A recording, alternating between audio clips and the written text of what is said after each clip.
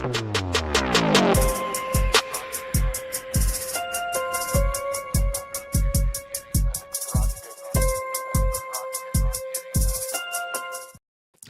and peace, everybody.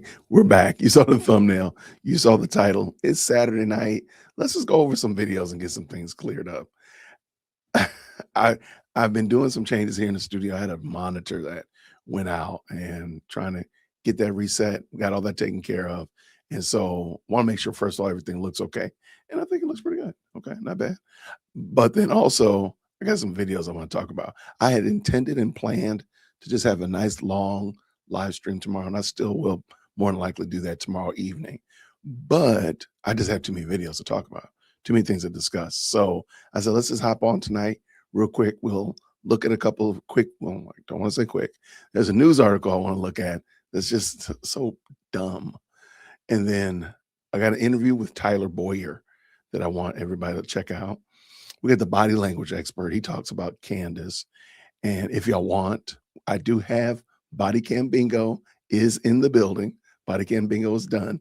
So if you want to, we can just pull up some body cam footage and check out Body Cam Bingo. So we got a lot to talk about tonight. So shout out to the best live chat on the internet. Thank you everybody who's jumped in. I know this was not intended. It wasn't really well scripted. I was literally just doing it. And I said, let me just talk with y'all and see what y'all think about it. So hopefully your Saturday is wonderful. Hopefully your Lord's Day tomorrow will be amazing. I'm gonna pull in the first good gracious, man. Atlanta needs to stay out of the news. If Atlanta could stay out of the news, I think Atlanta would be much happier as a place.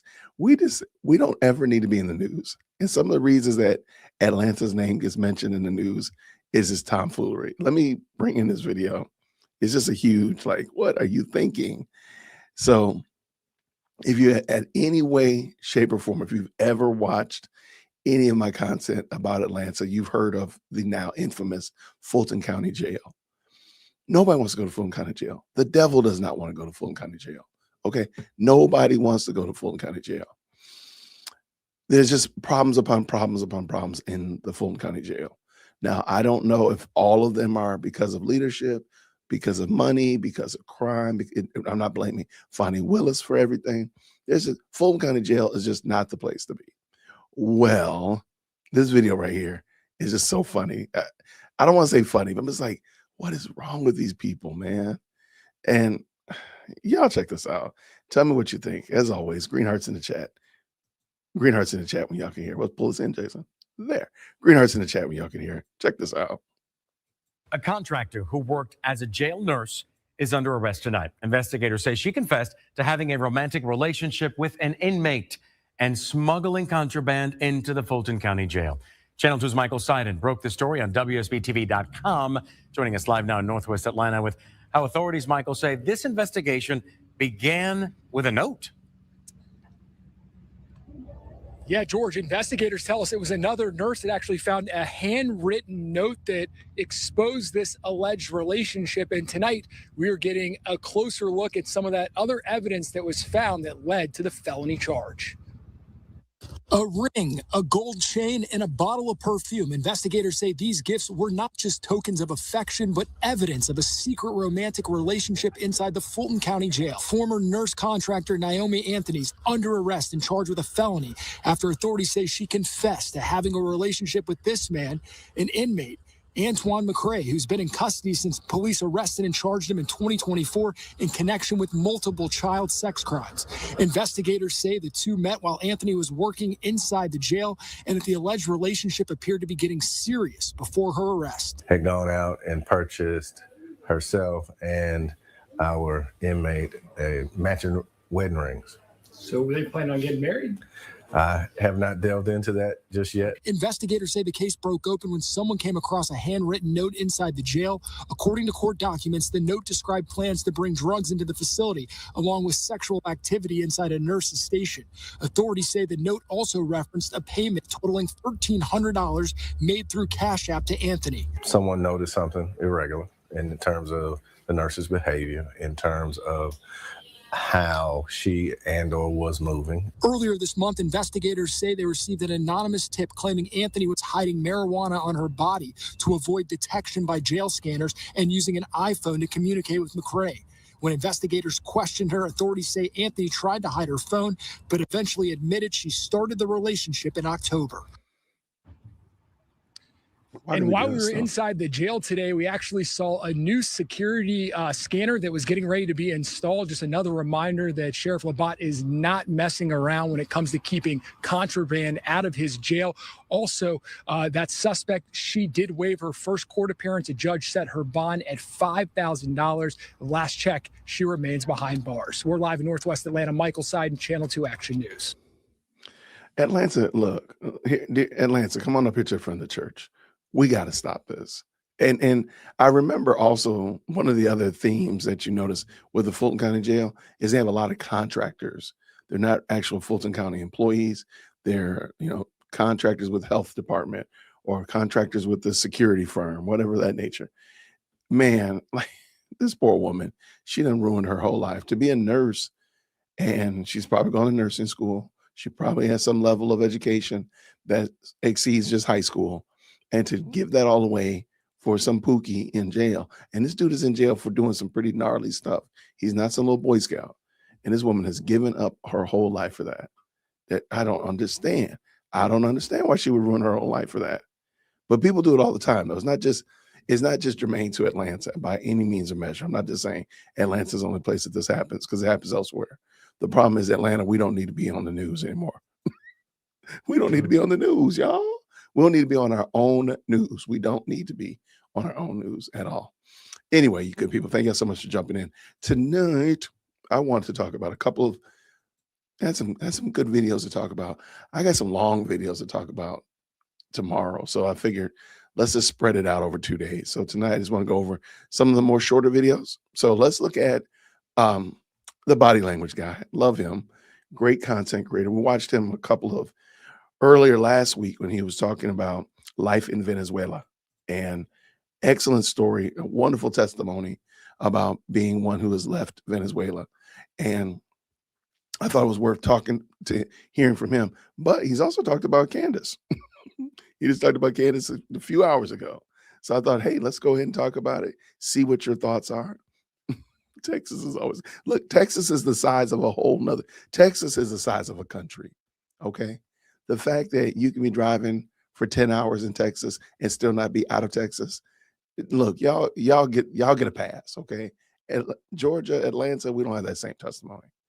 3 hours from end to end, you're out of Georgia. Texas, you get my approval to be on the news every now and then.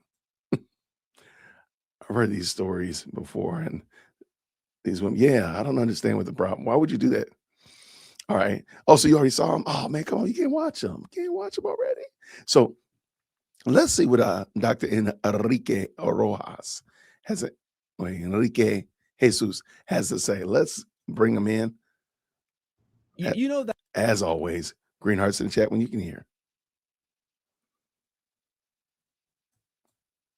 This volume is not on. There we go. Let's go. you know that I had told you a while ago that I was not going to talk about Candace Owens anymore. Not only about Candace, but other content creators and commentators as well. I think that our fight is against, the actual bad guys, not among us or between us. Even if some commentators can be really crazy. And I said, I'm not going to cover any of it until I saw this on my timeline today, which is impressive because I have almost everything muted, her account, her name, everything. And this somehow managed to go through the cracks of my filters, because even Scott Jennings was commenting on this. Candace Owens, thanks to Nathan Livingstone, Milk Bark TV for their amazing clips of Candace Owens' show. Candace Owens is now pushing that Charlie Kirk was a time traveler At least that's what, according to her, that's what Charlie said himself on a text, and that he had agents, just like the Matrix. All right, you had my attention, monitoring him from childhood, and that he was killed because he tried to disturb space-time continuum. No, I am not kidding. So Scott Jennings asked the question: if you heard someone muttering like this on a subway, what would you think you were dealing with? And well, I have one word, 4 letters for this. But in all fairness, we should watch the clip. We should watch the clip. I'm going to should you watch the clip and pause it. Let's say little by little, see what is this about, and then we'll see.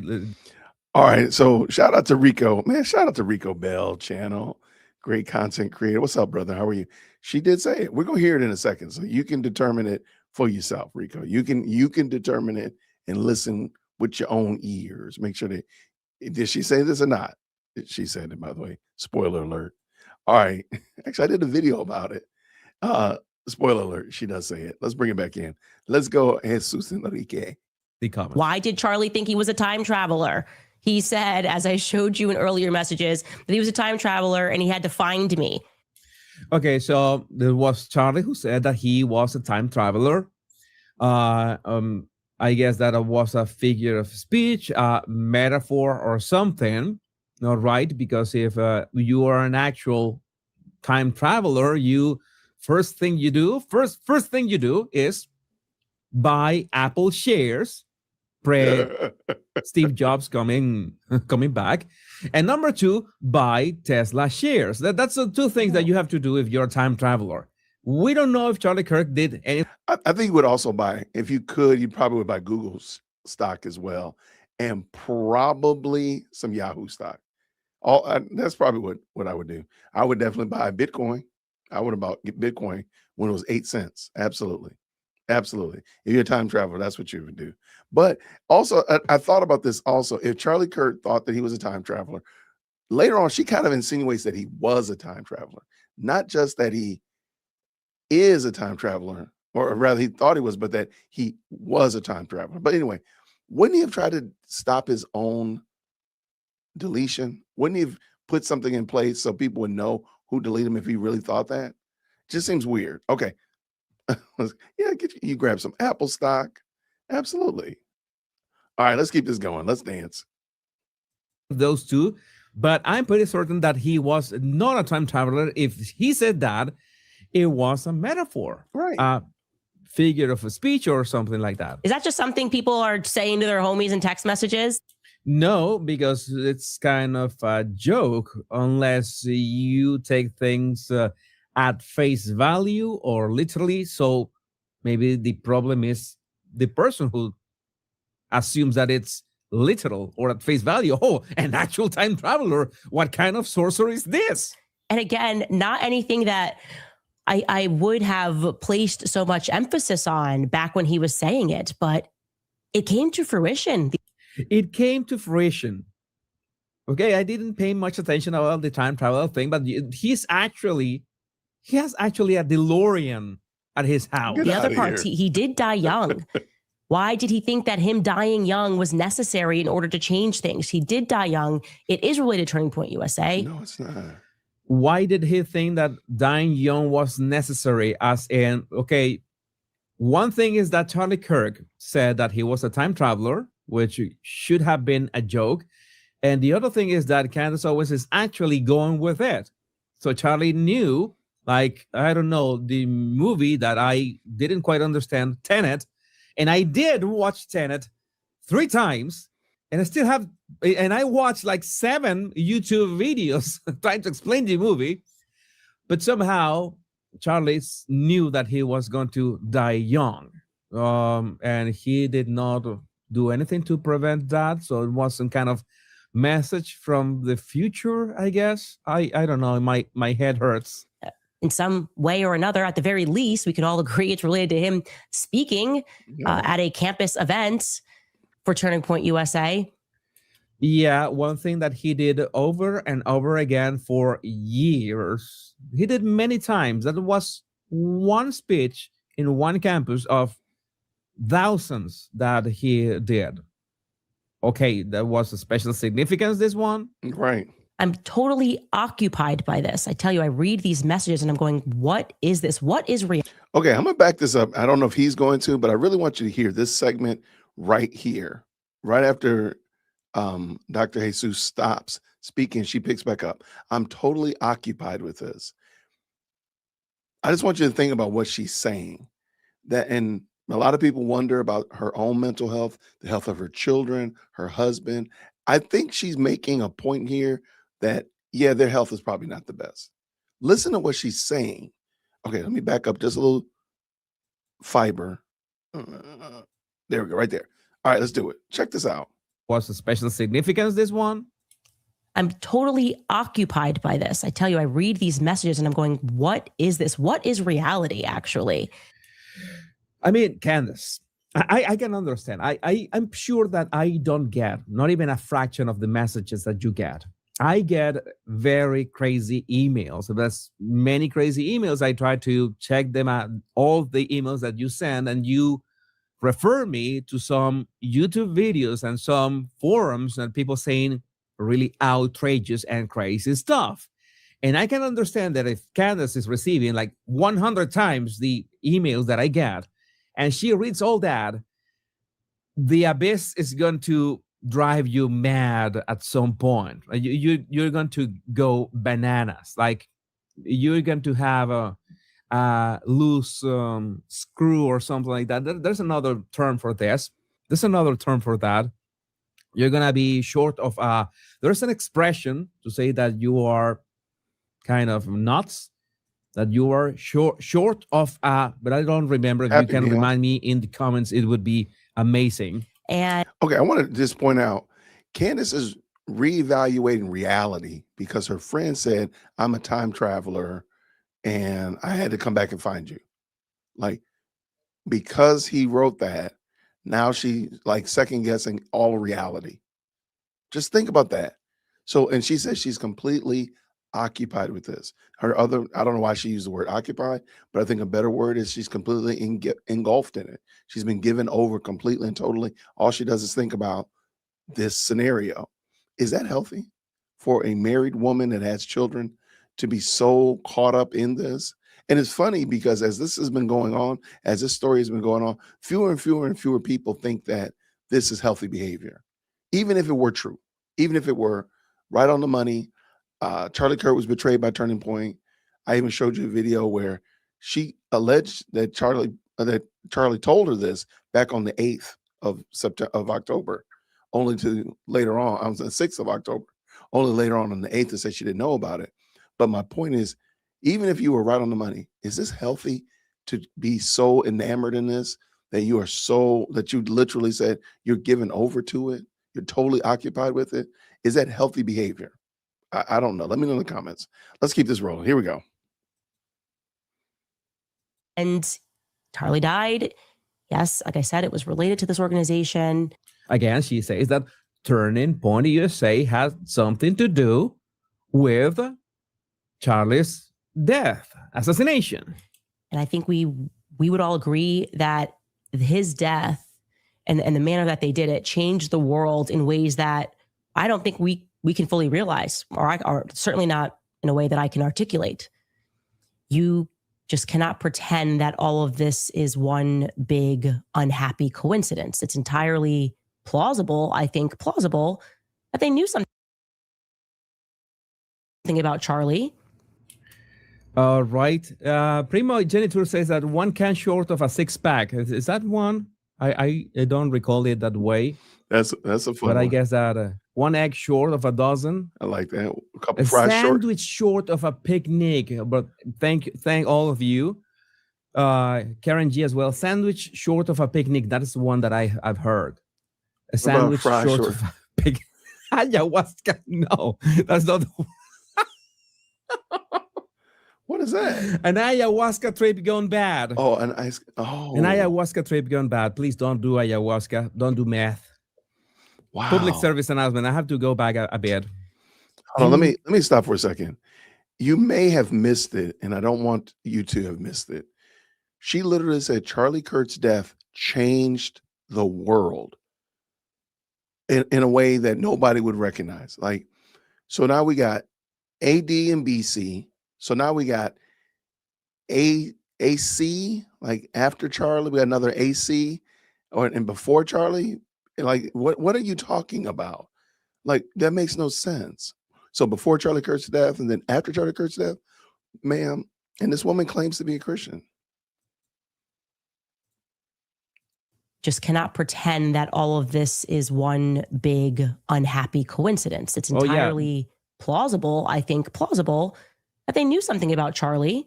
They knew something about Charlie. That word, she keeps using that word. Why does she keep using that word? They, everyone. A brick shy of a load. She's missing some screws. Yeah, so it's the fries short of a happy those meal. are the terms I'm looking for. And that's why they had him marked and had him monitored. They had him marked. Who had they marked and monitored? And had him likely followed since he was young. And maybe they thought, like the agents think. The agents were following him since he was young. How young? I don't know. Forever young. A baby, perhaps? A kid? He was a special kid. I know the anointed one. I don't know, the reverse Damien. I don't know. This is the reverse Omen kid. That if they swarmed him and they stayed with him and they pretended to be his friend, that ultimately they could control Charlie and perhaps change an outcome. They could literally change an outcome related to Charlie. I have to say that I'm impressed that I have watched around more than a full minute of Candace Owens, and she has not mentioned the use. That is an improvement. A good point. I mean, that is an improvement. We are. That is a good point. Breaking the ceiling, the glass ceiling with this one. We are completely rewriting paradigms with this. So when for the first time in his life, because I do believe he was managed. I mean, I've already said I was handled. I didn't recognize that I had agents. You should have agents. You should be managed. You should be managed. That's a very true statement. You should. You should not be managed. Okay. This woman. But notice, if you've been following along, again, I admit I've been enthralled in this for a while. She has now changed she and Charlie are thick as thieves. Everything that Charlie experienced, she experienced. Charlie received handlers. She had handlers. Charlie had special education. She had special education. No pun intended. Charlie had this happen. She had this happen. Charlie had these enemies. She had these enemies. Notice she is now literally yarned and weaved herself into the story to the point that now Charlie and Candace is almost like a one person. Just something to notice. All right, let's go. In many ways, yeah. I was thinking about this. A reverse Damien.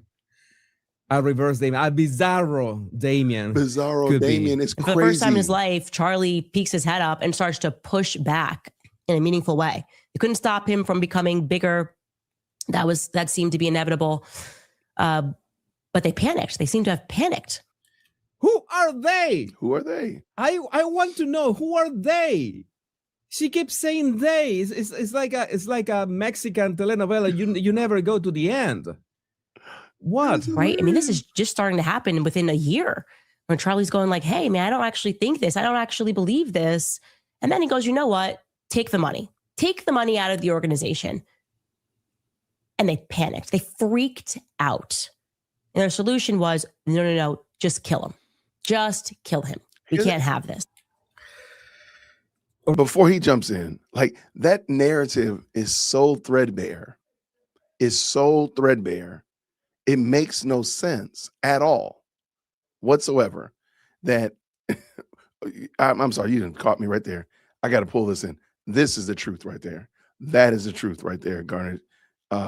Granny Smith, Gary Smith, I apologize. That's it right there. I really think that's the problem at hand. But I also want to pull in this. I think this story right here about her having so many children back to back to back. Now, of course, when we were in the Macron case, everybody was like, oh, that's crazy. She was saying, oh, that's crazy.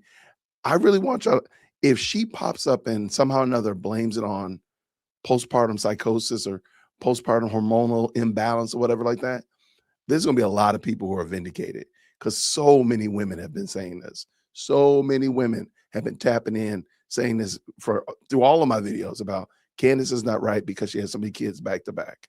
And Candace is kind of like, oh, whatever they're saying, my hormones out of control. If she comes back and says that, I'm telling you, there's a lot of women that have been vindicated. Because I believe that you all have a great point. I don't think you all are crazy for saying that at all. But let's keep it going. Let's roll. Right. So this is, I mean, again, Hey, friend. I can understand. Once again, this is the clip that I'm gonna show. I'm gonna show you some reactions. The reactions and the comments are just poetry. I tried to Gator Gar. Big shout out to Gator Gar, one of my favorite follows on X. I tried so hard to help people understand how crazy this lady is. Is they in the room with us right now? Oh no, it's like at some point Candace is gonna be the protagonist of those videos. This channel, what is this channel called? It does this very long analysis of interrogations. Is that crime psychology? I think this is called. Peter B, there's no way this is real. I also thought, that with so much AI, I need to double verify, but Milk Bar TV, he always goes for the source. He doesn't put there are accounts that they share memes, the AI stuff. No, this guy makes sure to post only real videos. So yeah, it was real. And Holaria Bryden, which is a parody account. Do you have proof that Charlie Kirk was not a time traveler? And Nathan says, of course, I dreamed it. There's another for the W. Videos here. I had let me see. I can show you. There's other videos in this thread on Nathan show. My favorite thing about Candace shows is that you can tell what movies have made an impression on her. The Matrix above, Inception here. I'm not playing this. You can go to Nathan's the Milk Bar TV on X and watch all these clips. This, of course, connects to Candace's theory that there are human sentinel hybrids. Again, Not kidding. Not gonna play that. I value my sanity. If I want to read science fiction, I would grab a book. I have a ton of science fiction books that I haven't read. That is much more interesting than this. A compilation of the many, many times Charlie Kirk spoke over the years about what he saw as the rising threat of violence from the left, etc. Candace Owens says, this is something that I thought doing at some point, an analysis of that interview from Piers Morgan of Candace Owens. But at the same time, I don't like Candace Owens and I don't like Piers Morgan. And I basically have muted both of them because both of them are just grifters. Okay, we have, I wanted to give Candace the benefit of the doubt around October. You know that in my videos. I wanted to give her the benefit of the doubt, but hey, let me also say, I didn't like that video that he did where he was trying, brother Jesus Enrique, he was doing some gymnastics. He was doing some weapons grade Pilates to try to get this thing, be in this pretzel, to give her the benefit of the doubt. I totally remember that. And I said, I don't know if I want to watch any more videos of his. And I don't think I actually watched the video with you all because I'm like, I don't like the way he's going out of his way to cape for her. I do remember that. I'm gonna find the video and maybe we'll watch it again in a form of a truce or something. I don't know, truce. This guy's great. And I was kind of mad, but then I look back later on, he was talking about stuff. I'm like, oh yeah, I can get down with this. And then find out he's Venezuelan and I gave him grace. But yes, he did back in October. I totally remember that video. Point. by this point, no, that's just way too much. And it is. I'm going to say that it is embarrassing going on Piers Morgan Yeah. and being mugged by Piers Morgan. That is pathetic. That is pathetic. And Nathan also has a video about all the ways Megyn Kelly has been on the wrong side of this. I mean, Megyn has all the right to say whatever she wants, but it is a bit, gives you the ick how she is destroying her credibility so many times, because it's not the once. It can be once, it can be 2 times, but 5 or 6 times. No, that is way too much. All right. Shout out to Dr. Enrique. Man, that was crazy work. You know what? I just thought about something, and I might do some. My editor's going to be mad at me about this. Okay, don't want to get in trouble. I don't want to get in trouble with him. All right. Because I have a video that explains the time travel, the Sumerian technology, and all that kind of foolishness. And I'm going to drop it later on next week. Okay, you all are in the chat. Okay, this is what I need y'all to do. I need you to put a robot emoji or the word robot in the chat if you want to watch it. I think I'm gonna pull it in. I might not, because I don't want to get in trouble by my editor. Because I have the video ready. It's not done at all. So this will be like, y'all can't tell nobody. All right. So don't put a little robot or write the word robot in the chat. But I do want to say, somebody mentioned that you can tell the movies that have inspired Candace. Let me show you one.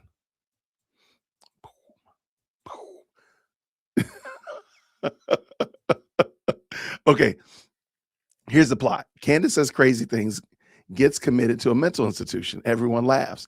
The T-1000 liquid Ben Shapiro tries to attack and delete her. Time-traveling Charlie Kirk appears, and he says, come with me if you want to live. What movie is that? Come on, y'all. Y'all know what movie that is. Come on. Y'all know what movie that is. It's the Terminator. I think it's spot on the money. I think it's right on the money. All right, let's pull this out of here. The Terminator. Okay, I thought that was hilarious. I want somebody to make like a little movie. What is that thing called? Sora or whatever, AI. Look, can somebody make that for you, boy? I will give you credit. I will say that you made it. I'll do all that kind of stuff. But I really think that I think the world needs that. We do. I think we do. All right, let me find this clip real quick. Did it download? Because I put it in the folder for him, and now he's going to be like, Jason, where'd he go? And I'm going to get in trouble because of y'all. I told y'all. All right, it's rendering. So let me pull it back in, pull myself back in while it is doing what it's doing. All right. If you want also, I see y'all got the robots in here, so we're going to do it. I'm going to get in trouble by my editor, but it's all good. I'm doing it for y'all. I'm doing it for the people. I'm getting in trouble for the people. Bang, got that. It's still rendering because why else? And it just finished. Okay, so this is a video that I'm in the midst of working on. And it was 2 gentlemen that were reviewing Candace, talking about the whole Sumerian technology, looking through the looking glass. And they explain it a little bit more clearly, because clearly Candace doesn't know. She's not explaining it at all. It's still crazy. Okay, they're explaining it very intentionally and seriously. They don't believe it, but they're explaining what it is that Candace is trying to say when she was saying that the CIA stole this technology, blah, blah, blah. And it was, if you were on the show that day, it just, we all were like, what in the world are you talking about? Because it sounds like a movie plot. Well, they explain it a lot better. And I think this would help you out if you were just wondering if there was just like this little, like, what was she ever talking about? Hopefully this will help. So anyway, let me bring this in. Candace Owens has a new theory, Andrew. I think it's compelling, and I'm going to tell you why. Hang on. But I also have a new theory.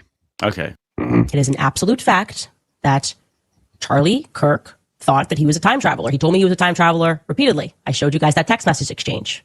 I said to him in response, that I didn't feel the same way and that I thought I was from another planet, that I was an alien my entire life. Just do not get it here. This planet is ghetto. That's how I feel. I don't understand it. The rules don't make sense. I think that's also why I like cats so much. I feel that they can relate to that. They think humanity is ghetto. They don't want to be around us. They don't like us. They know it's ghetto. It is ghetto here, right?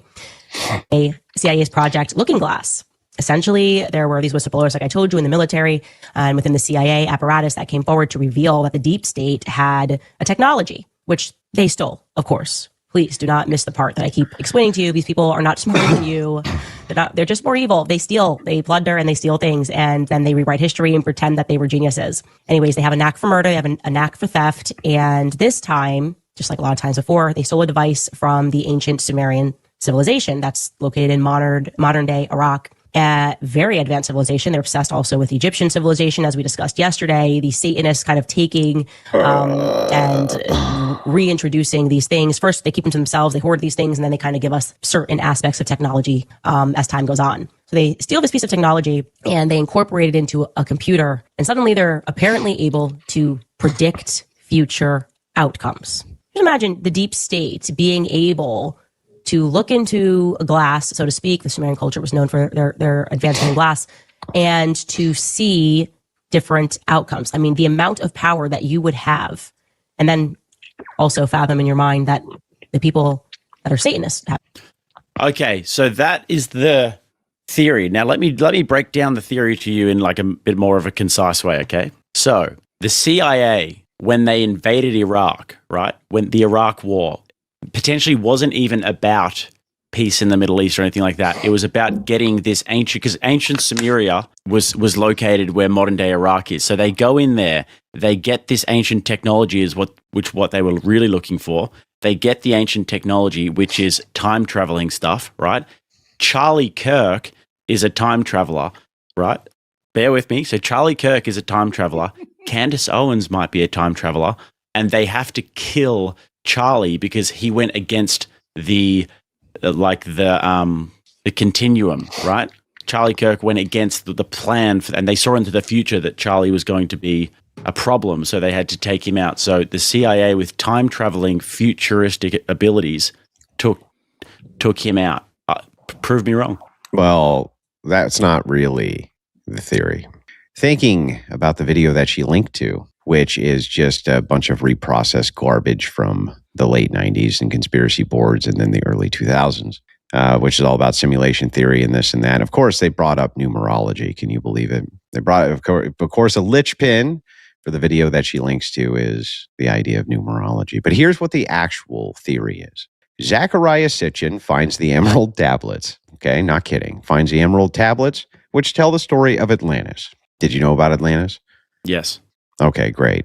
Atlantis was an advanced civilization, and they made contact with aliens. And what happened when they made contact with these aliens is they made a cross hybrid, which was a mix between the perfect human known as Edom, or you would know him as Adam, right? Mm-hmm. And Edom, the perfect human, banged one of these alien overlords, and out popped, well, humans like us. And, well, they put them in Iraq. Of course, the Garden of Eden, that's in Iraq, right? Mm-hmm. That's where it's supposed to be. Ipso facto, we have the cradle of life right there in Iraq. It's an alien hybrid. Now, then, we also have this thing that comes up later called the chronovisor. The chronovisor is another way in which you can see into the future. The Catholic Church has it in the Vatican. It was invented. He did say, yes, he did say that they're able to see into the future. And all to both of these young men's credit, they're not saying that this is legit. They're just saying that this is what Candace is trying to explain. She doesn't know this. She hasn't fully fleshed out all of this craziness that this theory entails. So to their defense, they're not saying that this is real, but let us go. By Catholic priests, no doubt, right? These chronovisors. But before that, the Sumerians would use a form of witchcraft. literally known as scrying, where they would look into the glass and they were able, when they looked into obsidian particularly, to see the future, and then they could make assessments based on the future. What's really interesting about this is they didn't seem to be able to make the assessment that that their whole civilization was going to fall. The way that it's explained away here as to why it is that the system is losing control is because somehow all timelines bottleneck in about the year 2012. This has something loosely to do with Y2K and its conditioning over humanity. And because all these timelines bottlenecked, now the elite have lost control. They can't read the future anymore with their scrying devices, whether that be the chronovisor or it is the advanced technology, which was stolen from some Middle Eastern hole somewhere, which is now plugged into computers. And because of this, they can't see the future. They can't make predictions. So the whole system's falling apart, you see. The whole system, because they can't predict what's going to happen anymore. And so Charlie Kirk, who knew this, he was from the future, you see. He knew all about this, and he knew that these timelines converge and it's all going to fall apart. So he came back and took advantage of that by trying to create a coalition of people in order to stop this coming apocalypse. That's the actual theory. If you tie it all together. Charlie knew he was going to die. He was a time traveler. He knew this, right? He went back in time first, used the scrying device before it bottlenecked in 2015 or 2012 or whatever it was with all convergent timelines, and discovered his own death. Then moved himself forward in time, as one tends to do. He just appears on the scene as this young, youthful kid with all this knowledge, you see. And he knew the reason he needed to seek out Candace Owens was that so after he was assassinated by the powers that be, in this case, that she would relentlessly toss over every stone possible. No stone would not be overturned to find the ruthless killers, thus exposing the entirety of the plot for humanity's future. Bro, this would be an annoying TV show. Oh, it would. A real life so true. thing. I hate this so much. I'm Good not theory, though. sure. Sure. I'm not sure what's funny. I believe every word, obviously. Yeah. Well, because if you think about Evidence it, be damned. yeah. Well, I mean, if you think about it, though, like, Yeah, but you have to understand that she's looking at declassified CIA papers, which is true. There was a project called Through the Looking Glass. It's true. And didn't work. Just like there was, the way that they would legitimize this, remember, is that they use other declassified CIA documents, which talk about remote viewing, which of course comes up in the video she references as well.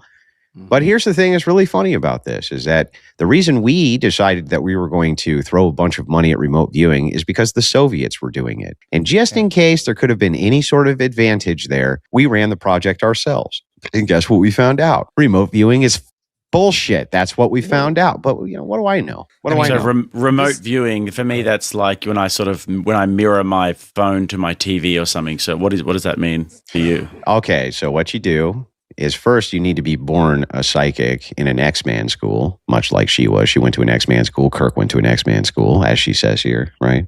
The very first thing that you need to do is accept that after you've accepted that, you go into a dark room, close your eyes, and you will your consciousness over to whatever the thing is, and then you can see it through your spirit, and it'll create pictures in your head. And then you take those pictures in your head and you draw them on a piece of paper, or you write out and describe what it is that you're seeing. You think I'm kidding, but I'm not kidding about any of this. Isn't this just like now? Sometimes using psychedelics seems to help with this process. I have no idea why. Andrew, isn't this just 5-year-old Q-tard shit?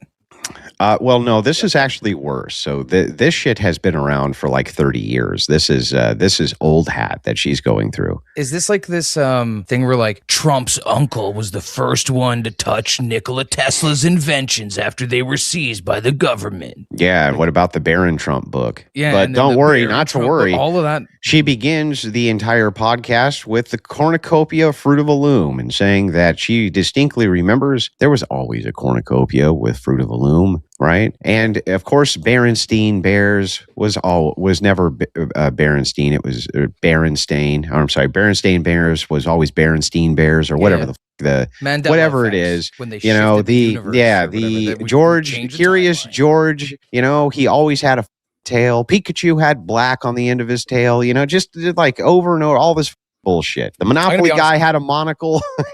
I remember a lot of things like that, but I just chalk it up to like being a bad memory and like, smoking too much like weed when I was a teenager. So that's what I chalk. But it's all predictive programming, though. You see, so you got the Baron Trump book. This was predictive programming. You've got the Snake Eyes movie. I don't know if you've seen the Snake Eyes movie where the guy Kirk is killed on the same day. And this is predictive programming to sort of like tell us what's going to happen without telling us what's going to happen, because they do know the future. And if you look into the number 44, for example, then everything happens on the 11th day. Okay. So there's let me give you some examples of some things which are just in the video that she references, because I watched that video too. For instance, they say people are beginning to claim that as they get older, time is moving differently. And I'm like, oh yeah, go figure. As you get older and you get busier, it does seem like time moves very quickly, doesn't it? Fancy that. And they seem to remember things happening 20 years ago that didn't actually happen. Yeah, it's called getting older. When you get older, the further displaced you are from an event, the less likely you are to remember the tiny details of the event. Crazy how that works, isn't it? So predictive, give me your final thoughts on this though, Andrew. Okay, so this is the final thoughts is that I was right. Again, I'm always right about this shit. My theory, you can go pull this up in the extravaganza. In fact, you should put them side by side, Jake, and just post them on your channel because it's so good. I said, what happens with all the conspiratards? They latch onto a conspiracy that captures the public interest. Once they overplay their hand and the public starts looking into their actual claims and they turn out to all be bullshit, they have to move on to the next thing, right? The claims must necessarily become crazier and dumber in order to keep up with the demand for crazy, dumb claims. That's what has to happen. And so every conspiratard on planet Earth who has a popular channel, that channel always crashes out because of that factor. It has to always get more and more and more insane in order to captivate the audience's attention. There's nothing you can do about that, which is why all of them end up crashing and burning in their reputation right alongside them. Now, you could take shows, on the other hand, like the Y-Files. That show will always do really well. But Andrew, isn't that a contradiction? You just said all the conspiratards, all their channels end up going to complete shit and they ruin their reputation with it. Yes, that's true. But the difference between her and something like Y-Files is Y-Files is trying to give you both sides. Like, here's what the story is, right? Here's what the refutations to this are. Here's what kind of I think about things. That's it. Very neutral in just trying to like present a fun story for people to watch rather than making these claims as though they are factually true. That's the difference. Yeah, no, it's a good point. Like the Y-Files is just a super entertaining show. I'm not going in there thinking, yes, the Anunnaki thing is 100% true. They did mine gold from Earth, but I'm like, I want to hear the story. I want to hear what people are saying and the refutation as well, and then come up with my own sort of theory about it. Sure, and that's look, that's fine, right? In fact, that guy is so smart. What he ended up doing was making this Hecklefish character, and the Hecklefisch's entire job is to portray his thoughts, which is actually the host's thoughts, but it's not really the host, it's the fish, you know what I mean? So the fish swears and is talking shit and is talking about how dumb certain things are and is diving into the various through the fish, you can get the conspiratard take while the host still seemingly remains neutral. Fucking brilliant idea for that, right? Works extremely well. All right, shout out for sure. I wanted y'all to just peep that, just so you can get a little bit of more context of some of the crazy things that Candace talked about this week, because she really doesn't know what it is that she's talking about. And so therefore, she was talking about things, again, the string theory and the Sumerian technology and that stuff like that. And she really doesn't know what she's saying. And I thought that Andrew did a better job of explaining it, at least just so you can say, okay, I at least know what she was trying to say. Okay, that's still crazy, but I still know what she's trying to say. But I do think Andrew also slipped in some really good shots, because has she not done this? Didn't Candace start with something as simple as, I don't believe that Tyler Robinson is the one that killed Charlie Kirk? Now, 4 months later, we are now with aliens and time travel. Think about how we've got here. Think about how we got here, people. That is crazy work. That is some bona fide crazy work. So don't tell my editor, Mark, that I showed that video. You can see it's a work in progress. So don't tell him that I do not tell him that I did this. So don't tell him that. Shout out to the best live chat on the internet. All right. Now let's get into the long draw. Make sure you got your beverages. Make sure you got your popcorn, all that kind of good stuff like that. Tyler Boyer has, I think it's fair to say, if Candace has like an enemy list, Tyler Boyer is unequivocally in the top 5. I think it's, we got Ben Shapiro, Andrew Colvett, Mikey McCoy, Tyler Boyer. Look, unknown YouTubers, obscure YouTubers. Anyway, I think Tyler Boyer, it's fair to say Tyler Boyer is one of her people that she really doesn't like for whatever reason. Well, he sat down and did an interview. I didn't realize Tyler Boyer is a Mormon, and he sat down on a Mormon podcast to talk about the things that Candace has been saying about him. And it was super interesting. He talked about a lot of stuff. It's a very long interview, but he aired out a whole bunch of stuff. So I really wanted y'all to hear this and give you a chance to, because again, I think it's good when you hear it from somebody else, because all we've actually heard about Tyler Boyer is really from Candace. And I think we just established that he's definitely one of her ops, right? As the kids like to say. So I'm gonna bring this in, but before we do that, thank you so much for this very kind super right here. What'd you say for this 5? I did a timeline spreadsheet of Candace theories, and it led to one important thing: brain rot. I agree 100%.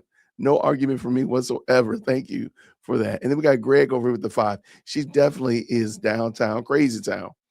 I mean, every town has that bus station.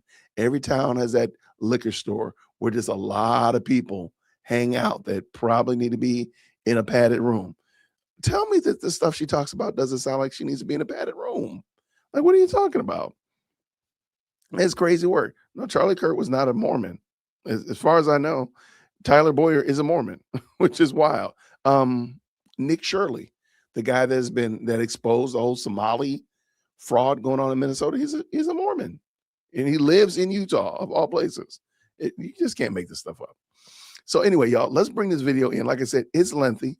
I'm gonna try not to stop a whole lot, but I do want to give you all a chance to check it out as the best live chat on the internet. So it's been just over 4 months since the tragic public. Can y'all do me a favor? I think you already know what I want you to do.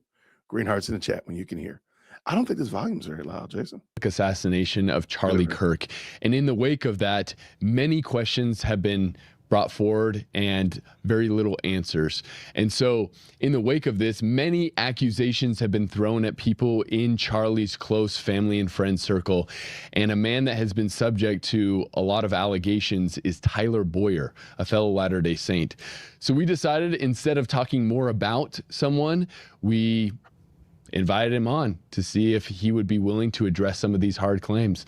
And I think what you'll find will be very interesting. My name is Jackson Wayne Paul, and welcome to Latter-day Saints. What power shall stay the heavens? I don't know what that music is about. You ain't tricking me. My bad.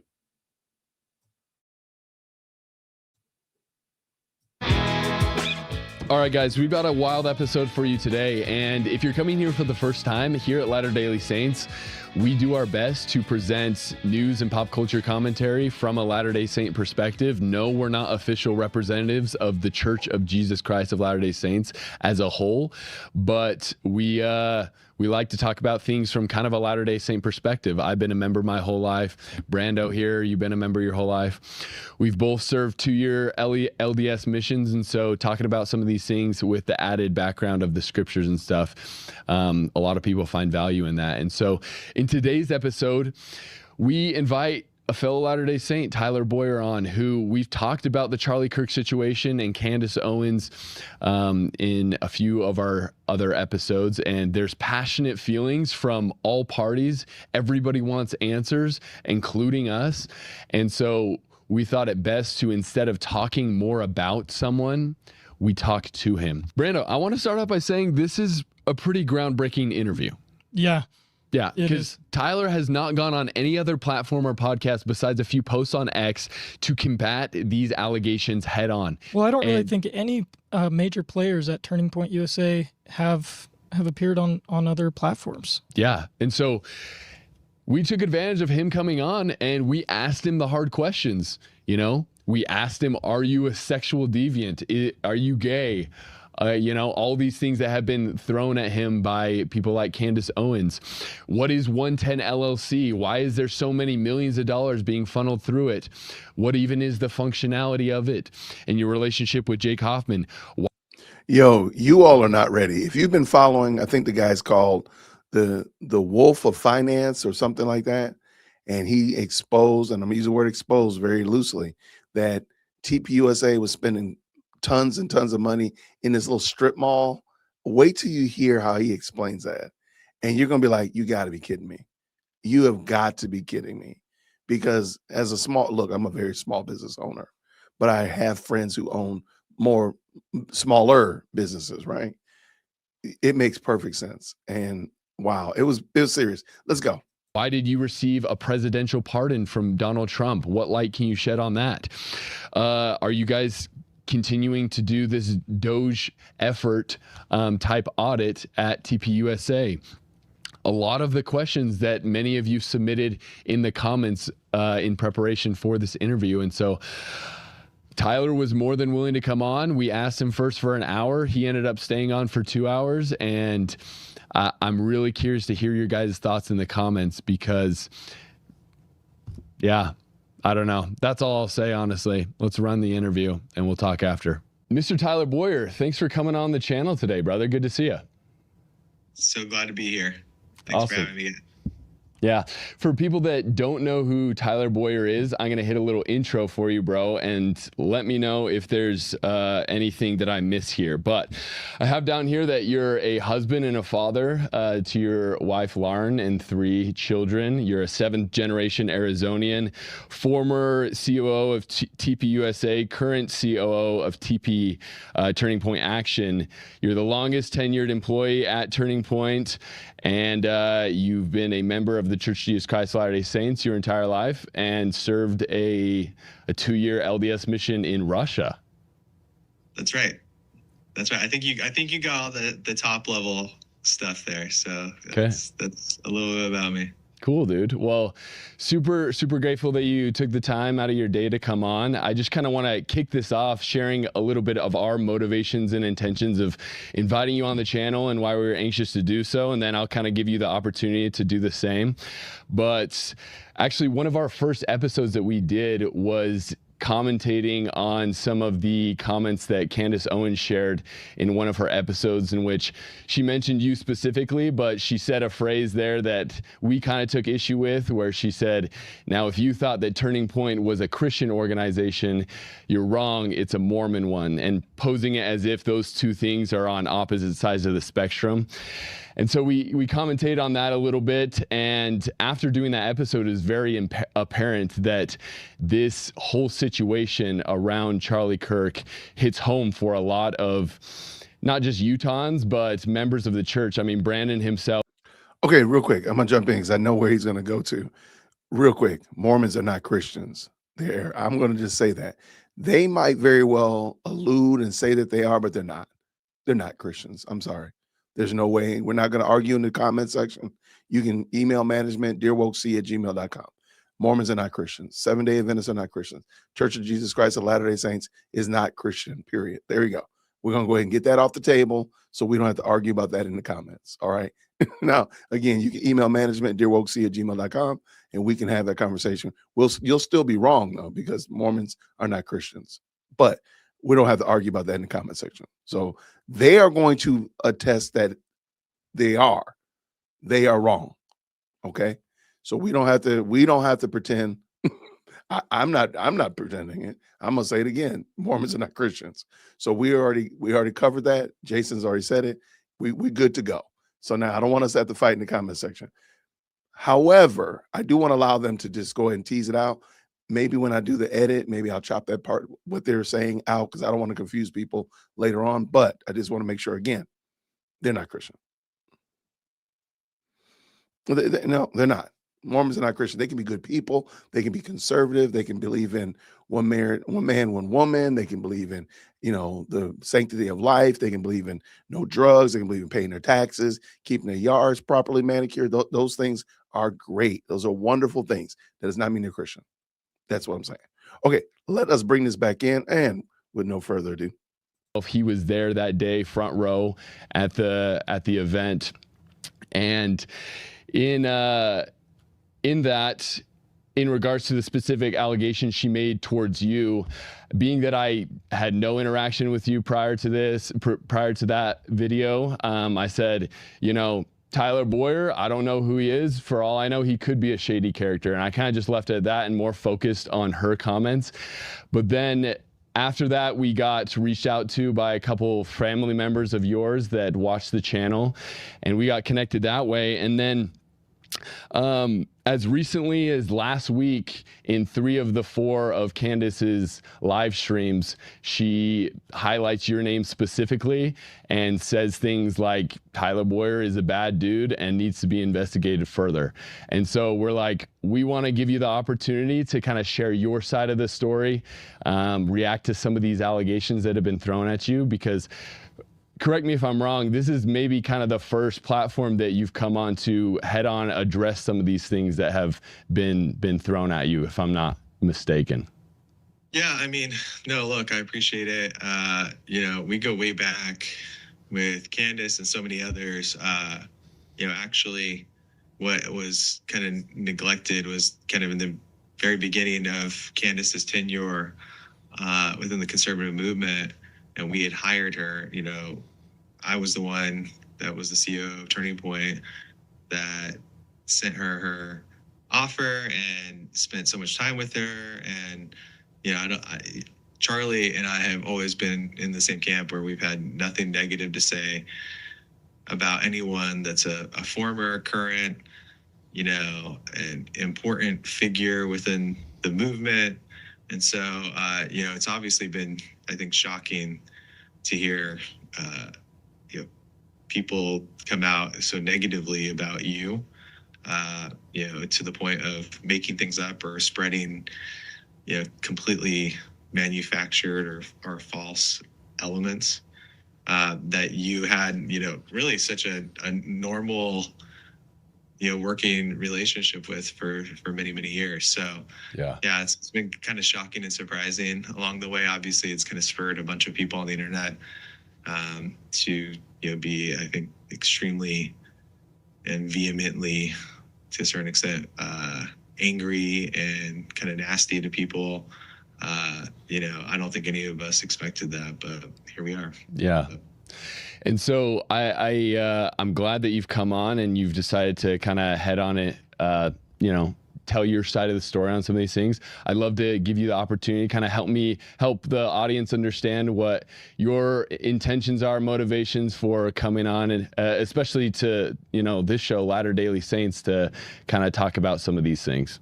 Yeah, look, I'm totally open to open dialogue, like you said. A member of the church, served a mission. My family, I'm pioneer heritage, so mentioned 7th generation Arizona because my family was sent down by Brigham Young, to help found really what became Arizona. And so it's been, it's I think a lot of people appreciate the content that you put out. And there's so many others that, there's things that happen in society, and obviously the assassination of one of my closest friends ever, my business partner, confidant, how that's impacting Utah for the next number of years, maybe for the rest of our lives, how it changes, the dynamics politically, how that changes the dynamics culturally, is super important to our community. And so, I recognize that we're part of that, and I myself, as being part of, the LDS community, to a certain extent, is an important part to have that conversation, open that dialogue. So I think this is really the beginning of kind of a long, arduous, unfortunate situation where the entire world's going to be looking at Utah around this trial and everything else.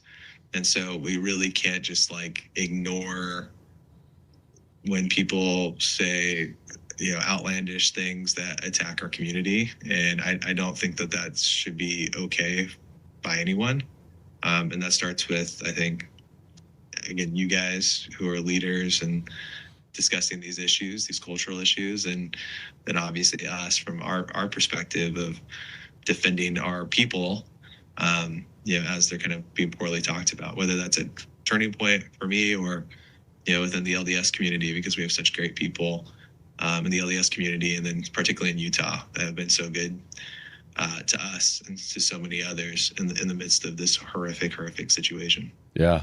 Well, dude, appreciate you coming on, and yeah, just I guess to get into it, Candace, she's explained from the beginning that one of her motivations in, you know, diving so deeply on this is because she personally doesn't trust the FBI narrative that's currently out there, that Tyler Robinson was a lone conspirator, that it was, you know, motivated by leftist ideologies and stuff, and that he used the Mauser 30-06 and acted alone and stuff like that.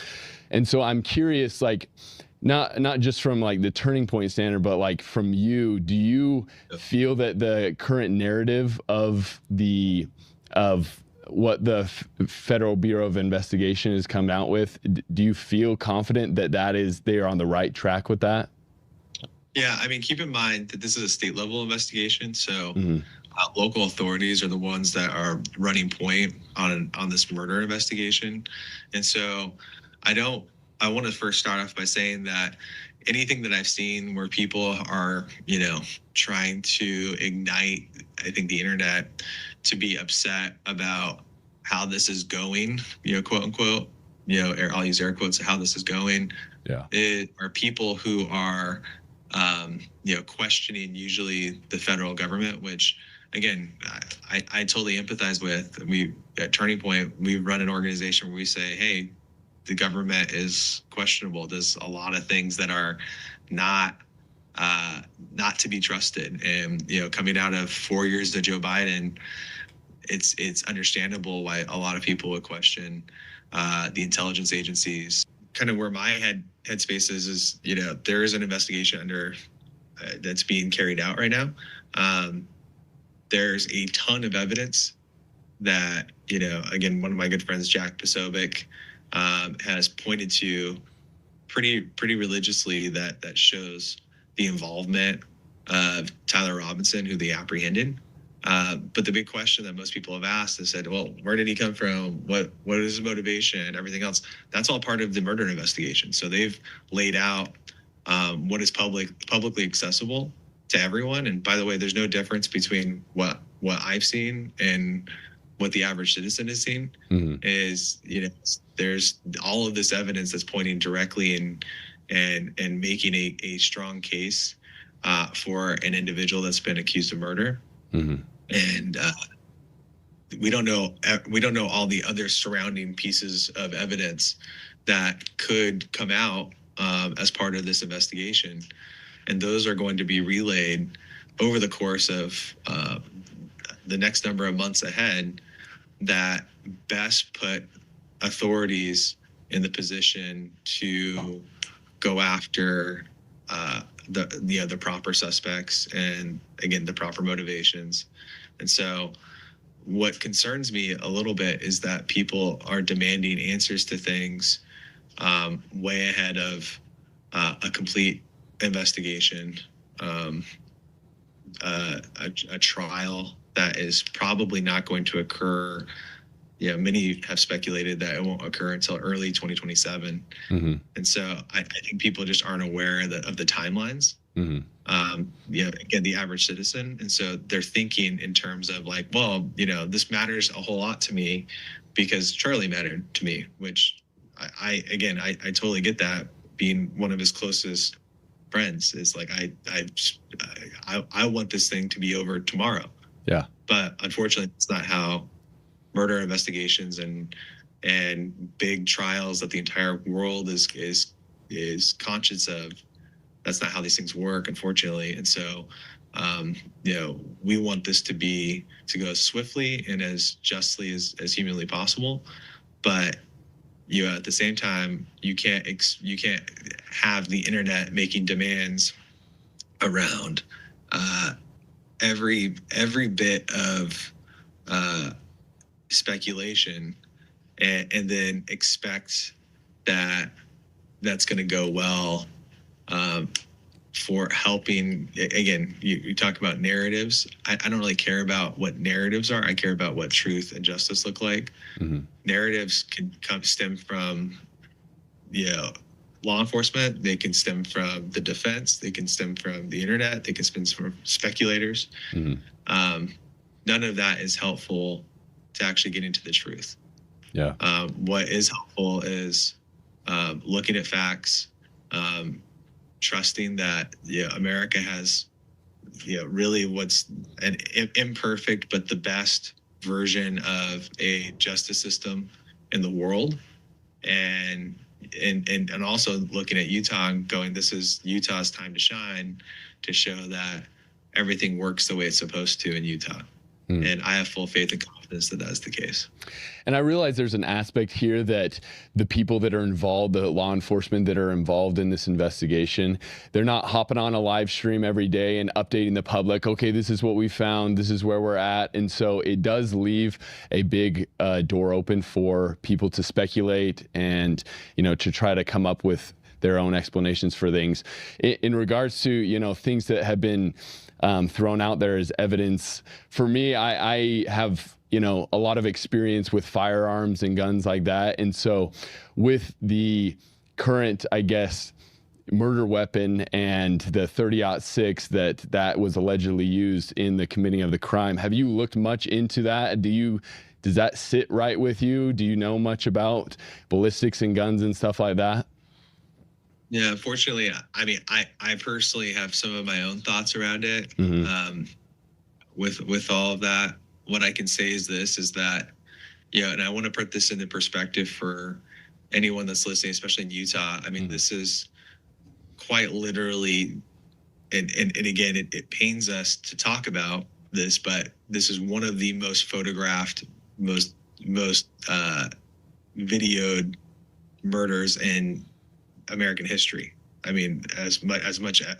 So to put that into perspective, this isn't like a situation where there were no cameras around. There were more cameras in the vicinity. There were so many individuals that were recording in real time. All of that has been compiled and utilized in the apprehension of the murder suspect. Mm-hmm. And so for people to, again, question, again, all of the details that are around the murder without really having any of that evidence at their fingertips, I think is jumping really way far ahead of what that investigation is going to lay out, if that makes sense. Mm-hmm. For me as an individual, just like everybody else that's listening to this, is that I would want to see that evidence before I come to any kind of determination around, again, the murder as a whole, the suspect, the weapon, whatever else might be there. And again, if they didn't have those things, it would make it a really easy way for the suspect to be able to get out of being that suspect, of being accused and convicted of that murder. So, mm-hmm. So that to me is like the where my mind frame is right now is, let's see that, all of that, before we jump to any kind of conclusions about what could have or what people think should have happened, because I think a lot of that explanation will be laid out clearly by law enforcement. Yeah. And hopefully it is. Yeah, I've seen a lot of videos made on both sides of the spectrum. There's some that say, yes, that could be the murder weapon. Others, there's like, no way. I myself, I have a difficult time with the experience that I have with firearms and stuff to believe that. But I totally understand what you're saying.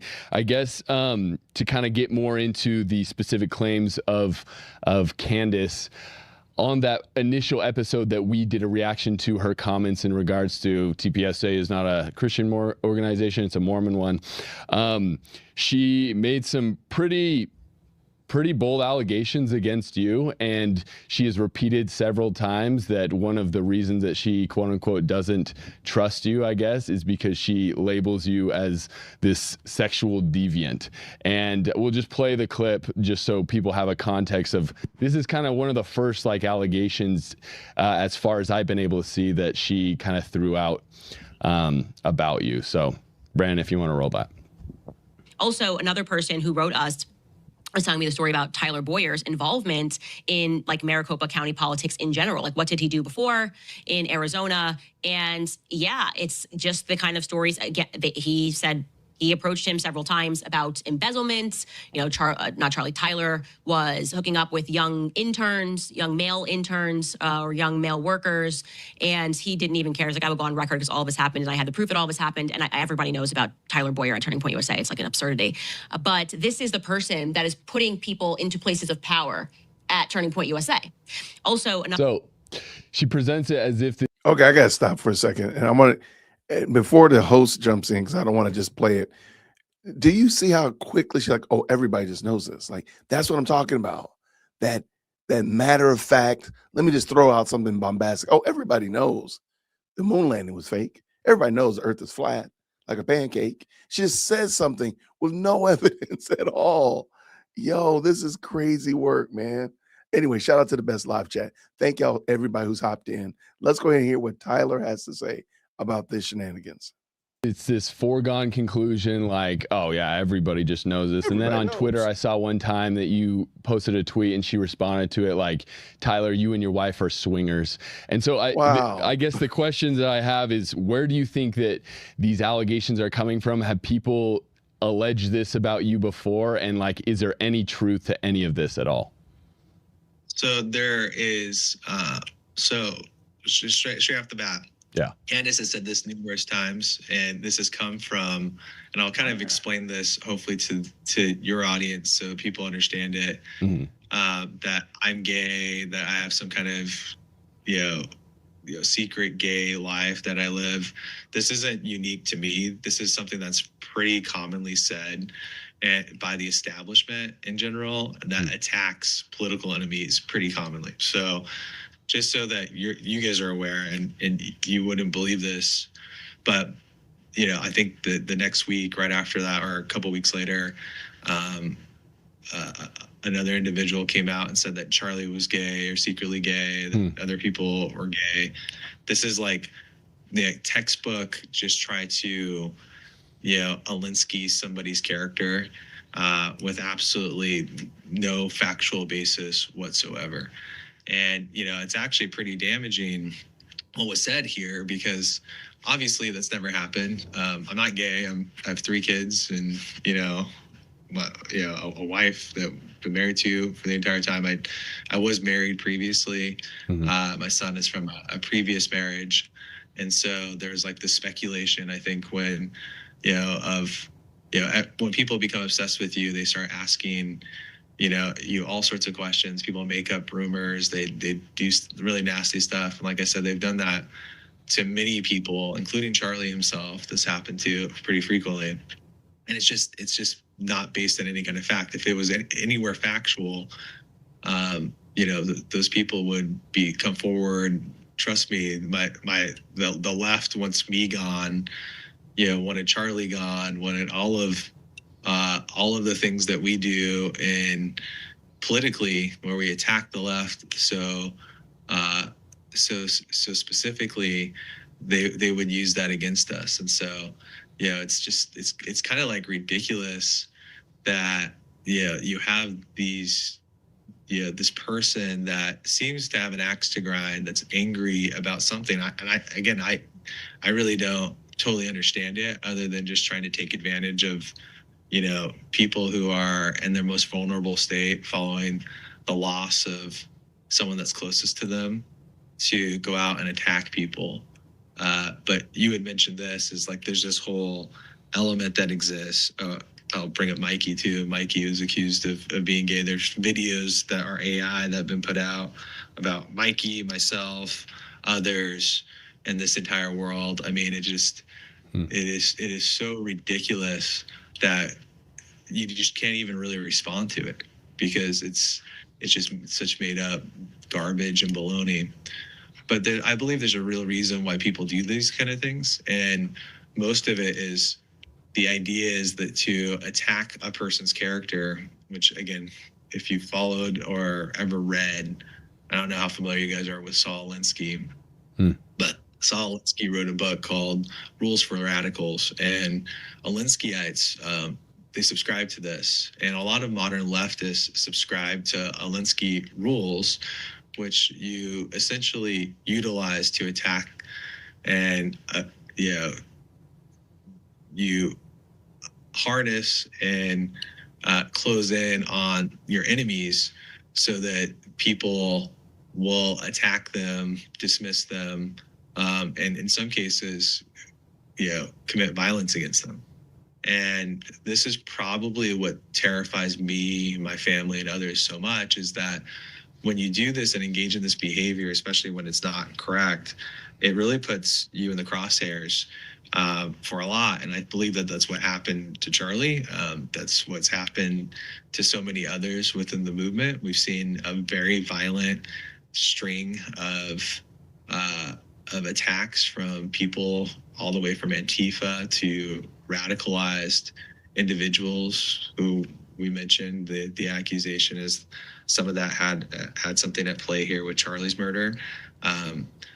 My biggest fear is that people hear these things, they see these things, it generates obsession over particular names and characters, people who are involved, and it starts to create a characterization online that then animates people enough to want to, say awful things, but then, pick up and maybe do harmful, violent things. Mm-hmm. And so we've seen this just since this has happened. My ask is like for people to stop, because obviously it's completely untrue. I have nothing against anyone that's gay, but know lots of people who are gay and things like that, but I'm not. And so it's like we would love for that type of rhetoric to stop, because I think that there's a lot of people that we've seen online who are extremely animated about this stuff and have said things to me that are either verging on or violent in nature. And it's really unsettling to know that that's out there, especially based off of just people making these accusations that are completely unsubstantiated or untrue. Yeah. So, no, I understand that. And when I saw it, she said that it came from someone that reached out to their inbox and is willing to go on record because they have the proof of everything. And that's what I'm saying. Like, if you're going to make a claim and you say you have all the proof of the thing, let's see all the proof. And so, and I can just tell you that that's just not true. And that's probably why you haven't seen that, because it's not true, obviously. So this is unfortunately how Alinsky tactics work, right? It's right. You say something and then you don't follow it up with anything. But that's not the only thing that's been said that's, harmful or untrue. I mean, there's wild accusations and, people, and again, that have been on the internet saying things that that we've engaged or I've engaged in child trafficking, for example. Wow. That there are people that they're getting my name confused with Tyler Robinson. So they see Tyler and they see Tyler. This is how low level and kind of idiotic some of this stuff is, right? So you have this baseline of just people, you brought up in that clip, it's just embezzlement. Like I've never embezzled money. Like she mentioned Maricopa County. I was the youngest chair of Maricopa County's Republican Party. I got elected, as kind of the anti-McCain candidate, and I ended up hosting Trump for what became the first ever Trump rally in Arizona. I was hated by the establishment, the very people who make things up about people that are untrue, like this claim that she mentioned. The same people that made up these claims that I have that I am gay or I embezzle money. These are all the same people who want to rid opposition within the conservative movement, specifically to the establishment. And so I'm really proud that we've built an organization that's created an alternative to the establishment. I think the establishment was on a very destructive track that was really going to damage and hurt the country long term. And so, yeah, I'm kind of hated by a lot of those people. But those are the elements that started those things, and it's really curious to see other people and the types of people who pick those things up and try to run with it, because their dream is to, again, isolate and attack their political enemies. And I've been doing this long enough where like those things don't bother me, and they shouldn't bother others that want to get involved. But my biggest fear is that when people see these things, they go, "Oh, I never want to get involved in politics." Like if they're going to attack and make up stuff about people and be that venomous towards people getting involved, or even a person that's that close to somebody who just got murdered, like they'll do that to me. And I think that's a really scary thing to think about within American politics, is that people shouldn't feel that way. They shouldn't feel scared to want to speak up or get involved because they're afraid that they're going to get attacked. Yeah.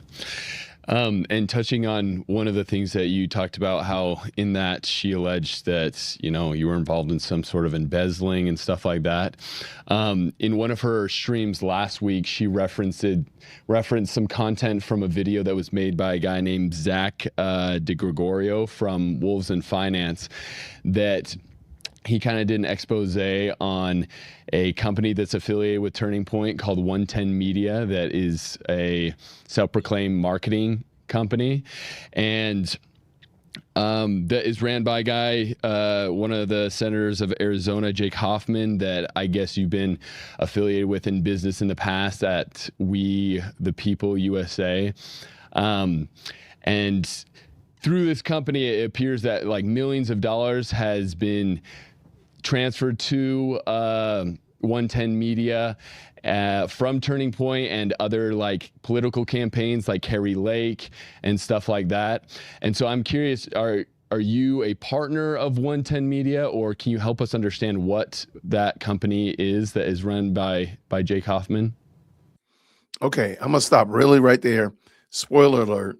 I really want you to pay attention. I think this really helps out a lot, that we need to allow both sides to speak, because if you've been following that, again, the Wolf of Finance guy, I don't know if he's a good guy or not. That's not my argument, but it's clear that he doesn't know a lot of the information that Tyler's about to share. And if you're just jumping in, we're watching an interview with Tyler Boyer, who is the COO of Turning Point USA Action. And he's worn a couple of hats within the company. But I think this was very helpful if you're somebody that just didn't understand, or maybe you've heard people say that, Tyler Boyer was embezzling money, blah, blah, blah. This will help you out a whole lot. So check it out. Yeah, no, I mean, it's pretty basic. I mean, anyone that's ever run a business, right, has marketing agencies that they work with. 110's a marketing agency that we work with that places ad buys and media buys for Turning Point. So it's not the only media firm that we work with. We work with a handful. A lot of media we do internally on our own. So we build our own teams at Turning Point USA, Turning Point Action for that. But for example, I mean, it's really it's actually a little bit concerning that anyone that would claim to be an accounting aficionado wouldn't be able to look into the basics of, what an expense would be to a marketing agency. And again, just a pretty solid, like pretty straightforward. When you buy ads, you they go in different places. So if they're billboards, you have to buy the billboard space. If it's online digital, if it's Meta or Facebook, right, Instagram, you have to buy ads within their world on Google Ads, and then text messaging and everything else. Mm-hmm. You hire an ad agency that makes those media buys and placements. Mm-hmm. And so when people are saying, oh, millions of dollars is transferred to an agency, we bought ads through that agency. That's a pretty typical method for any organization. Obviously, we're a political organization. Our PAC, and again, for those that are listening for the first time and understanding what a political action committee is, or a 501c4 or 501c3, 501c4s and political action committees engage in sometimes direct election involvement. Mm-hmm. PACs do that basically 100% of the time. Yeah. Most of the things that PACs do are advertising, placing ads. So when you see an ad on TV, for example, oftentimes it's either a campaign or it's a PAC that's putting that on. And so 110 has been our ad agency, above board, everything for many years. You have a handful of partners who do the ad placements. They're one of our top partners for that. And so people kind of looking at that and ignoring all the other media buys that we do and the other, obviously, Turning Point's a behemoth. We didn't become a big brand overnight. Jake and his company are what helped build the Turning Point brand and made it kind of a national phenomenon. Mm-hmm. Cool. And so it's an outside organization. You're not a partner on 110 Media at all. That's a separate thing. Yeah, no, it's an ad agency. Cool. So, day to day on that is all run by Jake and his team that he has. Obviously, we've been close. We only trust when you're in politics too. It's, as you can imagine, there's not very many ad agencies that want to work with conservatives. Mm-hmm. Most ad agencies are pretty liberal, actually. And so you can't go out and just hire any ad agency. And in fact, even within the conservative movement, most agencies that have existed are run by consultants who make millions and millions of dollars off of ad buys. Mm-hmm. They try to put people over a barrel. I'm really proud that we've been able to work together with partners. And again, this isn't just the one agency, but we've worked with many different groups of good people who want to actually help the movement and that aren't putting people over a barrel, and they're helping actual conservatives get elected. And that's really unique. The guy you're talking about, Jake Hoffman, he's the chairman of the Freedom Caucus here in Arizona. Mm-hmm. He's helping get conservatives, the most conservative candidates elected across the state. Mm-hmm. And so whenever I see a political attack of this nature, it tells me, it's probably politically motivated in some way. Mm-hmm. I can't say this about the Wolves and Finance guy, is that he got so many things so wrong. I would be really, really concerned if I were him, because I know he's gotten at least one cease and desist with his talk about that. But unfortunately, some of these things, as far as responsiveness goes, is like you can respond to each individual direct thing in public, and then they can go out and make more content and make more money off of it and do whatever. Or what you can do is you can sit back and you can say, okay, we're noting all the things that they got wrong. And, if we have to correct these things in court after we can show damages from what they've done down the road, then, they're going to have a huge bill to pay. Yeah. And so, these individuals who are kind of going down the track of, really making things up and saying things like you brought up, we the people, and there's this whole conspiracy theory that exists out there because of the individuals that were on that board. That was a board that was created many, many years ago Mm-hmm. for a separate organization that we had actually looked to acquire here in Arizona, a thing called Constitution Week USA.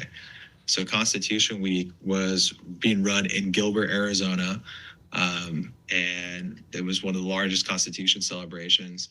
We had actually looked at acquiring that and helping make it bigger.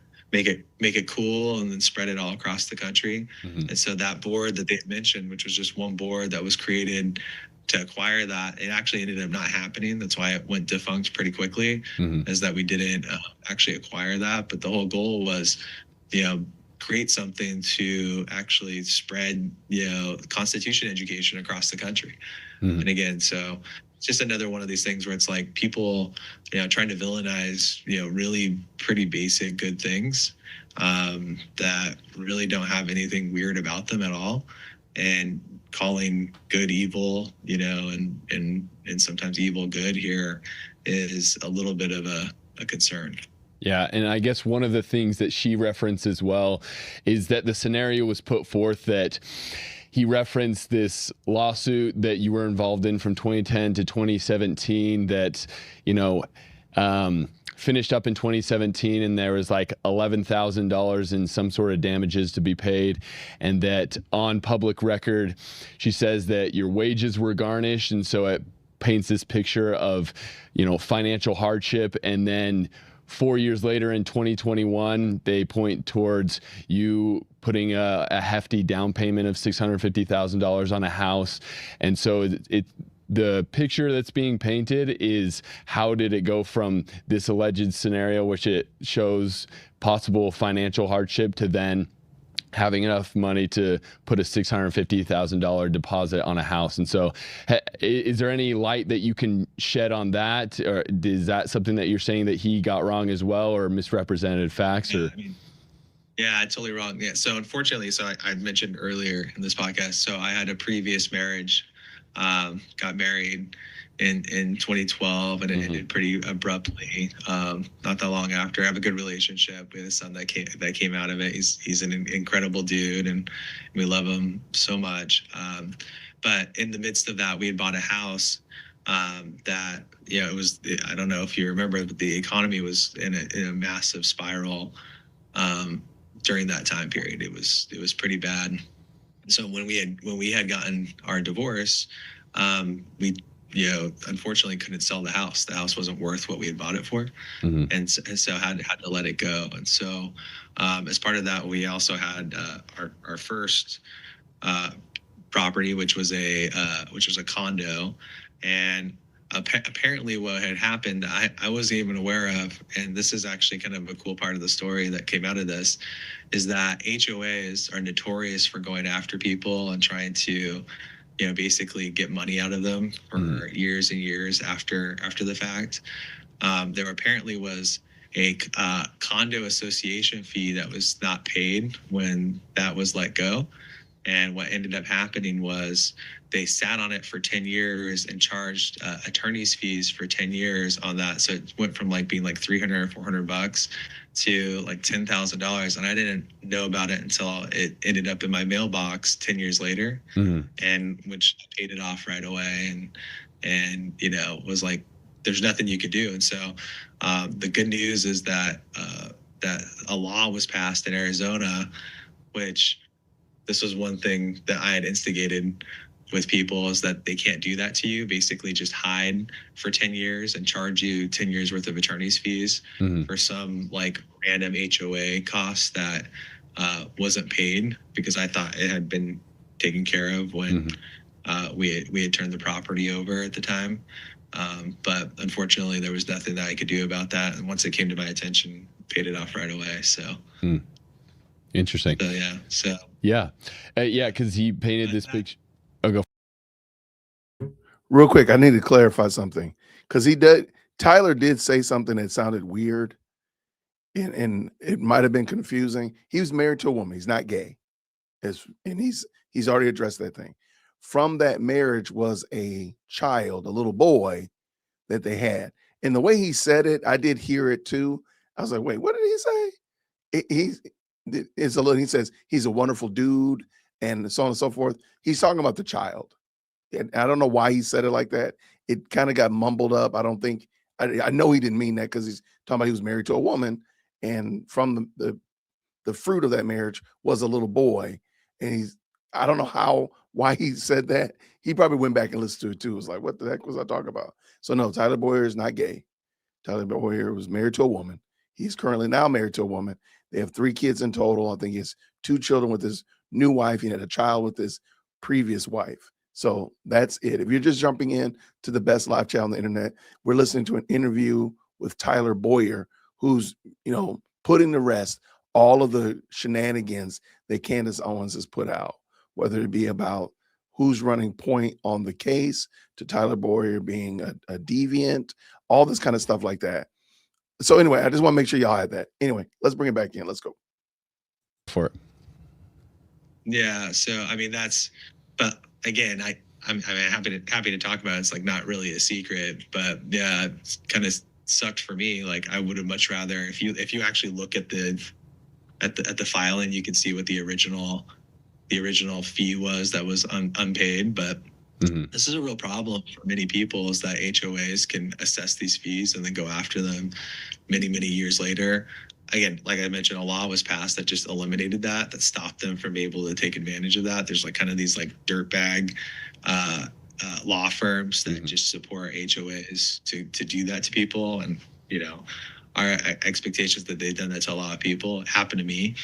And so again, I think we solved that problem, but it was paid off right away. As soon as I was aware of it, which, I wasn't aware of it until it sent a letter that they were trying to garnish my wages for something I had no idea about. Interesting. Interesting. HOA. Yeah. That's a completely different scenario in which is painted. So yeah, I paid it right away.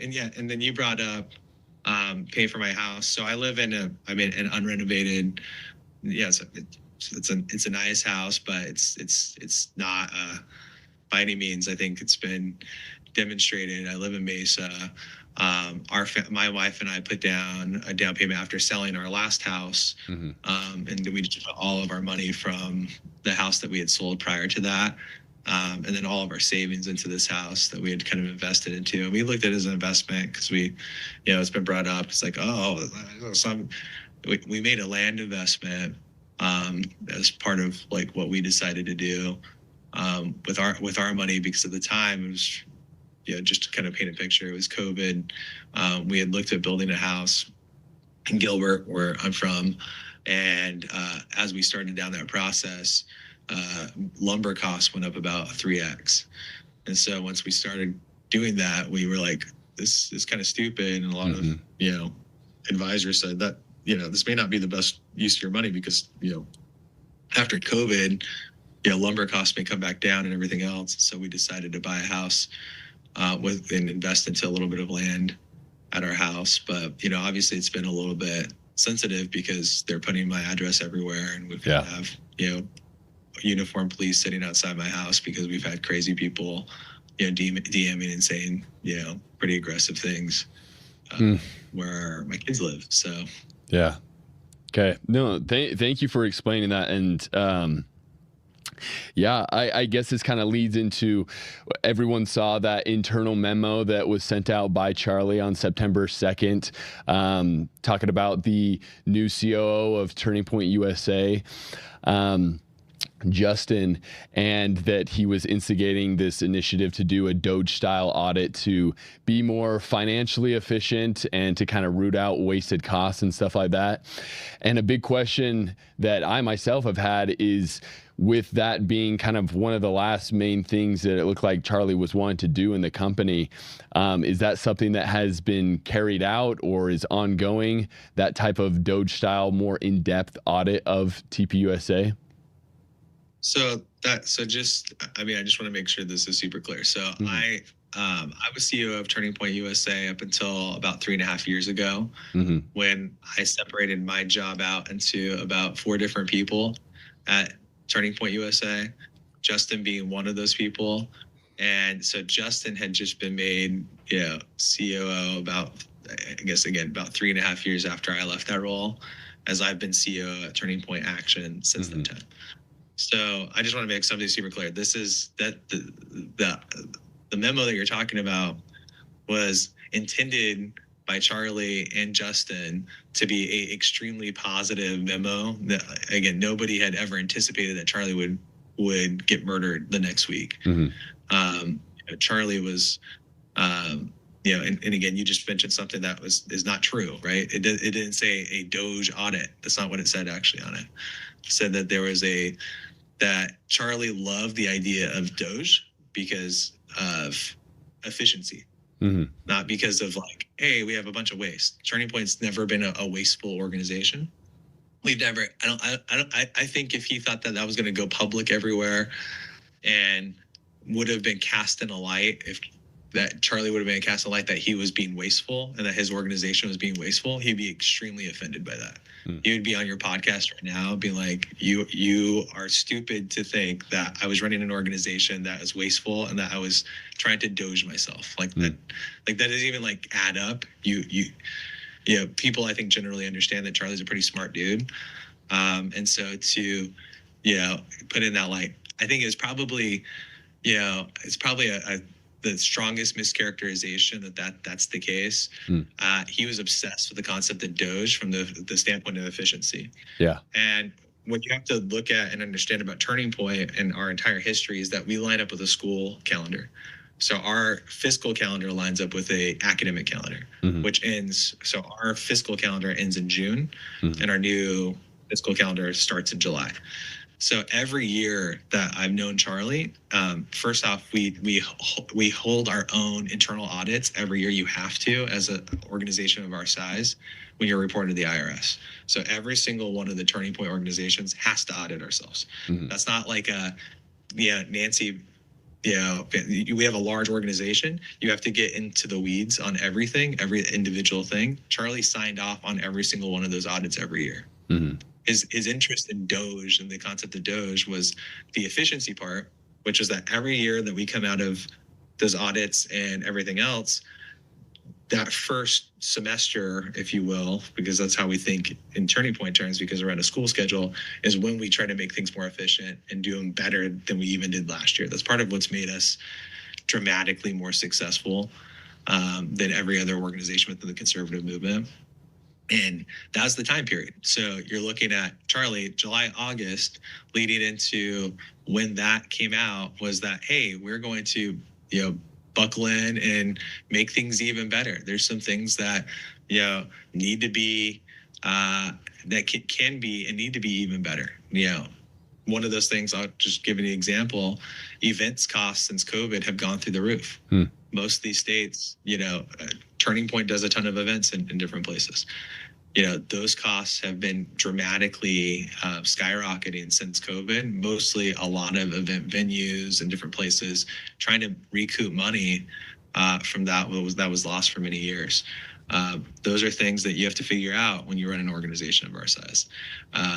We have a lot of staff. We have more staff than any other singular organization. Most of the funds that get contributed to Turning Point going directly into staffing. And so figuring out how to be as efficient as we humanly can, that means for human capital, that means where do we put people? How many people do we put in those areas? How do we avoid overlap, overages? Some states, have crazy wage laws. Again, California, New York, Massachusetts, Illinois are some of the worst states to operate in.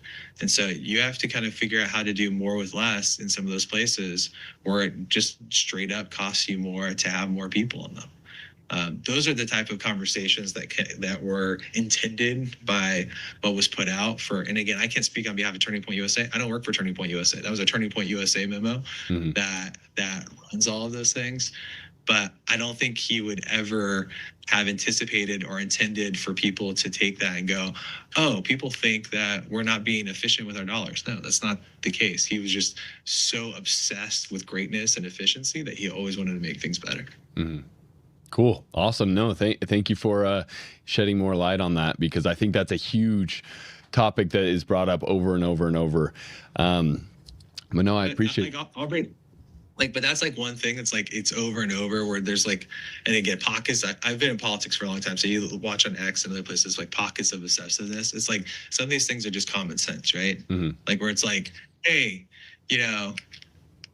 if somebody is being accused of something, don't you think that like, there would be like people like speaking out about those things, right? in this case, if Charlie really intended to, like, why would Charlie put out a message that was intended like to like this entire, I get super offended by this because it's like people who have had no involvement maybe for many years with the organization, no close involvement, are making allusions or accusations that are really disparaging towards Charlie himself. And to me, that's what's like so offensive. Like when people say this, they're right when they say that's attacking Charlie's legacy, because this element where it's like you're trying to suggest that Charlie Kirk was not in the middle of absolutely everything. If you knew Charlie and his involvement with Turning Point, his love for this organization, I mean, it's been said in many different places as he was like down in the weeds on every expense report, would make phone calls at 11, 12 o'clock at night on Sunday, going and reviewing people's expense reports, looking for inconsistencies down to like our entry level staff. Like there was nothing that went on that has gone on at Turning Point that Charlie himself wasn't a direct manager of. And so yeah, I think that's really important for people to understand and hear is that I've been here for a really long time. Making accusations of financial impropriety are just so ridiculous and silly. Like people wouldn't be around here operating these things if that was the case.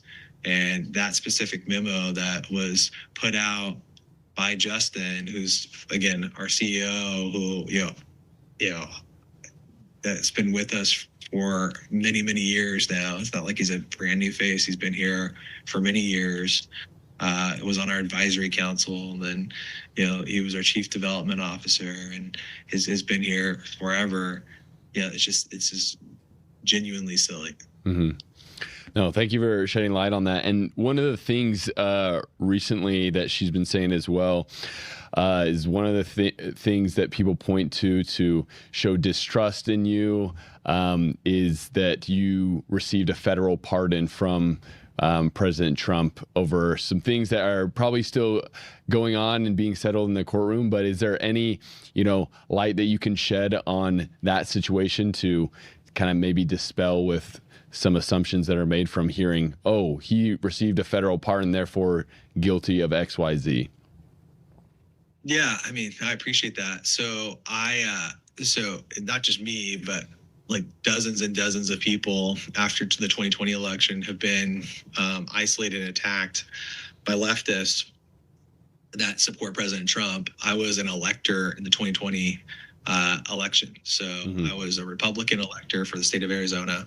In every swing state, those of us that signed an alternate electors document, which is, again, this is covered in the law, like pretty extensively. If elections are close, you have a situation that can happen where the counting that goes on after the election, and by the way, the reason why this is an entire problem now is because the election systems have been changed in so many states where you don't find out who the winner is on election night anymore. It sometimes in some states takes weeks or even months to determine what are the outcomes. Well, why is that the case? Well, that wasn't because of laws that I put into place. Those are laws and rules that have been put into place mostly by the left in most states. And so what's happened is, and this is, a lot of people had a lot of concern in 2020, and kind of give some color commentary to this a little bit, is that COVID happened and a lot of rules changed.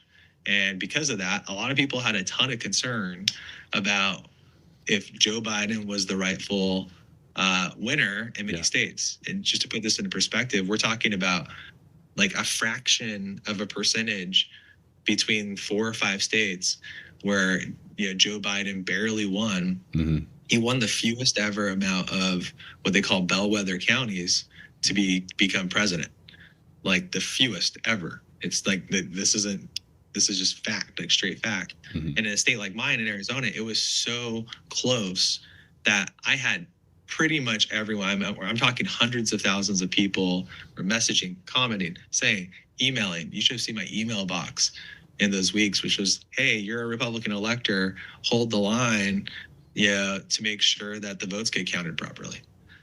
I think every Republican that I've ever talked to said that's what we want to see that. And so I was part of litigation to ensure that the votes got counted properly, that the proper winner of my state in Arizona got acknowledged. But it wasn't just my state; it was Wisconsin, it was Michigan, it was Nevada, it was Georgia, if you remember. And the left obviously took massive issue with that battle, and it decided to personally target all of those of us that were, again, just citizens who were asked to be electors to support the president on the Republican side, targeting us and legitimately trying to villainize and criminalize all of those of us that were engaging in a fairly normal process. That is playing out still. It's been dismissed in Georgia and Michigan. It's playing out still in Arizona and Nevada. Unfortunately, we're still 5 years later. Each of us has spent hundreds and hundreds of thousands of dollars of our own money fighting a leftist attorney general who is attacking us for that. But the president had issued the statement, which was more of a statement than an official pardon, but his language was pardon for any person that had engaged in the normal civic process around the 2020 election. And my name was obviously at the top of the list because my last name is Boyer. Earlier in the alphabet, so I'm higher on the list.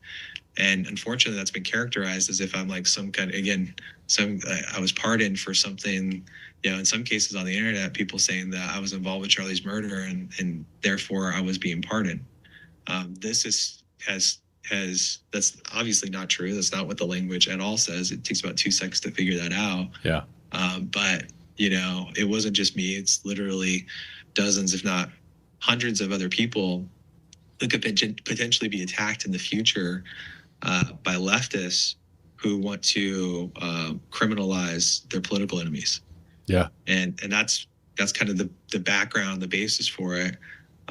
My family has has spent, basically so much time, energy, money. We've been attacked by radicals online who again have threatened me. This has kind of brought about a whole new line of people who don't seem to be totally politically aware of things, but have used that to then again make accusations that are completely false and defamatory.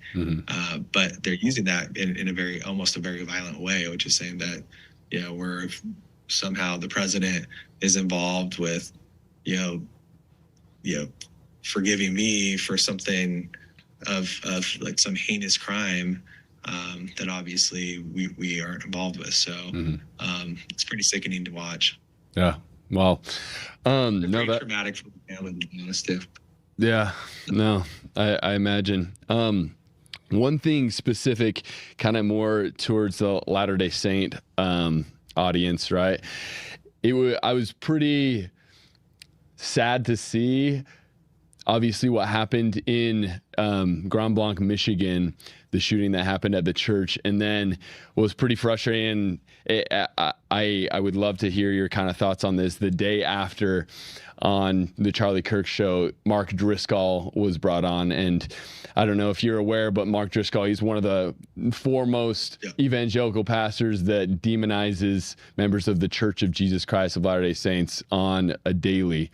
And I'm just curious, and maybe because you're more over Turning Point Action, you're not really affiliated with that, but is that something that when you see also kind of frustrates you? And help me understand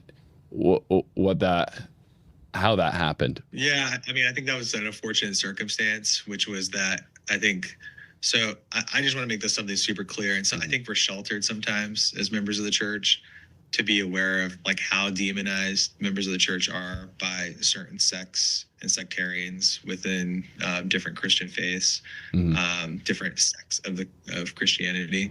I mean, it's a pretty common thing. I'm a little bit more numb to it because I think it happens so frequently. In fact, I typically am not involved with anything on the evangelical front, because the moment they find out that you're LDS, like, you basically are treated like the devil, which obviously we all believe that that's super wrong, right? Like, Yeah. I mean, I mission where I spent a ton of time around others of different faiths, specifically within Christendom, is like really understanding where they come from. And our core belief system in the church is that that even though we believe the full restoration of the Gospels is what people need to hear, that other people are on the pathway and understand it, and it's a good thing to be a faithful member of a church and to believe in God and the atonement and understand that and learn that, because you're closer to the doctrine of the restoration if you at least have that baseline, that knowledge baseline. Mm-hmm. Obviously, I think the gospel and the understanding of the restoration is incredibly threatening to others when you understand it and you actually communicate it. And so obviously you're going to have a lot of difficult conversations with pastors who may kind of, like, in their heart have some, I think, unchristlike hatred for you. And I can just tell you, over the years, I've had really great conversations with people. I don't get my feathers ruffled by that. Mm-hmm. We engage a ton of pastors, but almost every pastor has some element of that feeling. Charlie didn't feel that way. I mean, he said so much just minutes before he died, before he was murdered, because he and I had worked so closely together for so long. I mean, so many people that we have within our orbit here in Arizona are LDS. So he didn't feel that way. I can't speak on behalf of Mark Driscoll. I think he was already scheduled to be on the show, which was a really unfortunate circumstance that probably should have been relooked at. But obviously we've got a lot of irons in the fire here at between Turning Point, Charlie Show, and everything else. And I don't think people even recognize that. But Andrew felt really bad about the circumstances. It enabled a conversation to be had with Pastor Driscoll, which I think was good. Actually moved the needle a little bit in the right direction, which is like, we don't believe in that. We're not, big fans of that. And I think Andrew on Charlie Show's executive producer was extremely apologetic about it.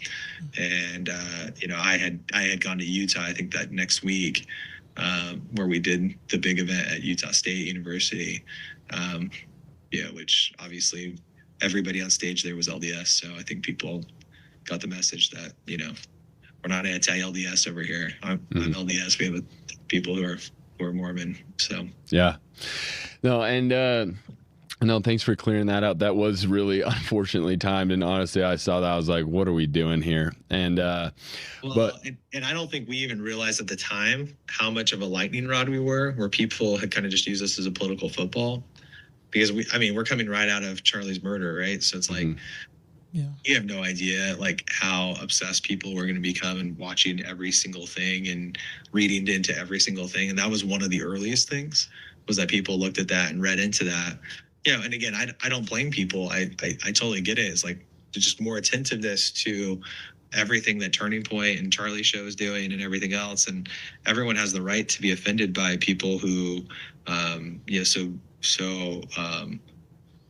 directly attack our faith. Like I totally agree with that, right? Like I'm a defender. I'm the biggest defender of my own faith amongst people, that don't subscribe to our faith. Yeah. And I think we've done a good job at bringing people, calming people down in a lot of cases, and working with people in the evangelical movement to be like, we need to chill out. Here in Arizona, I mean, obviously Charlie endorsed Andy Biggs, who's going to be, one of the, outside of Utah, one of the first prominent LDS governors that we think in a long time. Arizona hasn't had an LDS governor in a long, long time. So it's, it's one of those things where it's like, there is, for people to understand, is that we have a lot of detractors. There's a lot of people that we politically agree with, even that we don't always agree with, but you can have conversations, open up conversations by having an organization of our size and scope that I think actually brings a lot of people together. Yeah. No, I bet you've had some very interesting conversations in that regard. Thinking about the aftermath of, the routes that Turning Point has taken after in terms of leadership and whatnot. There's a clip that you probably have seen, but Brandon, if you want to pull it up there, of Charlie and Erica on the Charlie Kirk show, and they're kind of talking about, women pursuing careers and how to organize priorities and stuff like that. And then seeing, what has kind of happened in the aftermath of Erica taking, position as CEO. I want to roll this clip and then kind of hear your thoughts a little bit more about it. It shows that married women with kids are the happiest. Why do you think that is? I mean, it's just nature. I mean, just becoming a CEO of a shoe company is not going to give you happiness. Women have it so mixed up. You can have a career after children, but if you try to have a career while you have your kids, there is no such thing as balance. That is such a myth. I can't spend half of the day doing one thing. I missed out half of that time with being with the kids. So you have to choose where your heart has to be fully with the home. You have to make that decision on your own, but you can always, after your kids are in school or after they're in high school, you can always go back to work. You can always find a way to get back into the workforce. But if you miss those precious first few years, that is so hard to make up because memories are so much more important than an added paycheck. And Pause. So after seeing that and then seeing, so quickly after Charlie's assassination, her being put into the CEO position, can you maybe shed a little light on, what went into that whole transition process? And is she, really super involved in the day-to-day? And what was the thinking behind putting her as kind of the new face of Turning Point? Well, look, I'll just address this first by saying, Erica is one of the strongest people. I mean, anyone that's a widow in any circumstance, the scriptures say this, I think just as normal human beings, as men in particular here, is that you should look after widows. Mm-hmm. You should be, we should be, people attacking a widow. And again, it doesn't really matter what's the level of spotlight they have. The broken heart that she has, the amount of pressure that just from losing her husband is one thing. Mm-hmm. Charlie, for better or for worse, was the person who repeatedly said, if anything ever happens to me, I'd like to see Erica kind of continue the mission. I'd like to see her do the work that I do. Why? Because, I think, obviously outside of carrying his name, and his heart and the passion that, she understood it better because she spent, outside of probably myself, Erica probably spent more time with Charlie one-on-one than any other person on this planet.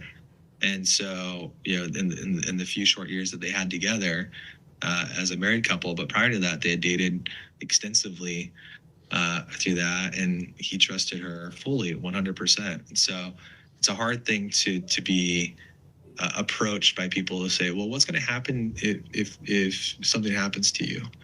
Heaven forbid. I think his wish for that is kind of a blessing and a curse type of a thing, right? Which is, the blessing is that Erica is incredibly strong, incredibly capable. I think she has a lot to bring to the table that's going to be able to help young women. The thing with the negative side to this is that, she wasn't asking for this. This isn't something that Erica, wanted to do. It's not like she was seeking it out. It's not like she was building a career to try to become CEO of Turning Point. This is something that has fallen on her shoulders that she stepped up to, very much like a calling. And that's the way that she's treating it, by the way, is very much that she's been called to do this, not that she's forced to do this, not that she wants to do this, but that she's been called to do this. To be able to carry on the legacy of her assassinated husband, of the person that she cared more about than anyone else. Not on just behalf of herself, but her children and her future grandchildren and all of the people, all the donors and relationships that Charlie cared about so closely, that he had built tremendous relationships with, the president's team that's depending on Turning Point, all of the individuals, the hundreds of thousands of activists and individuals who are very close to Turning Point. I mean, that is a huge amount of things to take on. And there's probably not very many people on this planet that are capable of taking that on, to be honest. And the fact is that she's taking that on in stride, and she's done an incredible job so far. But I think I would reject the premise of like, oh, well, she said these things that she believes, by the way, fully and through, because she had anticipated being put in this position. I don't think anyone wants to be in this position. I don't think she wants to be in this position. But when you call to do something and it's presented itself, and God nudges you in a certain way, you either boldly take that on, or you reject it and you wait for what the consequences of that will be.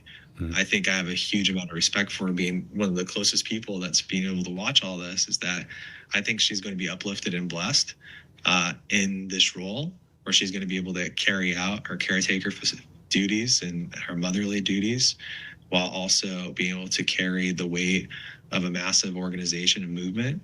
And again, I think that she's going to be blessed for doing that. But I totally reject the idea that she wants that. I don't think anyone, any sane person would want to do that. And I don't think any sane person would want to be in this position, but you've got to be strong on behalf of the country and the movement.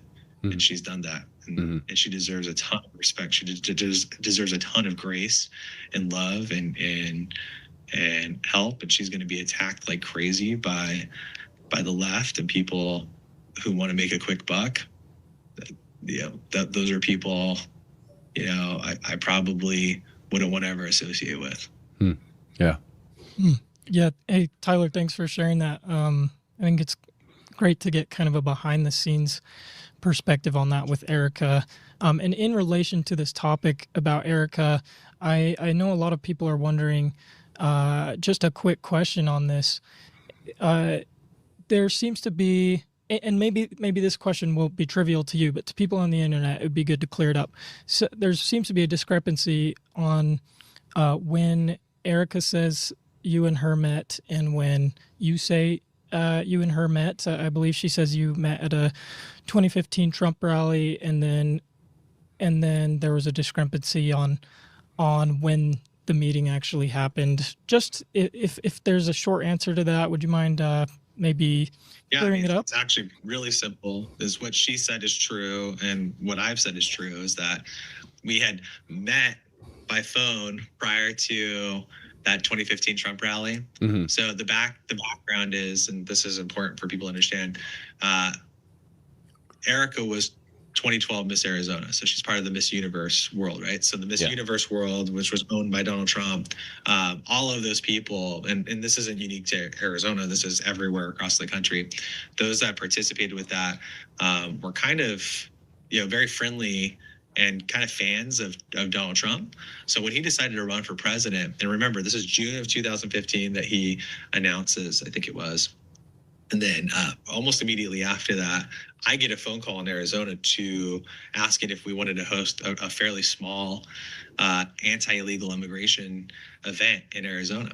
And so they had wanted, this was part of the president's early strategy, that when he was then candidate Donald Trump, was to do to talk about illegal immigration as being like kind of a core piece of his thing. And so where else would you go than Arizona? So they call, what I suspect, they start working all their networks with the Miss Universe contestants and pageant winners from the past in Arizona. And many of them, it's not just Erica, but many of them, and I've known a few Miss Arizonas through, there's a lot of people that get involved with the pageant world that end up in politics and things like that. It's not unique to Erica, but she had been contacted and someone had said, hey, Tyler, who was the chairman of Maricopa County at the time, I was, this young 20-something-year-old chair that was running this whole thing, is in charge. Here's his number, get in touch with him. And so we had gotten in touch about showing up to that. But yeah, our first face-to-face meeting ever was at that 2015 rally. And then after that, I had encouraged, I was like, oh, you're awesome. Like, thanks for getting involved. And of course, again, we put the former Miss Arizona on stage behind the president. With all of that. But so two things can kind of be true at the same time, which is I had mentioned that we had spoken before. Yeah, we had spoken before. We hadn't actually physically met. Our first time, I think, ever meeting was at that 2015 rally when she showed up and she was part of it and everything else. And it was like, wow, that was cool, because that changed the world at the time. Yeah. When we hosted that event, that became the first Trump rally ever that was ever hosted. And so anyone that was part of that, the cool part about this, which again, calling good things evil and evil things good, people calling this evil, which is kind of bizarre to me. It's like, Erica was literally part of the first Trump rally ever. That's how we met, which ultimately ended up with her meeting Charlie. And Charlie, and again, I've told this story a lot of times. I thought she was, way too big of a fish for Charlie to reel in at the time. I was like, because Charlie had not dated that many people. He had, and I was a little bit concerned because she's awesome. Like, she's like through and through. Again, just to speak to her capabilities, she's incredible. She's an incredible human being. We wanted to get her involved on our face side because of that. That was her whole. That was where her heart was focusing on the pastor recruitment, the pastor outreach, everything else that we had done at that time. And Charlie met her and was like, oh my gosh, she's beautiful. I want to date her. And I was like, yo, dude, wait, like, don't mess this up. We want to hire her. And fortunately for them both, Charlie was able to close the deal and meet and spend time together and fall in love and get married and do things the right way. And then after getting married, move in together and have kids. And that's a beautiful story. And so people trying to make this into a thing where it's like, oh, this is like super questionable. It's like, actually, it's kind of pretty cool how it happened, which is that, the president's team, was the one that talked to the Miss Universe pageant contestants. I hosted that first event, invited her to get more involved. Turning Point. Charlie met her.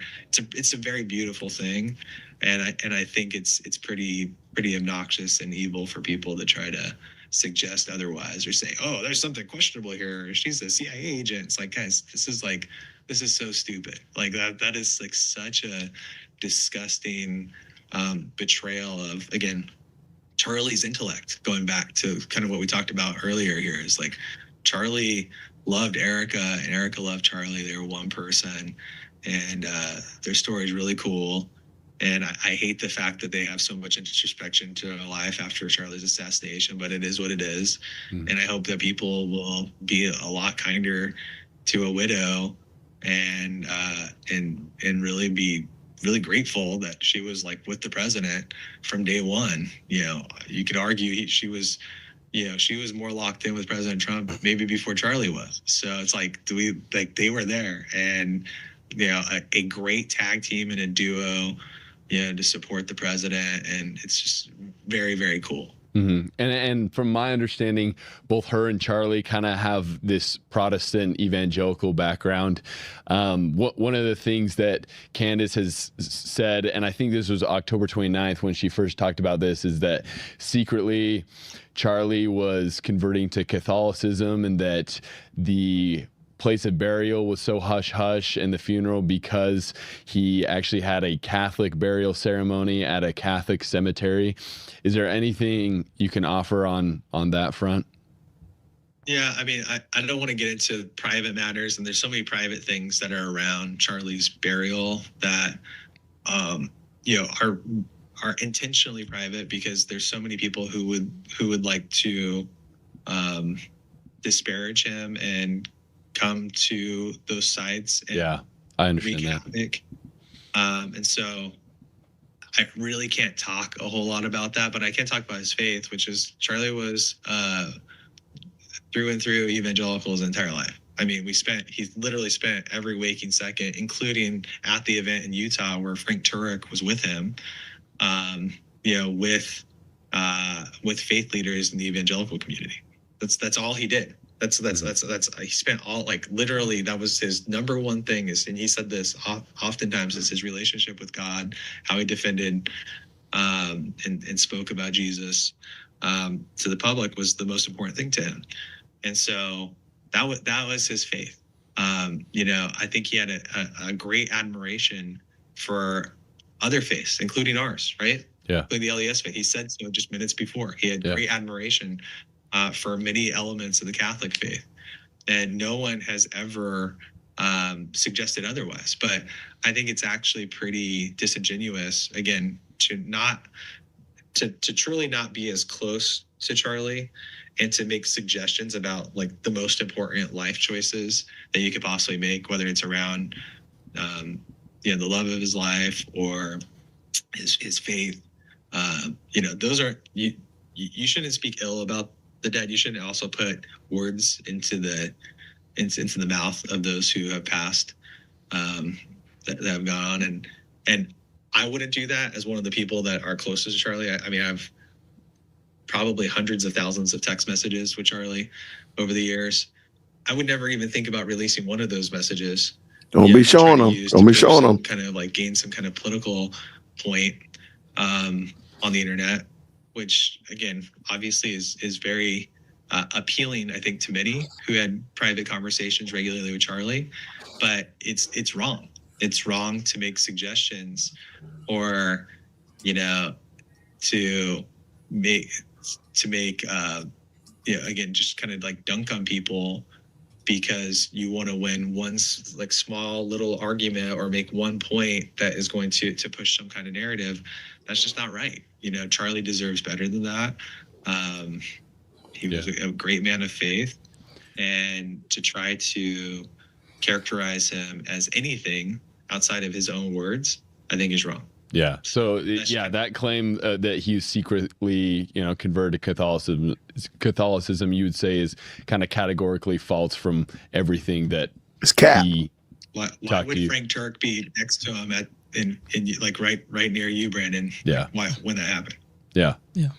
No, that was something. Again, these are just like kind of the basic things where it's like, well, if you actually like start to like use common sense and start asking those questions, like these things kind of unravel real quickly. But again, it's, you know, you can have admiration and love and care, especially when and people, I think, also kind of don't really think about this. It's like Charlie was a major political figure. They're probably bigger than we even realized at the time of his death.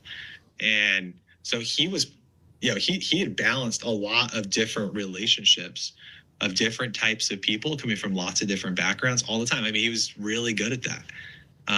The best at that. And so I don't think it's weird for people to be like, oh, wait, you know, he had a lot of different relationships. Like, of course he had a lot of different relationships. I don't think that's weird at all to recognize those. I mean, I think he had a lot of people who were good friends coming from all different backgrounds that he trusted and liked and listened to.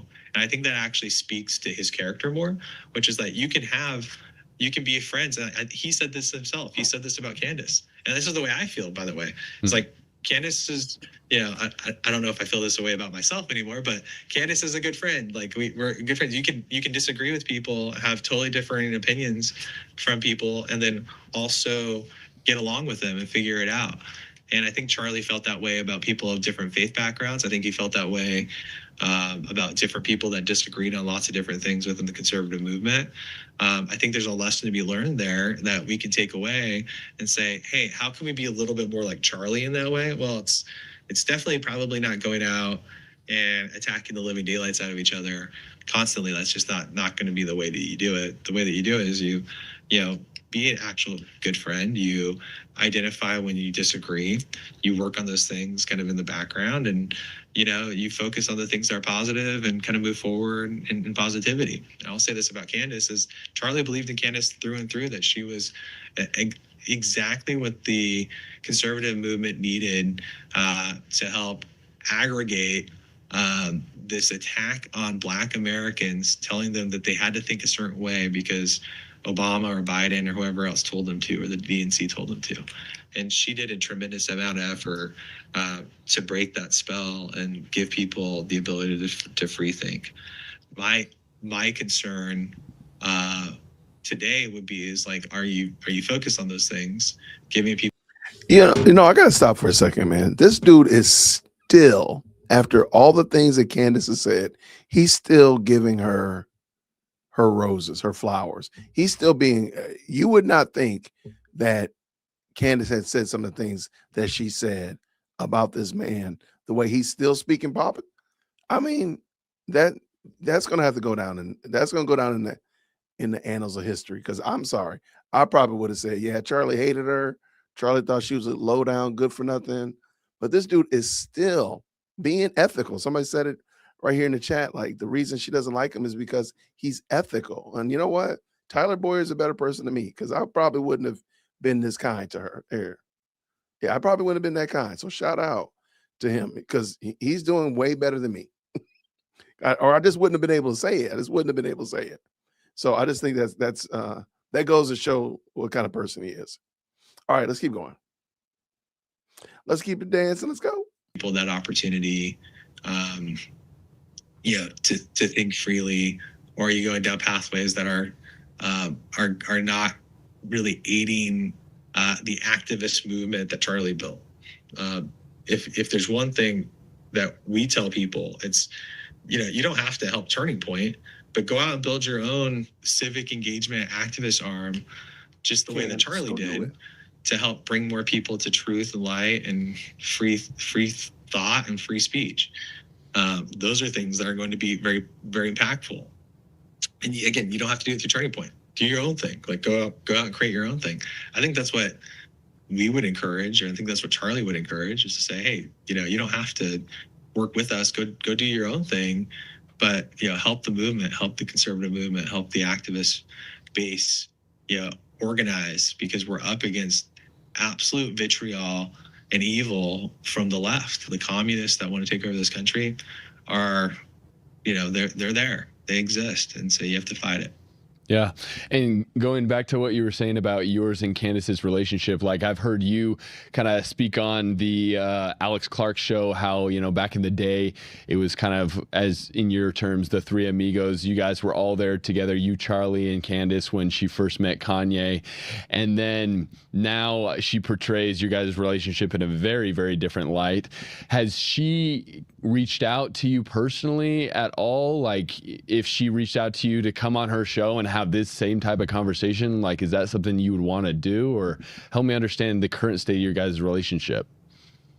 Yeah, I mean, honestly, like, the last time I saw her, I think she's mentioned this, was a little bit more over a year ago. It was in, I think, 2024. I think was the last time she had spoken when everything. So I mean, everything was pretty much normal. I had a picture of her in my office up until just, she started saying these kind of, negative, a lot of these untrue things, and, kind of attacking. So, like, I've never had, and I still really don't have anything negative to say about Candace. Obviously, I disagree with her on a lot, including the way that she feels about us. Just it's one of those things where it's like, you feel that way, but I've never had any negative feelings towards her. Mm-hmm. In fact, it just hasn't been a thing. We, Turning Point USA, was able to pick up Blexit, and it's just been rebranded not that long ago to Rise, and has some incredible leaders, including Pierre, that's on the team that oversees that. Mm-hmm. There just hasn't really been any real negativity. Like, any negativity that's coming, it's like 100% from the other direction. Mm-hmm. And I don't really, to answer your question as succinctly as possible, I don't really know where that's coming from. I really don't get it at all, other than, feeling, there's some kind of feeling maybe that, she had some kind of more in-depth relationship with Turning Point, as again, former employee here or whatever, right? But, myself, like, I've never had anything negative. I was at her wedding, and she's been a friend. She's spoken at many of our things. Every time I've seen her, it's always been positive. And so it's kind of a little bit of a shock. Yeah. And she hasn't reached out to you personally, like, at all? No. Okay, this is very telling. Shout out to anybody that's jumping into the best live chat.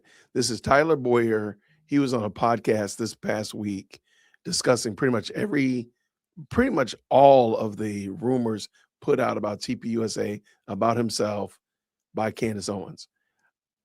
I kind of wish he had stayed on that wedding though, because I want to know who else went to Candace's wedding. Because my theory is Candace and Erica were never really friends. And I really don't believe. I think Charlie did go to Candace's wedding. I don't think Candace, I have not seen that Candace went to Charlie's wedding. Now, maybe somebody can find me that video or that picture.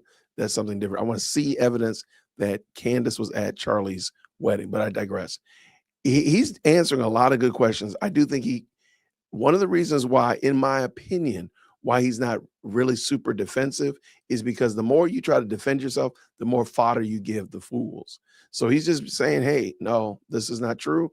And he moves on. This is not true. And he moves on. I think that's the right way to do it. If he went into the deep weeds, he's going to say something wrong. They're going to latch onto it. And that's going to be 22 more episodes. So I think he's doing the right thing. But shout out to everybody who's jumped in. I appreciate y'all. This is a little bit longer. Like I said, it's like almost 2 hours. Let's just call it 2 hours. Right. And I'm going to try to get I'm not going to keep stopping. No, like nothing. Yeah, no, I haven't spoken to her at all. Since Charlie was assassinated. And again, she knows how close I am to Charlie. I think she's mentioned this, a bunch of text messages she has. She's blocked out my name on it, but it's me, her, and Charlie on the text message with those things. And so when she shared some of those personal messages that have been out there. And again, I have nothing negative to say about her at all. I just don't. I have, again, totally disagree with some of the positions that she's taken. I'm not focused on the Israel thing at all. Like that's not, my position. We didn't get into all of this, but I'm LDS. So, we have a core belief on the gathering Israel. That's kind of it's a faith driver. Served my mission in Russia, saw a lot of really cool things that I think experiences that most people have never seen that I think relate to the lost 10 tribes and spending time with that, and that changes your perspective a little bit. I think politically on Israel. So I totally disagree with some of those, that's at the forefront. That's the most important thing. I just think, yes, we should be careful about who we're funding. No, I don't think Israel is the greatest threat to America. I think there's many other threats that are far greater to us and to our society. But yeah, I have nothing negative to say about her outside of, I think we've been all kind of just shocked at how this has played out. But I can only imagine it has something to do with, again, things that she believes and other narratives that have been built that are just substantively false. Yeah. And the most recent being this week of kind of talking about just like some relationship with I know there's been all these conversations with Russia and everything else. Again, my connection to Russia is I served my mission in Russia. Yeah, I know. That's what I was kind of tracking. Yeah. Has that... I got my degree in Russia because I served my mission in Russia. I was planning on going to law school, and getting my degree in Russian was the easiest way to get into law school. So yeah. I didn't go to law school because I met Charlie. Yeah, and as someone, I served in Lisbon, Portugal, so I speak Portuguese. I was filling out the stuff to go to college, and so I never made it there, which I'm really glad I didn't. But yeah, I was gonna go and take a Portuguese class, and I already knew how to speak fluently, and so yeah, that's where I was kind of seeing. And so to allege that, Tyler, he speaks Russian because I even saw on a stream someone took from what Candace said is like he is part Russian and he has, Ukrainian ties and all these things. And so, no, dude, I appreciate you coming on and go for it. Well, to get deep into that too is I think somebody pulled like a picture from my Facebook. This is how insane this is, right? Mm-hmm. So there's a picture of me with a Russian adopted kid here in Arizona. Mm-hmm. I think I only met one kid ever who was adopted from Russia. That's pretty frequent, like from Ukraine or Russia. Kids that get adopted. It's one of the countries that you see these adoptions happen because Russia has and Ukraine and other places have huge problems with orphanages. They have like overcrowded orphanages because it's a huge problem. Anyways, there's one kid, a family that was in my parents' ward had adopted a kid that was Russian. And so I just got back from my mission not that long ago. And they were like, hey, can you come just like talk to her and spend time with her because she doesn't speak any English. And so we just don't want to make her, we want to make her feel as comfortable as possible. Can you just talk to her and maybe translate and do all that stuff? And so I did. So I'd done that. I'd gone and met with them just a couple of different times just to talk to their sweet daughter that they had adopted recently, and kind of heard her out. But they had taken a picture. Somebody had taken a picture of me with her. I'd posted, which was again following my mission off my Facebook, and then posted that as if like I was involved with some like orphanage thing or like that, which obviously is not true. It's equally as true as me being gay, which is like that I have got involved. So it's like every single thing that's being posted is basically 100%, 1000% false. And then they create these other narratives, but then they go, oh, but you speak Russian for a reason. It's like, well, yeah, I speak Russian because I went on my mission to Russia. And you try to explain that to the rest of the world. It's hard for people to understand that because most churches don't do what we do, right? You don't learn the language fluently and you don't speak it. So so that's been a really interesting thing that's come out of it. But I think members of the church would kind of understand it a little bit more. Yeah, no, I appreciate you giving clarity to that. And I guess, Tyler, like, thank you so much for coming on. And one of the most shocking things is that Candace hasn't reached out to you personally because she's dedicated so much time and attention to talking a lot about you. And yeah, I mean, I guess going back to that question, if she were to ask you to come on and, share your perspective on these things, is that something that you would be willing to do? Yeah, it's hard because it's like when people frame you in such a bad way, it's like you don't know if you want to like just jump on a live stream and talk to her. Like I would talk to her any day of the week. If she called me, I would talk to her, have a conversation. You be careful. You have to be careful because people record you and they try to do things and they try to, take little things that you say. It's hard. It becomes difficult when, there's different objectives that people have that you don't really know what they're trying to do. Right. And again, my heart goes out to her with like the things that, I mean, she's up against like the entire French government with Macron and everything else. Like, it's like, I don't know what she's dealing with all of those things. I can't imagine it's easy. I've got my own, set of things where we're constantly dealing with battles. I'm not really looking for battles at all or like to correct her all the time.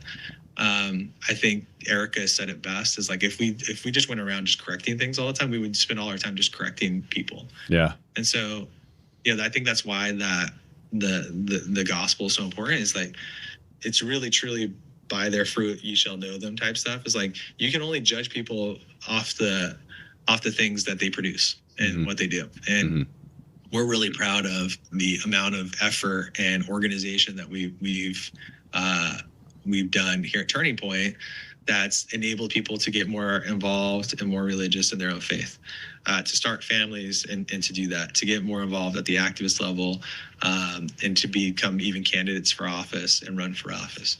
Yeah. We're really excited about people at Turning Point Action getting involved with our coalitions and joining those, to showcase what real, true, meaningful kind of truth spreading looks like.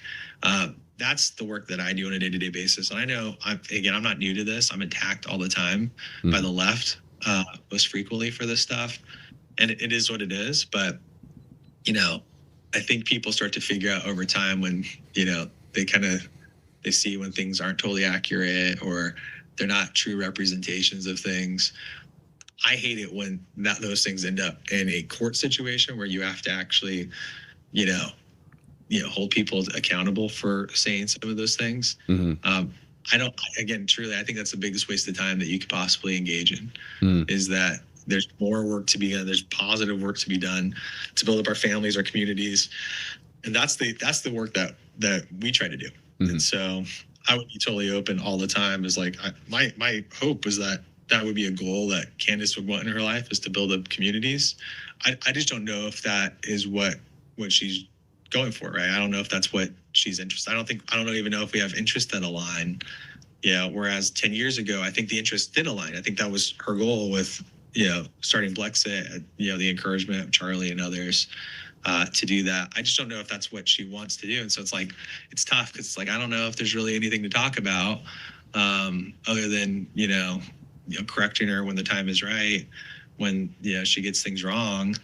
And, I think people in general have a responsibility to do that and listen to her. Yeah. Yeah, no. And, yeah, bro,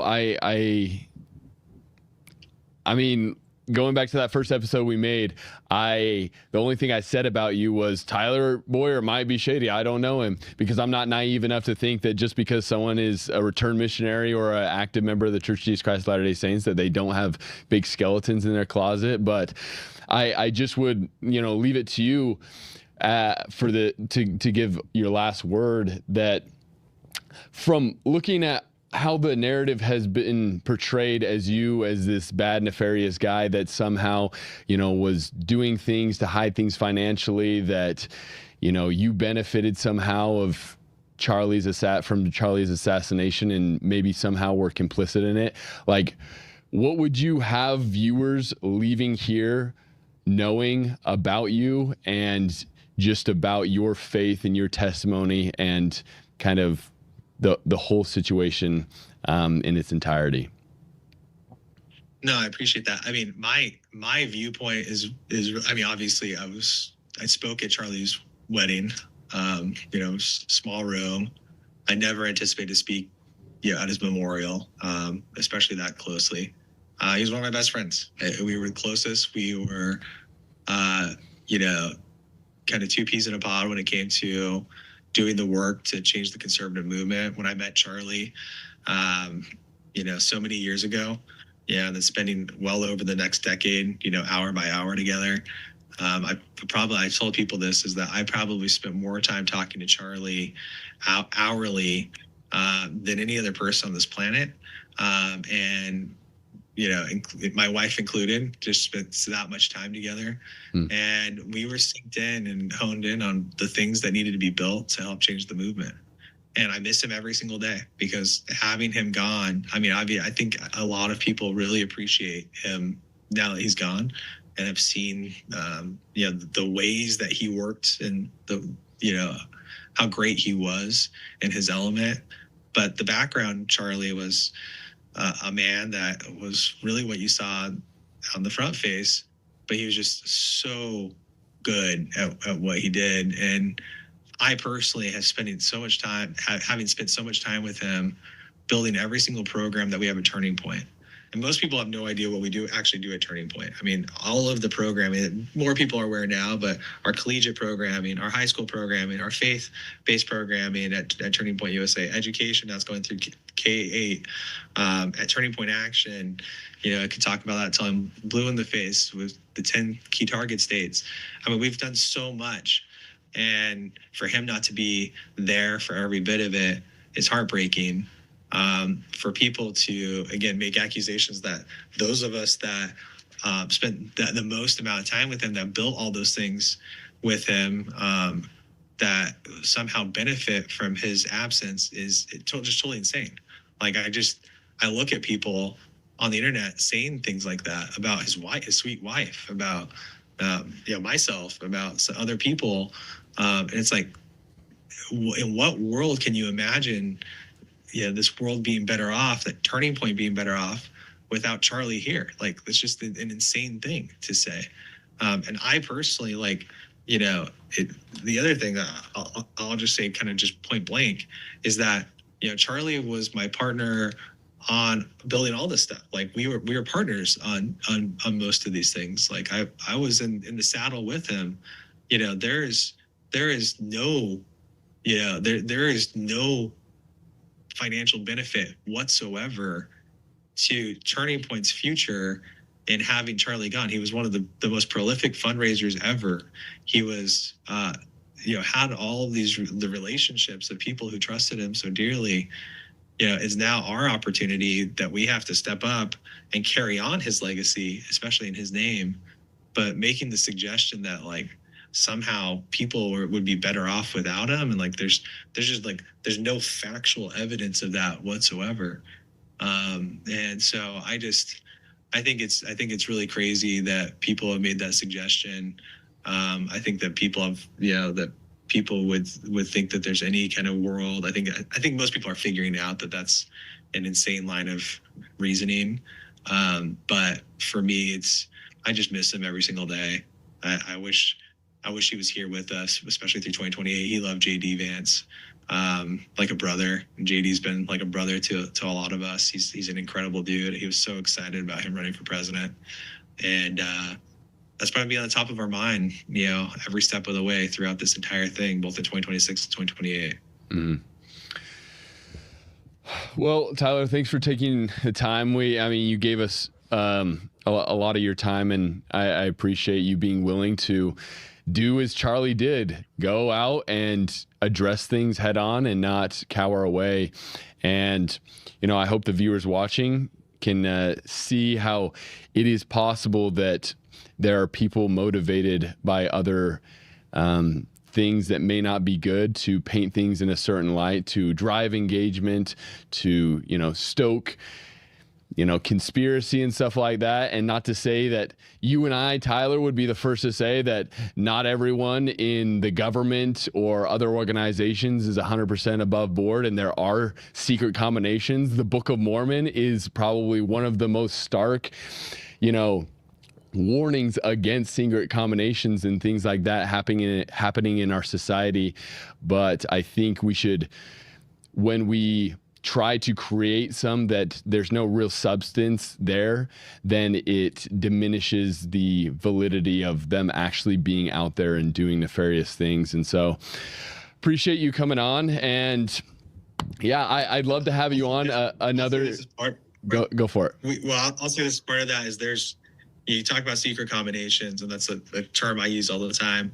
There's one group that has fought the political establishment harder and held the line harder than anyone else. It's been here at Turning Point.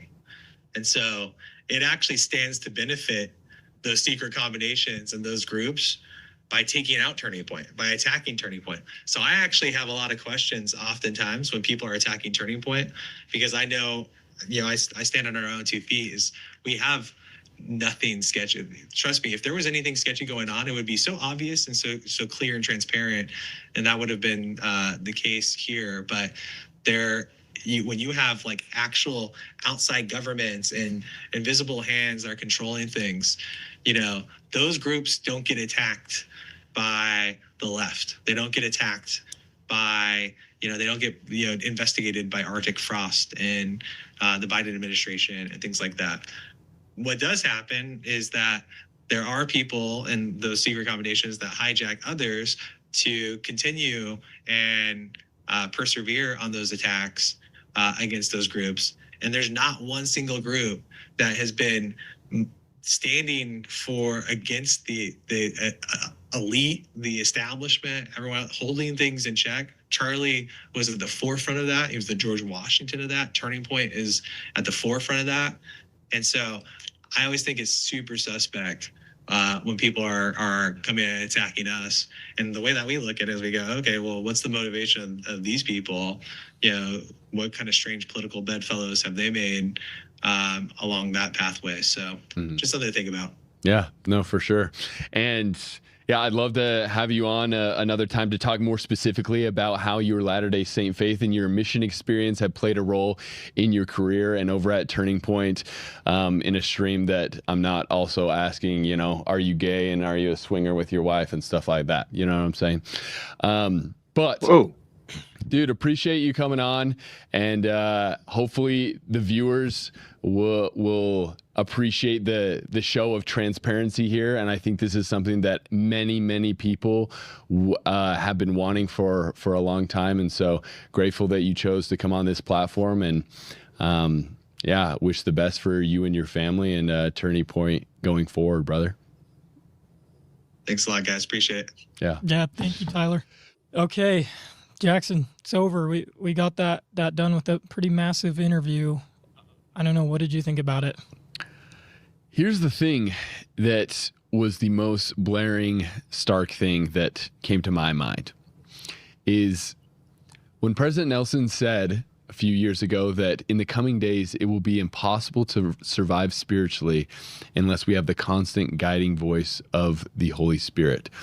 And, you know, I asked Tyler, look, she's saying that it's obvious, everyone knows at Turning Point that you're gay and stuff like that. I could have pressed him like, oh, prove to me that you're not gay, bro. Like, maybe we could consider here for a second that not everything we hear on the internet, even if it's said multiple times very loudly by a prominent public figure, maybe that is not true. Maybe that it's not true. Yeah, exactly. And I mean, I have a little personal experience with this with when we posted the video about my therapist story, several large podcasts clipped that and started, you know, making these theories about how the therapist was involved in doing some sort of MK Ultra psyop on me, that there was a larger conspiracy there. But me knowing the full background and context of everything that went on, I know that that's not true, and it's impossible to tell all those details about that. And so I think getting this conversation with Tyler to have some transparency, to take a half step back and look at things from a greater picture, hearing his perspective and her perspective, and others who are talking about this and chattering about this online, will give us the ability to better discern. So I hope that people are thinking critically about this and have listened with an open heart to the fact that maybe there's alternatives to what has been purported online as truth. Yeah. And so I'm really curious to hear your guys' thoughts on this conversation in the comments. Because look, we asked him the hard questions of all the allegations that have been thrown at him. And he said that he's more than willing and wants to come on the show again after we see kind of the reaction and what your guys' thoughts are, talk more about his mission experience and things like that. And one thing that I was realizing after we ended the interview is anyone that's been paying attention to Candace Owens, you know, some of the main things that she's harped on is, one, people that have military ties, people that have been to Israel before, and, you know, in the early days of after the aftermath of Charlie's assassination, people that were LDS, right? Being a part of the Beehive communist cult regime. So if you see Jackson's face on a Candace Owens thumbnail after this. I'm a United States Marine Corps infantry sergeant, okay? There we go. Reserves, okay? I'm a cog in the machine. If that puts me guilty, I guess I'll be guilty. I went to Israel earlier this year. Here's a little thumbnail of how I talked about that whole situation. I came back not pro-Israel. I came back pro-Jesus, and I read all the scriptures in the Book of Mormon talking about when how we view the returning to the land of Jerusalem of the Jewish people, that it is always preceded in scripture, especially in the Book of Mormon, by a repentance and coming unto Jesus Christ. And so, no, I'm interested to see the further conspiracies that maybe I think we fully expect to be clipped by Candace. And look, I'm more than willing to engage and address any claims that are thrown, just like it seemed that Tyler Boyer was, by coming on the show and spending 2 hours talking about all these things. And so, that's still crazy. Again, let me know what you guys think in the comments, and God bless you. Remember, if you're not looking at the world through a gospel lens, you're only getting half the story. All right. Shout out to that podcast. I really do appreciate them taking care of that and addressing it. I don't know if the mods did, but I'm going to just drop the link to that in the chat just in case they didn't. I'm pretty sure they did. Shout out to Lady Luck Club is up in the building. Matter of fact, tomorrow evening, probably about 8 o'clock or so, Eastern Standard Time, Lady Luck and I are going to be tag teaming, going through the response that Candace Owens filed to ask the judge to throw out her case against the Macrones. I mean, the Macrones case against her. So Candace, Lady Luck Club and I tomorrow are going to go through that whole thing. And so get some rest after church, take a nap, go out and exercise, get loose, make sure you got your beverages, got your snacks. Monday is a federal holiday, so we can be here all night, but we're going to go through that. We're also, if possible, if Nick is available, Nick Brooks, we'll try to tap him in to as well. So anyway, that'll be tomorrow, 8:00. Shout out to Lady Luck Club. Can y'all real quick, just make sure you put LLC in the chat. Just go ahead and let her know we appreciate her, our good friend and sister in the Lord, as well as in these streets, our sister in the streets out here. Shout out to her for sure.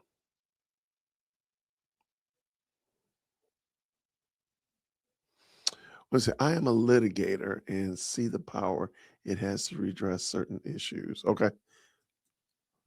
All right. Shout out to him. Yeah. I really appreciate y'all. Let Lady Luck Club know we appreciate her. And I'm looking forward to having her come on tomorrow. And we're going to be talking about this. This should be fun. Okay. That was good. Real quick, just give me let's use a scale of 1 to 10. 1 to 10. How satisfied are you with that interview of Tyler Boyer answering a lot of those questions? He really did answer a lot of questions, I have to say. I think he talks kind of slow because I think he could answer more, but he did answer a lot of questions. So on a scale of 1 being not satisfied at all, 10 being over the moon, just put a number in. That's all you got to do, of how satisfied are you with Tyler Boyer's response to this, to those questions by those hosts. We're not arguing about LDS. We're not arguing about any of that nature, but I just want to get your overall summation. What is your opinion about it? I got 10s, I got 9s. Can I say a 20? Well, okay. Please, if you could, Lady Luck Club, could you please drop your link in the chat as well? Thank you so much. 11s? Wow. Okay. All right. Shout out. Okay. I got y'all. You know what I do like also, and this is a side note, I like the fact that the host, I need some WD-40 on my chair. No, it's actually, if you talking about this right here, it's actually for some reason or another, my mic arm needs a little bit of oil. So maybe my mic arm needs some WD-40, man. Ben, how you gonna be calling me out, bro? You going to 0-second timeout. I will say this, the hosts want a whole bunch of smoke with Candace. I will say that, hat tip. They're like, look, we want all the smoke. I like that. Yeah, I was pleasantly surprised. I'm not gonna lie. And he's under no obligation. I love it. Love it. Yeah, I just like the fact that he did answer a lot of questions. He totally nuked a lot of the back and forth, the foolishness, which I think is needed. So yeah, shout out for sure. And they did let him talk. They did.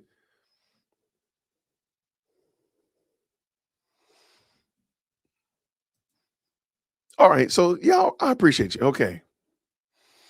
All right. I know I told y'all we were going to play because I got it. I have body cam bingo. And somebody asked for it. I actually have body cam bingo. Is now, oh, there we go. Lady Luck's channel is right there in the chat. Thank you so much, Ben. Ben, you're back in good graces again, man. You're back on the good side again. All right. So I told y'all we would play body cam bingo. All right. Here's the link. It's actually down in the description as well. Here's body cam bingo. So we got candy wrap bingo, and now we got body cam bingo. So I want to test it out and see how it works. I've not played it yet. I made the bingo boards, all that kind of stuff like that. So here's the bingo board. Grab yourself one. Let me see. What's today? Okay. All right. I'm gonna grab this one right here. I think this is gonna be a good one. I think this is a winner. I know this is gonna be a winner. All right. We're just playing games out here today, y'all. Oh yeah. Okay. All right. This is pretty good. Now, what are we doing? We're gonna watch a real quick body cam. Oh no. I don't want look some of the ice stuff. I'll be honest with you. Some of the ice stuff is kind of discouraging, because I realize we're not just talking about somebody who just wants to get away with speeding or shoplifting. These people want they want lawlessness. You know, I don't know. I'm not feeling good about that. I'm hoping that those don't start showing up, but they probably will. So what we're gonna do? I got a quick body cam just to run. I want to test, make sure it works. So I got to play it with y'all anyway, make sure it works. Where did my body cam go? Oh, here it is right here. All right, so I got one. It's super like, you gotta be kidding me. It's got a high, you gotta be kidding me factor to it. And so I think we will get it'll be enjoyable. So grab yourself a bingo board. Go ahead and put a B emoji in the chat when you got yours ready to go. And this was just so wild. This is what happens when like Karenism goes like boss level Karenism. So put an emoji, put a B emoji in the chat when you got your bingo board ready. And I just thought this was a super, like, why did this woman do this to herself? Because there's no reason for what's going to happen. I hate it for her because I can kind of understand what happened, but you got to go to jail. I'm just going to give you a spoiler alert. She's going to jail. All right, y'all ready? Let me make sure this is share this to the Jimmy Jam. Okay, we got some B emojis. Some people ready? Some people are ready. They said they ready to play this crazy game of, oh, let me show you while I'm doing this. What am I doing? Pulling my bingo board so y'all can see the bingo board. All right, so you can see what I got going on over here real quick while y'all go ahead real quick. Get your bingo board. Let's get ready to have some fun. A B emoji. I'll take the letter B too, I guess. All right, real quick. I got traveling, speed away, family shows up, call my whoever. So I might say, call my mom, call my lawyer, call my baby daddy, whatever. No ID, shoplifting, semantics. This is when you're arguing about traveling versus driving versus moving through time and space. Window break, warning to felony, open air sniff, pepper spray, field sobriety test, oh, free space, drunk, no insurance, fighting cops, sovereign citizen, asking questions. And that could be anything like, I'm just asking questions, and they keep asking the same question over again. Drugs, land yacht, expired plates, spitting, taser, body cam. Is your body cam on? And of course, I need to see a supervisor. That's on my bingo board.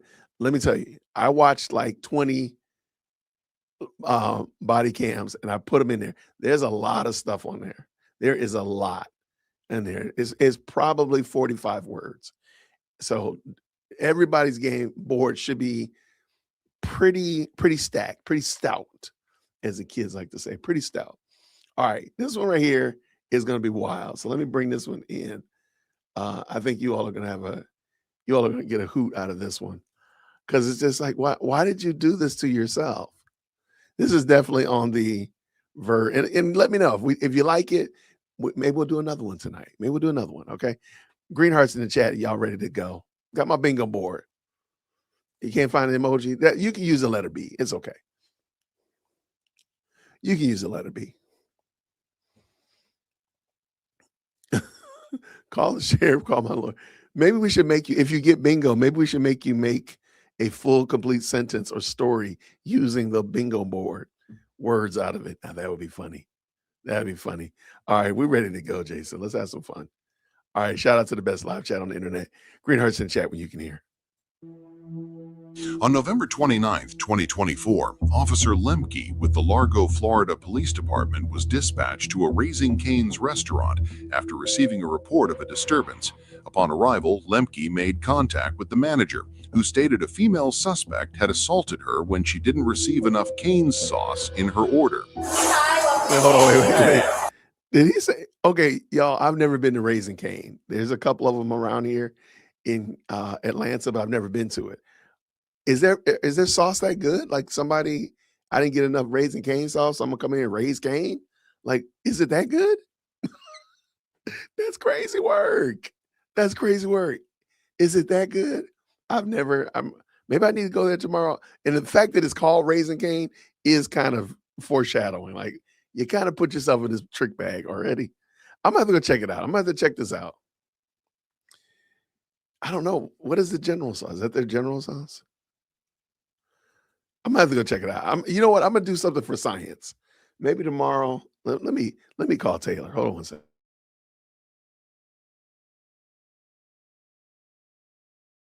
I'm gonna do something for science. I'm gonna check out. I'm gonna ask Chief Executive Second Board.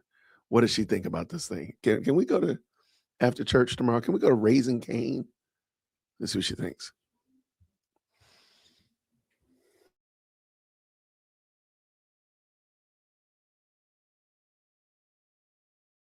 All right. So here's the question. I've never been to Raising Cane before. Have you ever been there? No. What is it? Do you know what it is? It's knockoff Zaxby's. It's knockoff Zaxby's, really? Is it? You want to go to it? Let's go to it. Go. We have to do it for science. You don't want to go to Raising Cane? The people want you to go Raising Cane. You don't care about the people? But maybe it's good knockoff Zaxby's. But what if it's good wannabe Zaxby's though? Or you can just go to Zaxby's. You know, you can go to Chick-fil-A tomorrow or Raising Cane. Pick one. Okay, you go to Chick-fil-A or Zaxby's tomorrow. Oh gosh, I did say that. Bye, baby. Okay, so my daughter said it's knockoff Zaxby. It's not that good. Really? I've never heard anything about it. Well, let me take that back. I've seen it. I just don't think I've ever heard anybody say like, oh, I go there all the time. No, I cannot go to Popeyes. I have like a conscientious objection to Popeyes. That's why I told her that. That's why I said that. I was trying to say you can go to Chick-fil-A or Raising Cane tomorrow. And then she's gonna say, that's fine. Then I'll be like, well, Chick-fil-A's closed. All right. Is the sauce that good? Okay, well, anyway, this lady's about to catch it about the sauce. So shout out to the best live chat. Let's go. Where do you want to talk? Outside? Yeah, outside's fine. So what exactly happened? So apparently she was missing 8 cane sauces out of her tailgate order. And I replaced it for her. I let her know, hey, we're so sorry about that. Gave her the 8 sauces. She wasn't happy about it. She wanted more sauces for free. I told her, hey, we can't do that. That's not our standard. That's not our policy.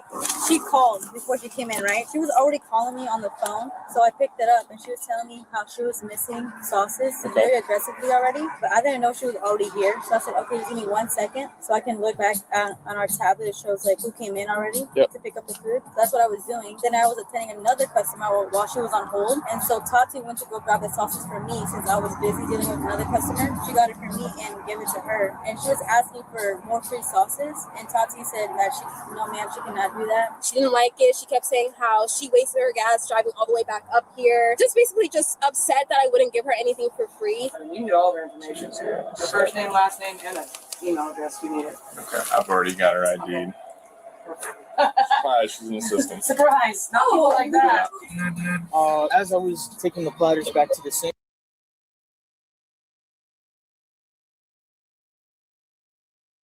Real quick, let me stop real quick.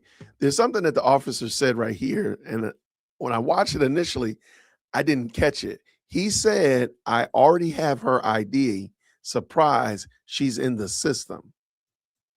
Let me play it real quick so you can hear it again. Need all her information here. Her first name, last name, and an email address. We need it. Okay, I've already got her ID. Surprise, she's an assistant. Surprise! Not people like that. Okay, now the reason I want to play that is later on when you hear her tell her story and even how the officer tries to deal with her family. Surprise, her family's going to be there. He seems to like try to smooth over the fact she's in the system. That means she's done something before. So she's not an angel. She's not somebody that has not had a run-in with the police before. Okay, let's keep going. All right. As I was taking the platters back to the sink, I was walking out back to the front counter and I saw the customer try to grab my manager, Tati, and her badge dropped and my manager started freaking out over the incident.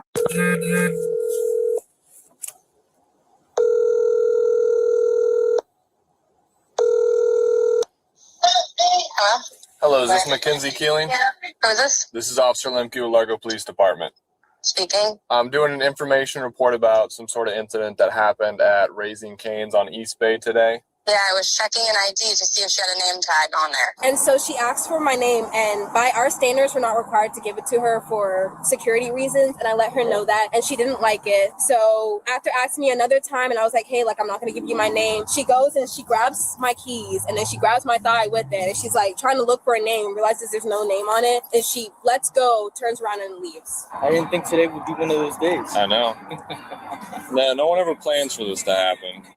Like I said, it's just an information report. I just got to come talk to you, get your side of the story. If you don't mind filling out a witness statement. Is there some place I can meet you so you can fill that out? Later today, but not at the moment. Okay. Where can I meet you later today? Or would you like to come down to the police department? I don't know. This is ridiculous. I literally grabbed the tag to check her name, so I don't know why this is being, like, targeted against me. I literally did nothing wrong. Okay. I'm not saying that you did. I'm just saying that I need to speak to you. That's it. Okay, I guess I can meet you there at maybe like 7 p.m. 7 p.m. at the Largo Police Department? I don't know where that's at. It's at, I can give you the address if you'd like, unless there's somewhere else you'd like to meet. I'd prefer to not go there. Okay, where would you like to go? I can go to Starbucks, wherever you'd like. That's fine. I just really don't understand why I'm being targeted for asking for someone's name and checking their ID for it. Because there was a report made to the police department, and I have to talk to each person involved and get their side of the story so I can close the report. So am I going to get in trouble? Not necessarily. I just need to get your side of the story so I can get it documented, and then, like I said, I can close everything out. But I checked someone's ID for their name. That's literally all I did. She refused to give me her name, and I checked her ID for her name. Okay, I got you, but I have to talk to you in person because we have body cams these days, so everything has to be done in person. I just feel like if I meet you in person, I'm going to get arrested or something, and I'm not really comfortable with that. It's not what I said. I just said I'm doing an information report. I need to talk to you. Well, I did nothing wrong, so I really don't see why I have to come talk to anyone. Okay, so you're not going to come meet me at 7 p.m. then? I mean, I can. I just don't really understand why I have to when I did nothing wrong, and I don't even know how you have my phone number and you're calling me from no caller ID. Yep, we usually block our phone number when we call. That's why I'm offering if you'd like to go to the Largo Police Department, that's more than fine. If you feel safer there, if you'd like to go somewhere else, it's up to you. I don't feel safe with any police officers, to be 100% honest, but I'll meet you at a Starbucks somewhere at 7 p.m. And at first she calls about it, and then she walks in. We're like, okay, you're on the phone with us, but you're also already here too. Yeah. Was she on the phone when she walked inside the restaurant? And are you able to find the phone number as well? Yes, it's on our mobile tablet. And then that's when she kept on asking for her name. I guess she thought that our name was on here or something, and she like tried to snatch it. I'm literally gonna ruin my life because I checked for someone's ID. This is ridiculous. I just said I just need to get your side of the story. No, you guys just always seem to target someone who's literally done nothing wrong, so it's fine. I'm just gonna have my life ruined because I asked for someone's name and I checked their ID for it. Okay. She refused to service me, so it's fine. So I'll meet you at 7 p.m. at the Publix, okay? Did you hear them say anything? It happened kind of fast. I think she mumbled something. I was like, hi, how can I help you? And she was like, hey, I'm missing 8 cane sauces. I just drove over here. Now I'm having to drive over here again, waiting on my sauces that I didn't get that I paid for. This is Officer Lemke. I was just talking to you and I need to change the time because I'm not going to be able to be there at 7. Okay. What would be a good time for you? Like 5:45, I guess. 5:45. You Do I still? need to tell my mom to be there too? Like a lawyer? What do I need to do here? It's not necessary, but if you'd like, you can bring whoever you'd like. Well, if I'm going to get arrested, I need to know so I can have my stuff squared away. Like, I don't even know what's going on here. Well, if you'd like to know, right now, I'd like to get your side of the story, but I have checked camera footage.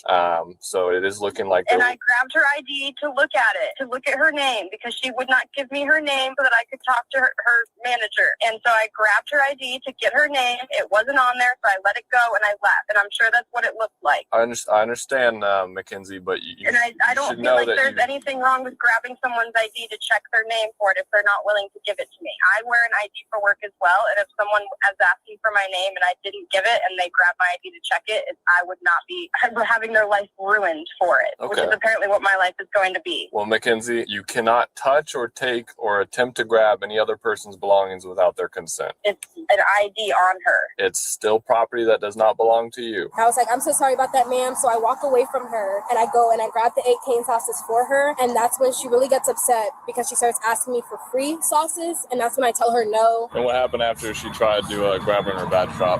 She just immediately just went for the door and went to her car that was right there. That will ruin my life. Are you kidding me? That is not what that looked like in the video. Are you kidding? I grabbed it to see her name. That's all I did. I'm literally looking for her name because she would not give me her name. And I wanted to be able to identify her. Did you see that? Yes. Okay, what did it look like? What did she do? It just looked like she was like trying to grab it, like, or like trying to get information from her car because she has her car right here. So she just walked away. She didn't even say anything after that. You'll probably spend the night in jail, depending. They may give you a bond and you may get out within a couple of hours. You'll get the one phone call. Yeah, you go to jail, baby. Yes, it is. Okay, I need to call my mom right now. Okay, are we doing? I guess 5:45. You going to jail? 5:45? I need to call my mom right now. You can call your mom. Okay, thank you. Of course. Do you know what color her hair she had? I've probably got a picture of her. Yes. Pink, blue hair, sweet. Blue hair is crazy. Tattoos. Do you know what kind of car that was? Looks like a Chevy, maybe a Traverse. Perfect. Raise your right hand for me. Swear this is true? Mm-hmm. All right. Perfect. Raise your right hand for me. Swear this is true? Yep. Okay. Based on what you're telling me, I'll take a look at the footage. Obviously, there's a battery if she's grabbing you without your consent. But when she's trying to take property from you with force, it could be a strong arm robbery, which is a felony. So we'll go take a look at the footage and see what we can look at on there. Hello there. Mackenzie, I'm Officer Lemke with Largo Police Department. I spoke with you on the phone.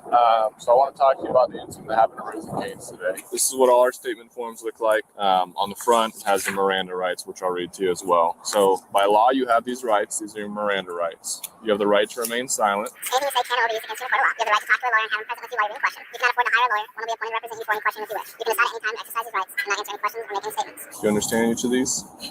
Okay. Well, yeah, but can I ask something? Yeah, absolutely. Okay, so, we haven't had time. This all happened. We haven't had time to call an attorney. So, at least what we understand in this, Kenzie's first of all a great kid. She's never had a problem, never been issues. Works way down the road here.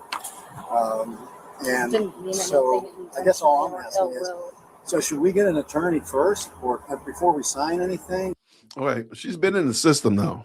She's in the system. So I don't think we can just go ahead with she's never been in trouble. And let me just go again. I know this is kind of biased. The blue hair, the nose rings, the tattoos above the neckline. It's a bad look. It's a bad look. Okay, let's go. So it's up to you. It's not going to make a difference of what happens right now. I'm just offering her the opportunity to tell me what happened so that I can include that in the report. If she doesn't want to tell me what happened, if she doesn't want to write it down, there's not going to be her side of the story. So if she'd like to speak with an attorney, she absolutely can. It's not going to change the outcome of tonight. But if she doesn't provide me her information, I won't have her story to provide the state attorney or anything like that. What is the outcome of tonight? So you're facing charges right now for what happened at Raising Cane's, but I would like to understand your side of the story and what happened. I did not know that checking someone's name tag was illegal. So it's not just checking someone's name tag, but I grabbed it and checked her name was on it. It wasn't, so I let it go and I left. That's how I saw everything happen. I also wear a badge for work in the same place, and it has our names on it, and I've had patients grab mine to see my name, so I did not realize that grabbing someone's name tag to check for their name after they refused to give me their name was even illegal. So you cannot touch anyone or attempt to take anyone's property or belongings on their person without someone's consent. But what if I was checking it, especially on something that it should be like a name tag type thing? Because that's what I associated it with, because I it's not your property. A name tag. I understand, but if it's not your property, you can't touch or grab or do any of those things without someone's consent. It would be different if you said, hey, can I look at your name tag? And the person said yes, and they either offered to you. It's just unfortunate because it's happened to me, and I've never even thought that that was illegal. And since it's happened to me so many times, I did not think that it was going to affect anyone else in any other way. Well, I'm sorry that you've gone through things like that. I hope you know that you can let us know if something like that happens. I just never would. I would never charge someone with checking my name tag. That's unfortunate. That's what I'm going to be charged with when I also manage a business and have a life to uphold. My life's going to be torn apart because I checked someone's name tag when she refused to give me her name when I was asking her for help, and she wasn't helping me. And I manage a business, so when someone asks me for help, I'm there to help them, and I'm going to give you my name regardless of if I want to or not. I hear you. We are required to give our names when someone asks. Our name and badge and number. I would do the same thing, and I've had people grab my badge to get my name, and I'm never going to charge someone and ruin their life because of that. So unfortunately, private businesses have their own practices and policies, and Raising Cane's has a policy where if someone asks for your name, even if you're an employee, they're not required to give them their name. Well, she could have mentioned that. Instead, it was just no, and I was just being told no. No one explained to me that I can't have her name physically, and how am I supposed to know that walking into every establishment that, like, I'm going to need that plastered on the door if that's going to be something everywhere, because that's just pretty standard to get people's names on a name tag. Like, well, doesn't it, respectfully, doesn't it seem, it seems like this is excessive. I mean, shouldn't she just get a warning? She's never been in trouble. She's never done it. So I'll tell you what. I can talk to you guys separately and let you know everything that I've seen and that I've investigated. And this officer can stand by with Mackenzie. All right, do you want to fill this out, or would you like to pass on this for now? We're not really familiar with all this stuff. That's fine. We're not trying to be. No, I'm not saying you are. I understand the hesitation. now, is that my only opportunity to fill this out? It is. You're not going to have another opportunity to fill one of those out. You'll have an opportunity to speak to a lawyer, but this is the only opportunity to fill out this form. Miss McKenzie, just stand right here by my car. I'll put this away, and then if you change your mind, just let me know. I don't want anything to be misconstrued. No, I understand. So, I've had to do community service in the past. Okay, Miss McKenzie, just stand right there in front of my car, please. Can I pull this off, though? Oh, you want to? Yes? I mean, if it's my only opportunity to. Okay. Do you need to consult with them or anything? I mean, that would be nice. Okay. So here's what's going on today. I've seen the video footage. There was multiple witnesses. It happened within the Raising Cane. So obviously there's a lot of people in there. From everything I've gathered, she did a mobile pickup order. Yeah. Real quick, she wants to consult with her parents. I think she's changing her mind about doing this. Okay. So, do you want to consult with them, or? I mean, if this is my only opportunity to do this, I'd like to at least do it if I have to. You don't have to. You don't have to. So that's part of it, is you're not being pressured or coerced in any way. Correct. But I feel like I need to fill this out. It's up to you. If you want to fill it out, I just need you to initial each of those lines and then sign it. So more than likely, because her record's pretty clean, they'll work with her on her plea deal to drop it to a misdemeanor. I can't promise you, but depending on the case, if the witnesses later decide, oh, I don't want to move forward with this, they could drop the charges too. Unfortunately, where I stand is if it was a misdemeanor and it was just a battery, I could use my discretion and just forward the charges. I don't get to use discretion. So the probable cause is there. I have to make the arrest. You want some more light or anything? Yeah, don't worry about that part. Don't worry about this part. Interview. Don't worry about that part. So again, I have read and waived my rights on the proceeding page, and this is my free and voluntary statement. Again, it's completely up to you. You guys make it seem like it's something I shouldn't do. No, it's your option. You can decline if you want. All right, all done, Miss Mackenzie. All right, Mackenzie. So read the statement, just so I can have an understanding. The reason that you reached for her lanyard Was to get her name. To get her name. 100%. The Okay. only, because can I show you my badge? Yeah, that's fine. This is my badge for it. It has my name. If you open it, it has my first and last name on it. Okay. Hers said Raising Cane's. I figured if I looked at the other side, it would have her name. Okay. That's what I was hoping for. That's all I wanted out of that, was her name, so that I could deal with that separately. I wanted to get her name and leave so that I could just reach out to a manager. That's literally all I wanted, because when people come to me and have issues at my store, I'm like, who helped you? That's what I want to know. So I just needed a name. That's all I wanted from her. I'm not trying to hurt her. I wasn't trying to do anything other than get her name. If she refused it, and I did not know that they couldn't give me their names if they didn't want to. I got you. So just so I understand, you're saying this has happened to you before, so that's kind of why you didn't think it would be a crime.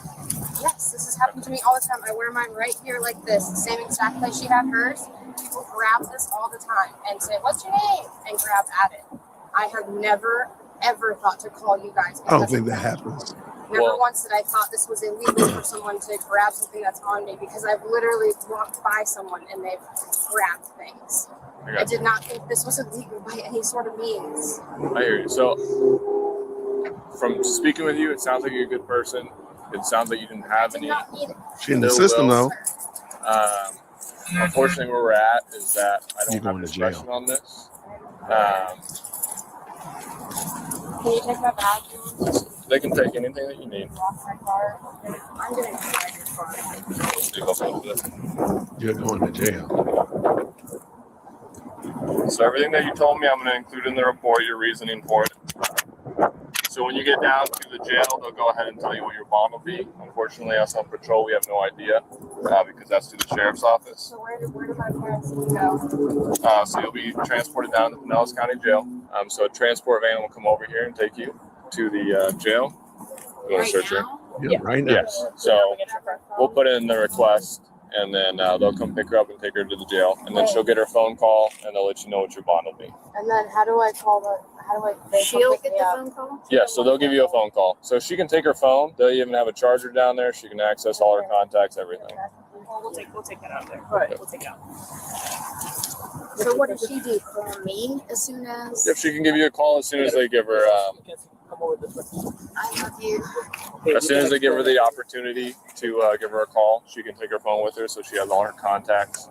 I hope that if she does experience similar things like this at work, that she feels comfortable enough to call law enforcement. When I spoke to her on the phone, it didn't seem that she really liked law enforcement, so maybe that's why she's hesitant to call us. I'm sure this won't be the greatest experience for her with law enforcement. Lean up against the car a little bit. Widen your stance, bring this leg to me a little bit. Okay, do you have anything on you that's going to poke me, stick me, or otherwise hurt me? Do you want the wallet to go with you? Or with mom? I don't know. You ever been arrested before? This is a thing I've been arrested. I think she got 8 batted or something similar like that. Because I pushed the juice off the counter. For doing things that I don't know are illegal all the time. Not trying to be funny and not trying to stereotype, but she has weed flowers on her hoodie. The eyes of the smiley face are the devil's lettuce, but also she has an aggravated battery charge. So she must understand that doing something to somebody that they have not given you permission to do is going to get you in trouble. She should not be surprised. So I disagree with the police officer saying that, she's a good person, blah, blah, blah. Sure, she might be good in the fact that she is not, she don't got like a gun charge. Okay, maybe that's good. Or she has a run over somebody. Sure, that's spectacular. But it's not that she doesn't know better. She knows better. She knows better. And she's giving that this little crying thing works very well. It's giving that works successful in her life.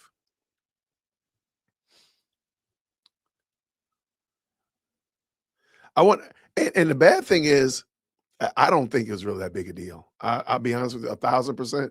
I really don't think it's that big a deal. The problem is she brought this upon herself by coming in there. I know she came in there hot. That we know. We know she came in there hot. Whether or not she grabbed the girl's thigh and slammed the badge, that's not really the issue. The problem is she came in there hot. And because she came in there hot, they got it on film, they got it on tape. They can go ahead and tell that story of what they saw. And since it rhymes with what came on the tape, that's why she's going to jail. Leave people alone. I don't know. I'm going to go to Raising Cane tomorrow, even if I got to go by myself. I'm going to Raising Cane tomorrow, and this sauce better be legit. I better go to jail because I'm fighting for people about this sauce. That's better happen. No, it better not. My bad. I mean, that don't work. For doing things that I don't know are illegal all the time. This is gonna suck so much. You'll be in there for a couple hours, and then you'll get a bond, and then your parents will come get you. And then you'll have to deal with it through the court side. You make it sound a lot better than what I feel like this is gonna be like. Hey, it's not gonna be awesome. Yeah, it's gonna be awesome. It's crazy. Great, like you said, but it's. Is this what grabbing someone's name tag is worth, I guess. Well, you just, maybe keep your hands to yourself and deal with it on the corporate side. It would have been better, but Just, people do it to me all the time. So it doesn't make it right. No, it just doesn't seem like something to arrest someone. We get the other. Where do you work at McKenzie? Where? I manage a dispenser. A dispenser? Oh, a dispenser. Yeah, maybe not for long. She's good.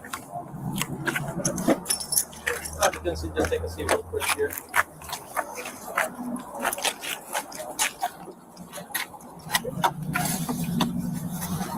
And she works at a dispensary. We apologize if she was rude to you or whatever. But it's okay. And she works at a dispensary. I'm not saying that people at dispensaries are all bad people, but she couched it like, oh, I have patients, and my patients are always looking at my badge. Like, who's always looking at your badge at the dispensary?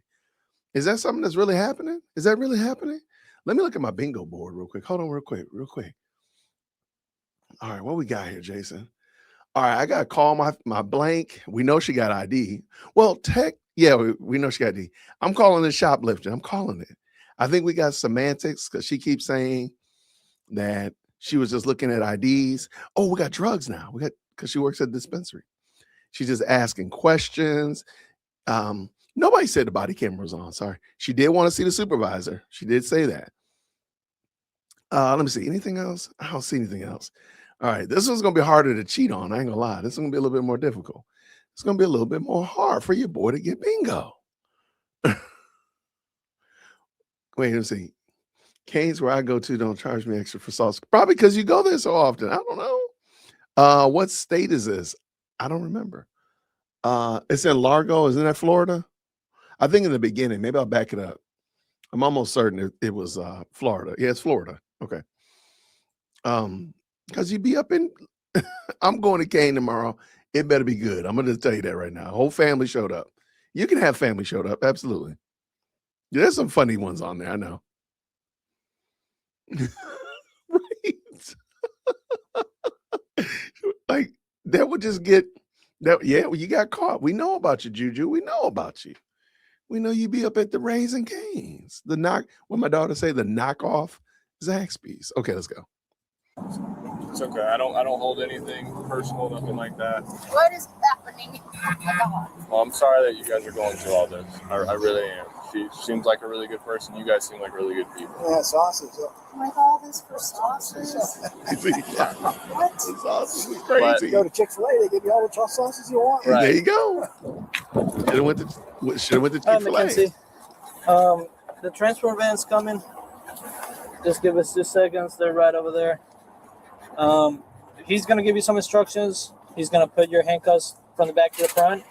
Going to make it a little bit, more comfortable on your shoulders. So just listen to the instructions. They're going to put you in a compartment on your own. And if he has any other calls, he may or may not have somebody else in there with you. All right, Mackenzie, you all good now?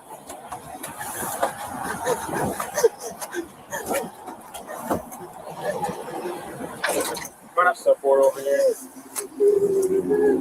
And right there. Search, right? Yeah. I'll just give him a do a search. Yeah. Huh? Impressive. Is that really what I'm being charged with? It is. Yes. I literally thought it was her name tag. How is that robbery? Robbery is crazy. I just don't even understand.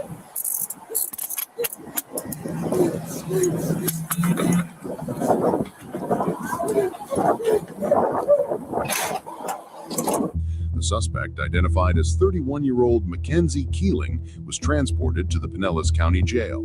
Mackenzie was charged with felony robbery. Dang! The next day, Mackenzie stood before the court, where her bond was set at $2,500, which she posted and was released. In May of 2024, Mackenzie appeared in court and entered a plea agreement with the state. The robbery charge was reduced to a misdemeanor battery, and Mackenzie was allowed to enter the county's pretrial intervention program for a period of no more than 6 months. That is crazy work. Wow. I didn't get to the end of it when I watched it. So I'm actually watching that for the first time. That is crazy work. Real quick, Shout out to the best live chat on the internet. People wonder, what are we doing? We're playing we're playing body cam bingo. All right, I'm cooking now. Now your boy is cooking. All right, it's getting a little late. Do y'all want one more in the chat? Just put the number 1 if you want to go. One more is perfectly fine if not. Juju B is on her way to Raising Cane. Just don't get arrested. Just don't get arrested for it. Don't get arrested for it.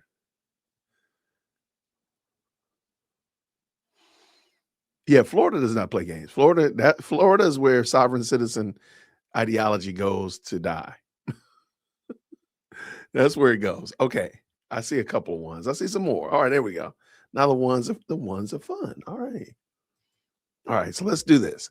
I got one because I want everybody to get bingo. Okay, I know I've seen this one before, and I know this one's got a lot of the shenanigans in there. I think the only thing we don't got is like a police dog and taser or pepper spray. I think tasing does show up in this one. So this one hopefully will get at least some people bingo until we figure it out. We gotta get you some bingo up in here. All right, so with no further ado, let's pull this in. We got it. Let's go. On December 8th, 2025, an officer observed a vehicle traveling on a highway displaying what appeared to be fictitious registration plates, including an exempt plate in the rear window, with no valid registration visible. The driver was believed to have a suspended driver's license, an active warrant, and was known to identify himself as a sovereign citizen. The officer conducted a traffic stop. Can you roll your window down? Thank you. I got three words literally in the opening. This is gonna be a good one. I got bingo. Oh my gosh, I already know. Oh, we about to get some windows broken. I'm telling you right now, expired plates. Okay, I think I have expired plates and fictitious plates. But if you have expired plates, you can use that for fictitious plates in the time for the time being. All right. Oh man, this is gonna be some good church right here. This is gonna be some good church right here. Let's go. So much. So the reason I pulled you over is your plates. I'm not able to get them to come back or anything. May I take it so I can see it? Is that okay? Yeah, you're gonna want to call the sheriff. Okay. Can I see the paper you were trying to let me see? Is that okay? Anything about me or anything about this car or anything about what's going on? I don't know. What's with the car?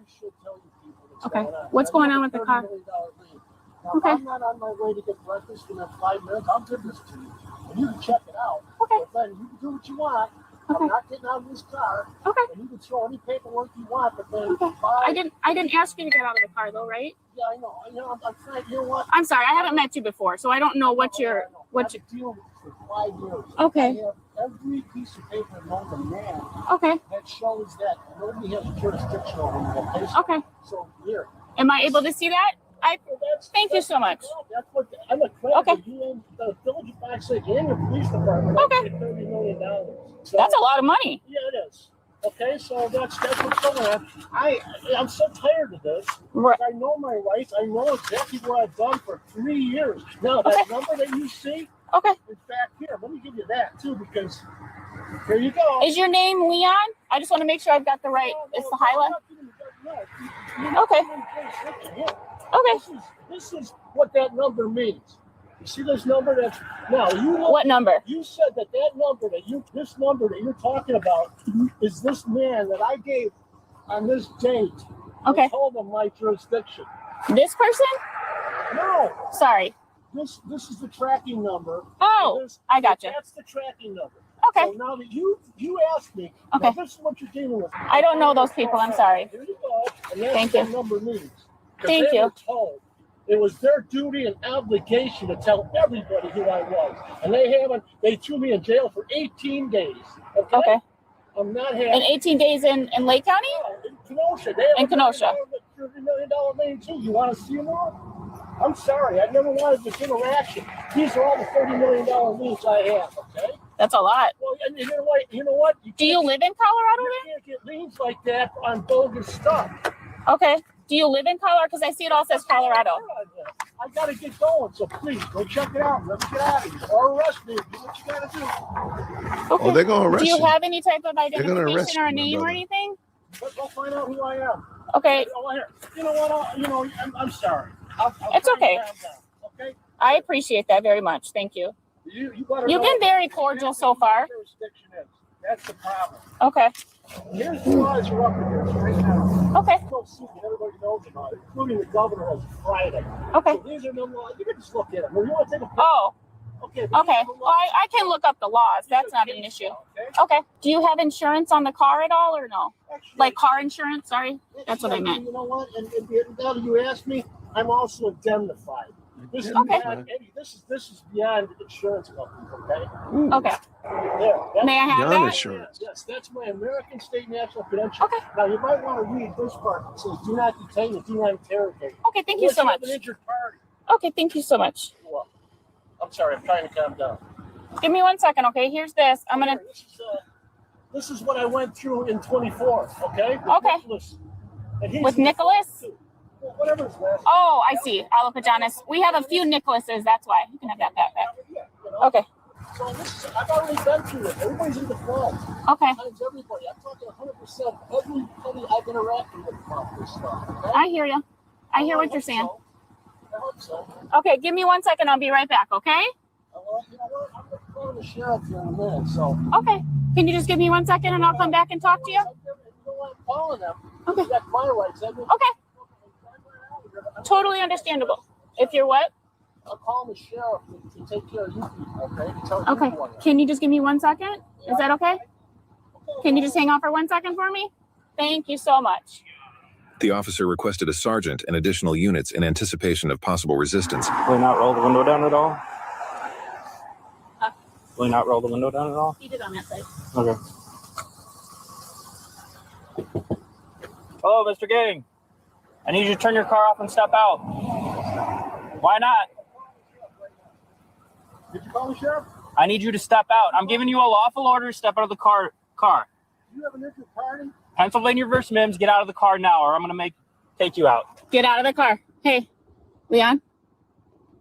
Leon. Leon, do not put your car in drive.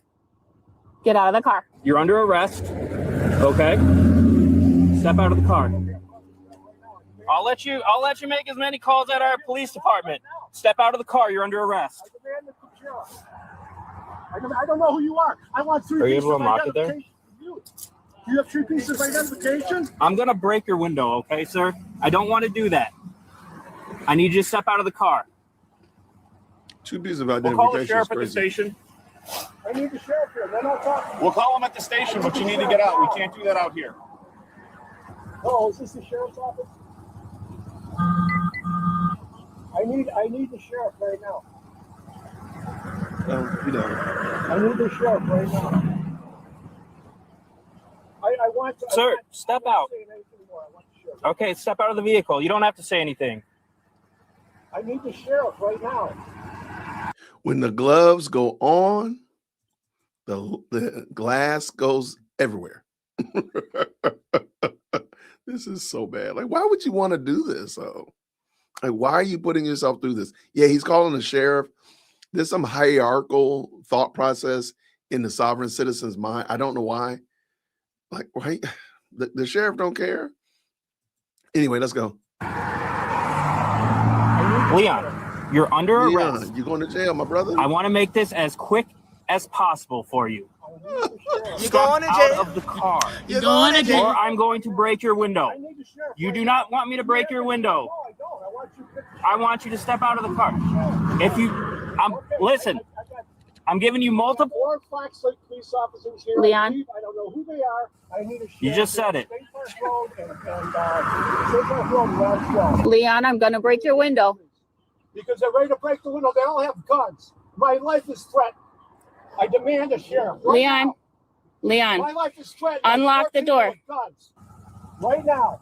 I'm I got it. State Park Road, just up a Leon, come on, man. No, I can take this I'm down on State Park Road, just up the because it's down some. State Park You can just pull it down? Go for it. Okay, they're wrecking my car. They're wrecking my car. You got it. Okay. Go. No, stop. Leon, open the Just door. open the door, brother. You're under arrest. Just deal with it. Act like an adult. Come on. Did this happen last time, Leon? Come on. The police, backside police. Hey! Get out of here. He's got his foot on the gas. Get your arm out. Get out of the car. Thank you. Get the police here, sheriff, now. They just assaulted me. Stop unlocking. I'm glad this is all. Are your cameras on? Oh, great. Hey. Keep your hands up. Keep your hands up. Stop reaching around. Oh, yeah, you guys just looking for a reason to shoot me, I'm sure. No, we're not. We're trying to take you into custody. We told you multiple times you're under arrest. I need either a council of law here, an actual council of law, I think or a you turn sheriff. the car off so the electronic isn't working. Don't knee my hand. You're in my vehicle. You're in my property. Rightfully so. No, you're not. You're not rightfully. I need a sheriff. The cops are. I'm not resisting. Yeah, you are. 100%. Am I under arrest? Yes. I told you.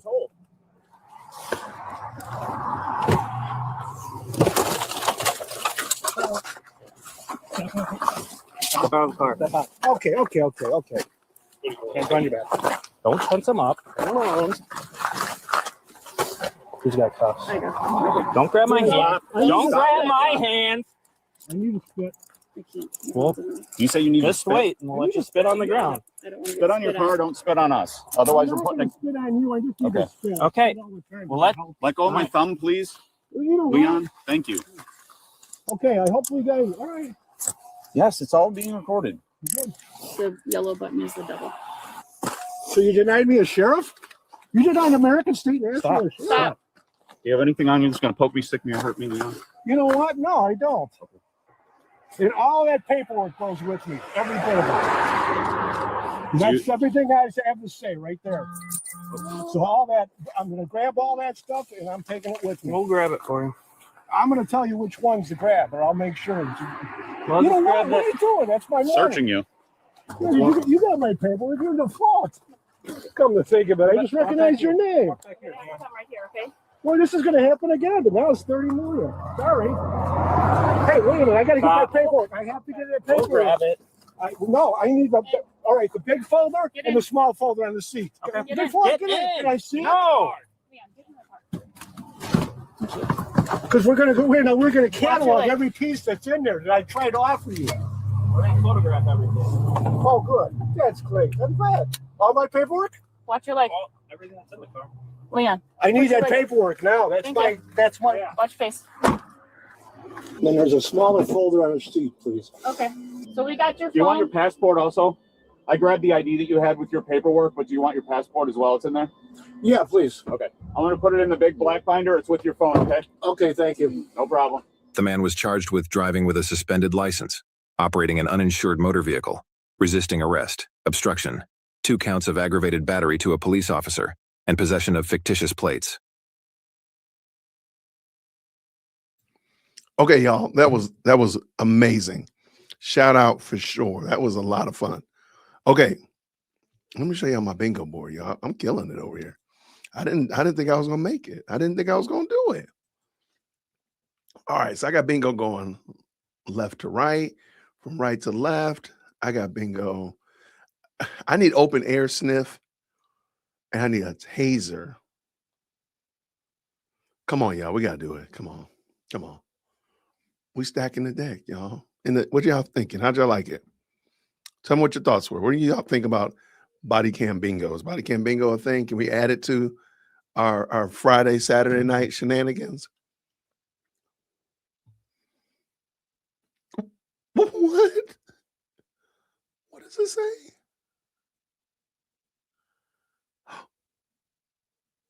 Oh my gosh. Okay.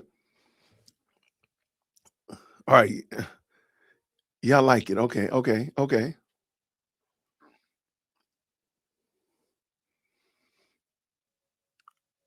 Let me see. Let me see real quick.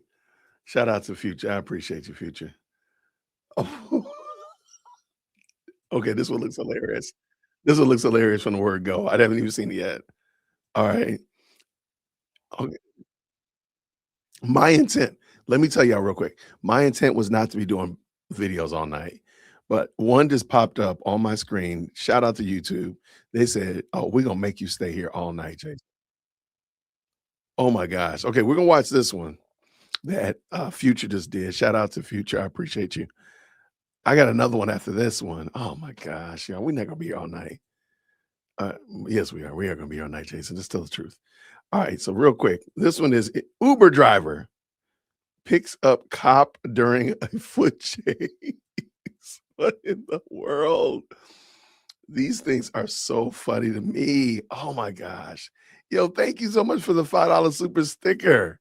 I appreciate it. No question, no comment. Just pure love of the game. Oh, this looks terrible. This looks terrible already. Okay, let's pull this in. Is it gonna be a dog on this one though? We need a dog. A lot of people are saying they need canine. Because I do have one with a canine, but we might be here all night for sure. All right, this is craziness. Okay, let's go. Green Hearts in the chat. No. Oh, riding dirty with the door open. What's going on, man? My name's David Torrey. Get driver's license on you. Not on. My name is Marquis. What's that? Marquis. Marquis. Okay. Any reason you don't have your license on you? I just down the street from the house. He nervous and stuff, bro. All right, no, I got you. You got ID on you, bro? You're just not wearing a seatbelt. Oh, you talking about seatbelt? Yeah, you're just not wearing it. You got your ID on you real quick.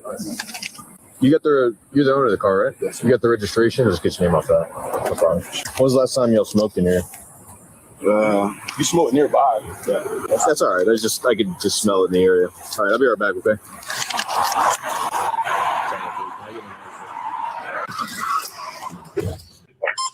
License not valid. What's up, bro? How you doing?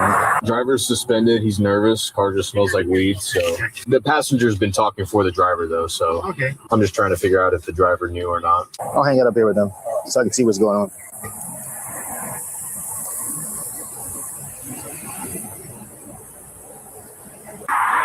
Do I have anything to do with this? I'm not the driver. You're in the car. Yes, sir.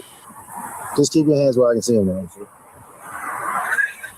I don't know why I don't know what's going on. Can you ask him the reason I'm getting pulled over? I'm just here to back him up. I have no idea. This isn't my traffic stop. I'm trying to figure out why I got a flashlight in my face, though, I don't know you. I'm It's not in your face. I'm sorry, sir. No, my flashlight isn't in your face. I'm just watching hands. Hands kill people, man. I'm not saying you do, but I just keep it outside. No, you're good. You can keep your hands inside. I don't want no issues. You know what I'm saying? Oh, I'm not like that, man. I'm just cautious with everyone. That's all. Hey, Marquise, can you just hop out of the car for me? Come talk to me back here. Just sit back here. Do you have anything on you you're not supposed to have? Yes, sir. All right. Do you mind putting your hands up on the bumper here? What are you gonna do then? Man, I'm just here to back him up. You straight? You can sit back. You're good. Hey, you know your license is suspended for a ticket you didn't pay? I think it's a red light ticket. You sure you didn't know that? Because why else would you not have your license? I just got out of jail for something else. All right. I didn't have anything to do with it. I'm not trying to grab your junk. I'm just looking right here. Is there any weed left in there? No, sir. You can try. Who's the girl in the back? TJ. She have a license, you know? Because if you just hang out right here, I'll talk to her. But if she's she got a license? What she need a license for? I don't know. Maybe he doesn't have one. Those two have nothing to say. Hey, Michael, you want to hop out of the car for me real quick?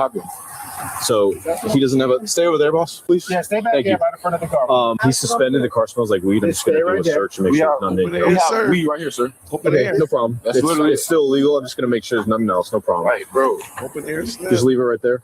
You don't You need wanna to go grab through my it. bag? Yeah, just leave it there. Leave it there. Marquise, get the bag. Marquise, get the bag.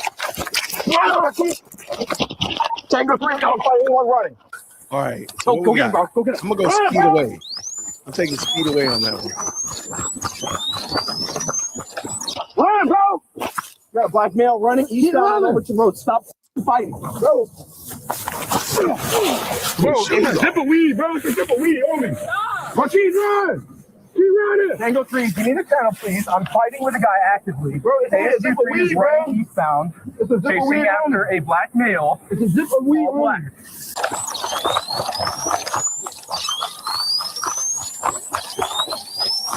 Stop! I'll shoot! That is Put your hands behind your back right now. I don't know. It's not that behind your back. It's not that serious, bro. Hey, HC3, you good?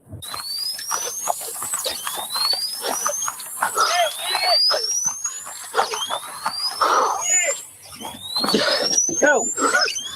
That is crazy.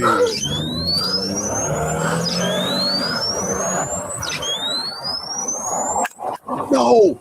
Did he shoot him? Did he tase him out the window? Stop, get down. Get down. Pop, get down. Pop. He's still on the phone. It's my bag. It's my bag. SU5, 1012. Give me a unit down here. That's a zip of weed, bro. Put your hands behind your back. I'm sorry, bro. Hands behind your back. Bro, look, hands behind your back. Tango 3, I'm taking one into custody. Just east of the traffic stop. Taser deployed. What do you have on you? That's a rolling up thing. You just got out of the biggest shit, bro. Put the phone down. Lay down on your stomach. Can you please say Lay down on your stomach. Mom, back. Check me, bro. I'm in the pocket, bro. Stand up. Risk out, bro. My wrist, bro. My wrist, bro. Go this way. Come on, bro. Come on, bro. I can't do it for you, bro. Yes, sir. Thank you. The Uber driver Get his info. The car gets in. wild. All right. Hey, we're going to the custody 10 channel right now. Put your hands behind your back. Mom getting bled. What's up with these clowns? Do you have anything on you? Check. Stay right there by my phone. He gonna run.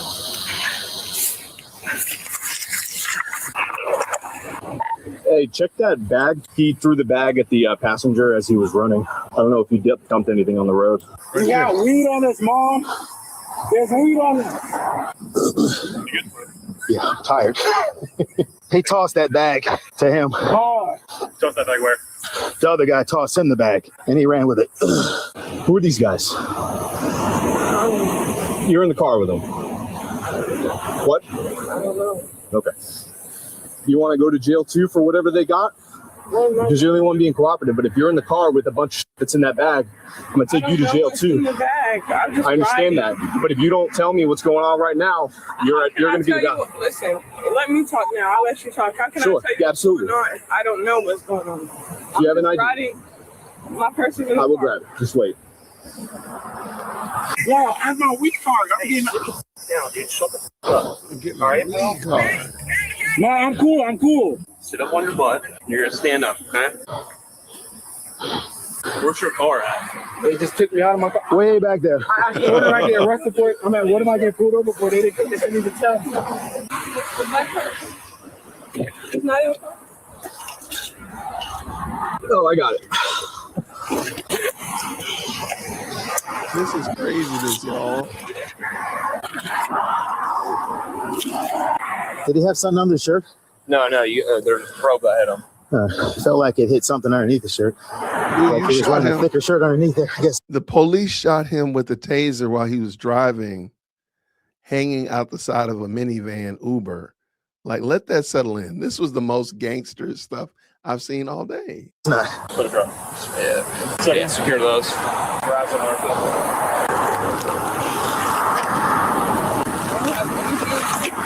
What's that? All right, miss. But look, you understand how this looks? I do. Okay. I'm seeing it. Do you have anything in here? You got a scale. Is that all you got? Okay. It's not yours, but this is your bag. No problem. Just hang tight. Look, you understand you lost, right? You're done. What do you mean we're done? Like, you lost. Like, there's no more running, no more fighting. I swear to God, bro. We just paranoid, that bro. way. We don't know what's going on. Okay. We literally got out, bro. We're not trying to deal with this no more over this petty shit, bro. That's it, bro. Just talk to relax. me, bro. I'm scared. Just don't move. Let me wait for them to come back, and then we'll figure it out. We're not, bro. Why is he even talking to him right now? The taser! Taser! The taser! The taser! Taser! Can I talk to my baby mama? Not my baby mama. That's your baby mama? She says she don't know you, bro. Just wait, dude. I'm not saying you're a bad human, but listen, you fought with me. You tried running from me, so you're going to wait for me now. No one's going to hurt you. Just relax. So what's up? I'm tired. Sorry. Oh, you all right? I'm tired. Oh, no. Just my lungs. Dude, I was like, should I go get him or should I help him? No, I had him. I had the guy, dude. Yeah. Who's this? Your mom? His mom. Can we help you, miss? Oh, family. Okay, listen. Listen, just real quick. I will speak with you, but there's a lot that just happened. Oh, I was on the phone. Okay. I know, and I was trying to figure out why. Listen, can I say something? Sure. I'm not here to argue. I'm not saying you are. Go ahead. Yeah, y'all are doing y'all job. My boys, no lie to you, look them up. They just went through.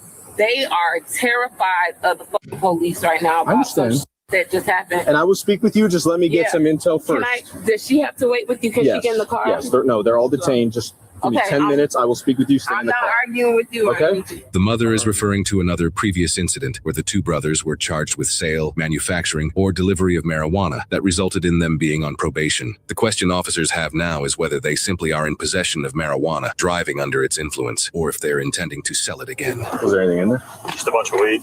Can Andy check like the median? He threw the bag at the driver. Driver ran in the median and then cut across. That's where he went first with the bag. Good shit, bro. Oh, man. Like car over there. Haven't done that in like 15 years, dude. Hey, man, so what was your name? Keanu. All right, Keanu. So right now, I stopped Marquise because he's the owner of the car he was showing suspended. Car smells like weed. When I went to go search the car, Michael threw the bag at Marquise and Marquise ran. So both guys are looking at obstruction.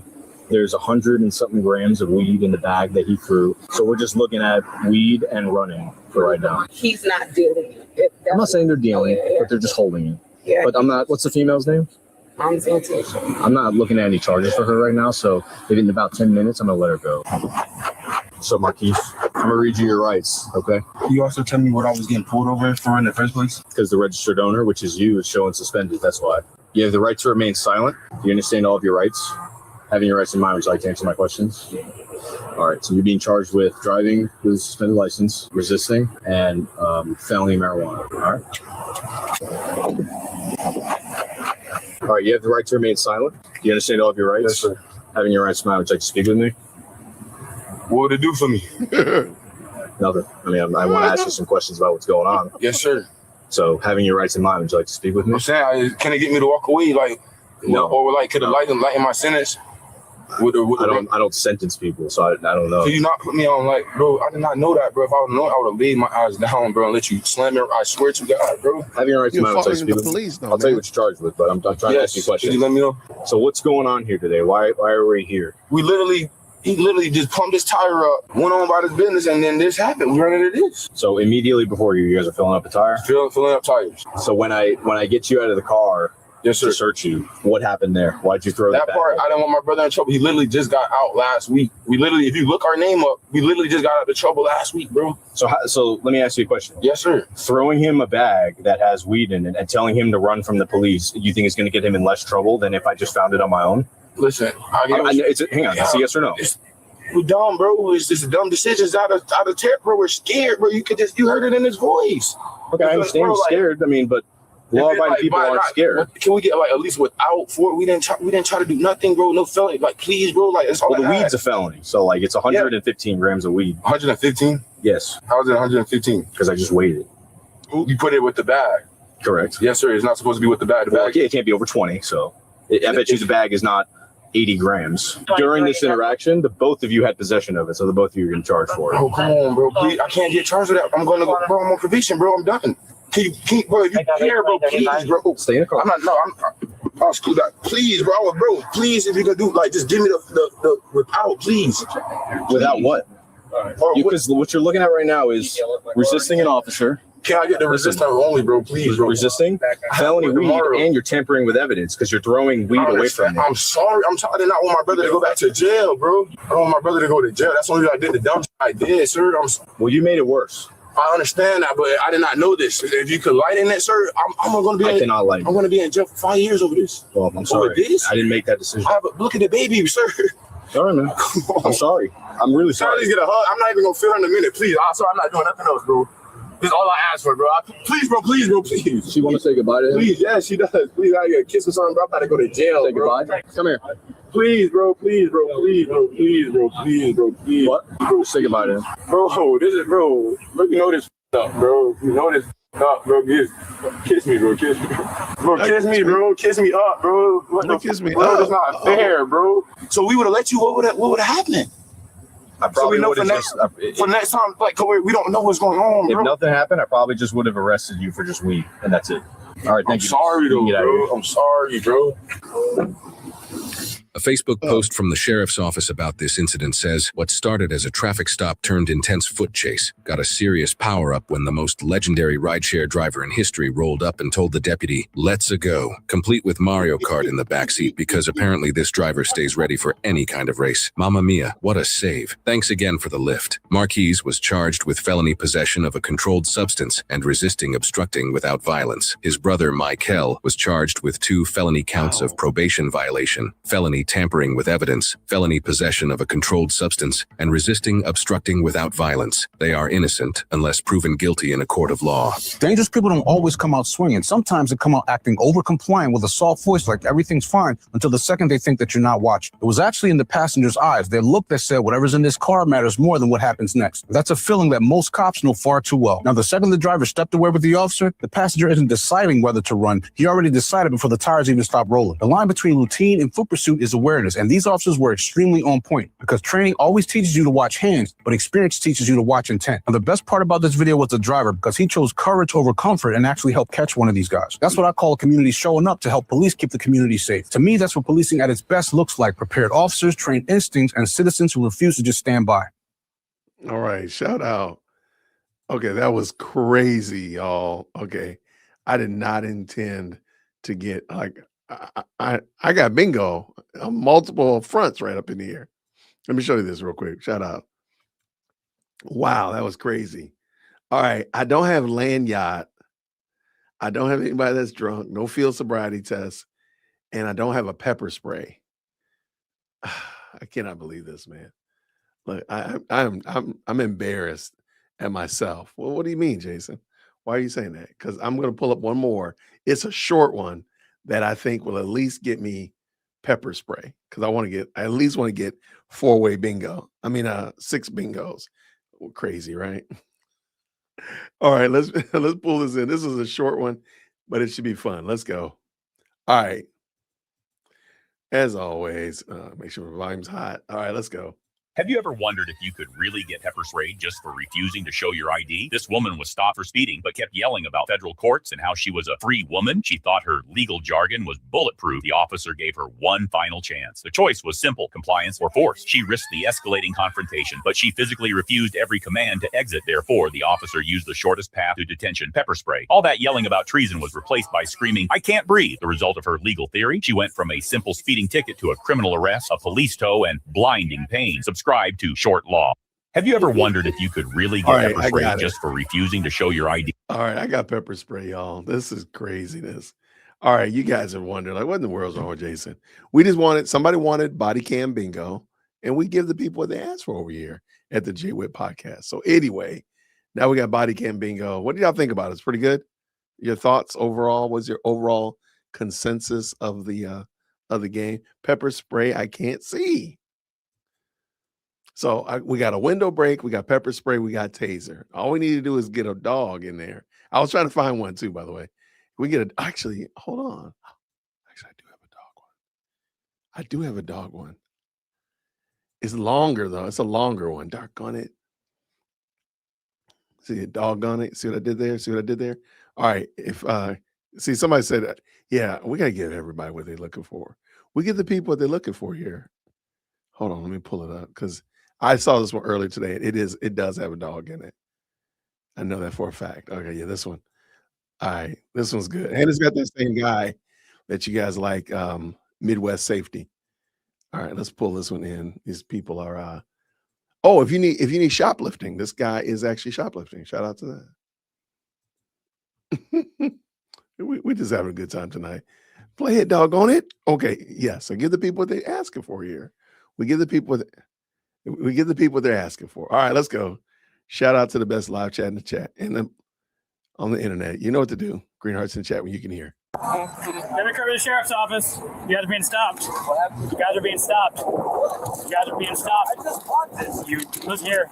He's gonna go real south for you, ma'am. You too. Hey, listen, I'm good though. Just chill. Okay. Don't walk up on me. I'll walk up on you. I'm good. I'll throw you in handcuffs. If you want to fight, listen. If you fight me, that dog's gonna come out of that truck, ma'am. Over here. I would never fight you. Up there on I want y'all to listen to his attitude now. Take note of his attitude right now, because later on, that attitude is going to do 180 degrees in the other direction. What should I do? Over here. Yeah, I got another unit here. Go up against that wall. Shoplifting is what you're accused of. So hang out over here. Hang out over here, dude. One more time, you're going in handcuffs. Put your hands on your back.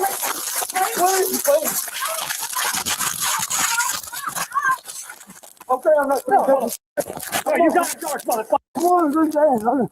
Watch out, watch the dog, watch the dog, watch the dog. Get on the ground. Here. Get on the ground. Get on the ground. Here, fuck him in. 9, 10, boy. 9.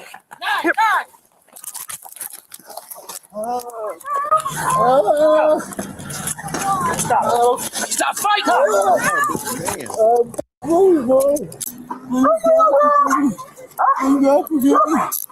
Get on the ground!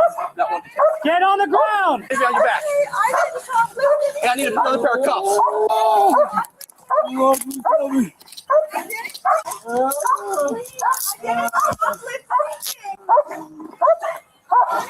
Hey, down.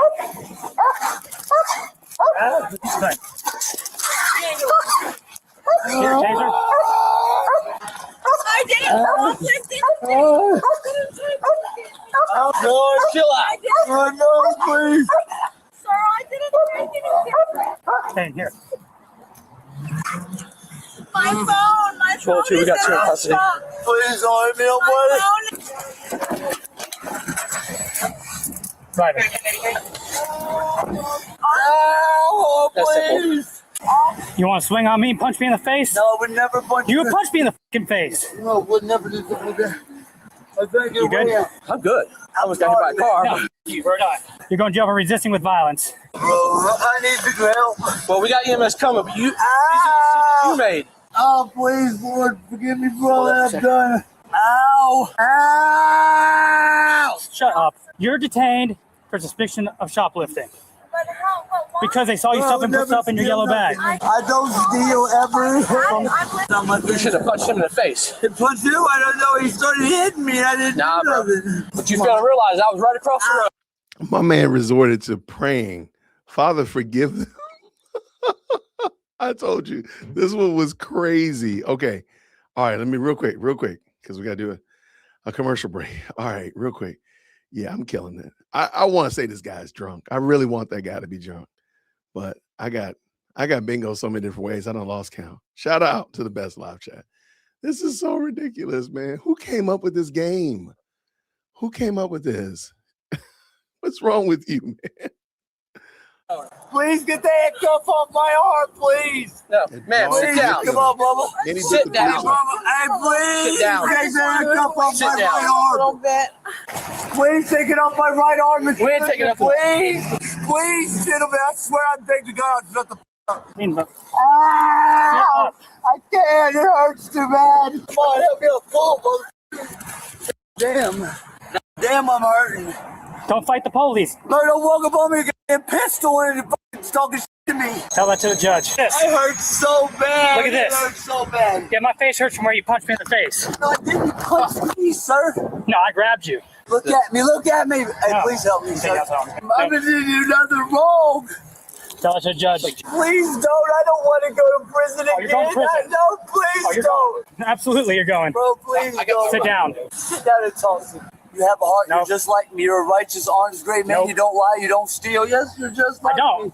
I know you And don't. you punched me in the face, so you're going to jail for battery on LEO or resisting with violence.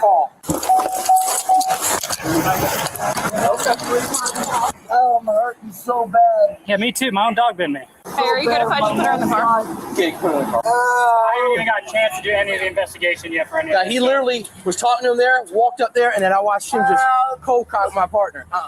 I didn't know, buddy. That random black man. I just off running. You I'm gonna grabbed get me. my mic. Yeah, I grabbed you and then you swung on me. No, sir, I would never swing on you. I don't really even know what happened. I'm so scared. Please help me. My side, my rib right here hurts really bad. EMS is coming. Yeah, you got bit by a dog. Ow. It hurts. And you got tased. And you got rubbing it in.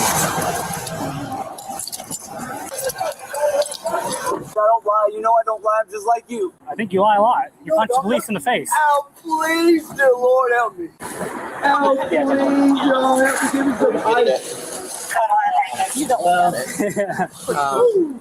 I've already been in prison 3 times. I mean, I don't even carry a knife or nothing no more, bro. But why would you punch my part? I didn't punch nobody. But listen, I don't try to. You did. I tried to walk off. You think I ran from over there just because? Bro, let me see. Listen, look at me. I would never punch an officer. You punched him in the face. Oh my gosh, what did that happen there? I bailed a dog out and then he spun and the dog got me and him. I'm good. It's starting to kick in a little bit, but I'm good. I got it worse than he did. Now, was I nervous? Yeah, I didn't want to go to jail. I wonder why he's running up on me.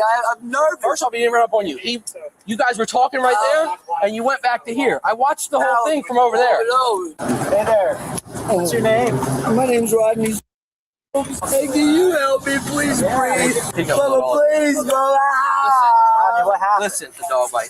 You've been tased, dog bite. Sit up. Sit up, we'll get you to the bed. Okay. Watch my shirt, please, sir. I got you. Stop kicking. Go to that knee. There you go. That's it. Have a seat. Please take the shirt off my wound. Listen. Please take my shirt off. Please don't let it touch. We're gonna put your shirt off once we're inside. I bailed him out. Dog's coming. So he held up a second. The guy was here. Somehow he spun the dog tased. The dog got me. And then I hit the ground with the dog. He tased the guy. Then the dog came off me, got him. I think so. I think it happened. So I hit him with the taser prior to you guys going to the ground. That's what made him drop to the ground. Okay. After officers opened up the female's purse, they found a large amount of stolen items, most of which were candy and snacks. During the struggle, the male suspect reportedly threw a black bag on the ground, which was later determined to contain 13.3 grams of methamphetamine and a glass pipe. The female was charged with shoplifting or retail theft. The male was also charged with shoplifting or retail theft, felony resisting with violence, possession of a controlled substance, and possession of drug paraphernalia. The male suspect pleaded no contest and was sentenced to 21 months in prison. He was subsequently released, and in June 2025, he was arrested again on charges of resisting an officer, felon in possession of a taser, and possession of meth. This next case shows another shoplifter at Home Depot who was caught before leaving the store. However, that won't stop him from making the biggest mistake of his life. Are you giving him problems? Because I mean, you get caught, you don't give him problems. You just do what you're supposed to do, and then you go to us, and then you go home, right? Right? You giving him problems? No, I can't. It's a game, man. Okay, so I got my. We're gonna finish this one up, and then we're gonna wrap it up, y'all. Thank y'all so much for hanging in with us. This is fun. I wanted to get over that Tyler Boyer video, and now we on body cam. So shout out to the body cam. Let's go. Y'all know the game, okay? You come in, you steal, you get caught, you then take care of what you got to do. What do you need him to do? He doesn't have ID. He got my plate and stuff like that. I just fell on hard times, so. No, I asked you. I didn't ask you what happened. Everybody falls on hard times. That's why we steal. What's your ID? That's all I got is my insurance card. Why? What's your name? Whatever. When were you arrested last time? Probably about a year ago. You've been arrested before for retail? DUI, that's it. No retail? No stealing? No. Larceny? No. Nothing? None of that stuff. Period? No. Nothing? None of that stuff. Yeah. Well, I retired and then came back. Really? Yep. He said something about the stores. Oh, this no way. I'm gonna show you a couple of pictures. Hey, man, I don't know what the stores. I can pull it up and show them. See, the whole thing is that the camera systems that they have are probably the best camera systems I've ever seen. All they do is get your picture. Then your picture goes into the system. So if you say that's not you, you better be damn sure it's not you doing the other one. Okay. So you better basically put like a Spider-Man mask on your face. The shit's really in the car. Oh, yeah, I lost my job because I was in an accident. Okay. And? I started drinking, stuff like that. Okay. And now what? Just been doing stuff like this, man. It's not right, you know. Is that right? Probably pays the bills, huh? What do you got on you? Anything good? I ain't got no. Guns, knives, drugs, bazookas? You're not an armed robber, are you? People do it, man. They come in with razor blades. What are you going to use this for? I was going to try to sell it, honestly. On what? Like marketplace? Find someone on the street.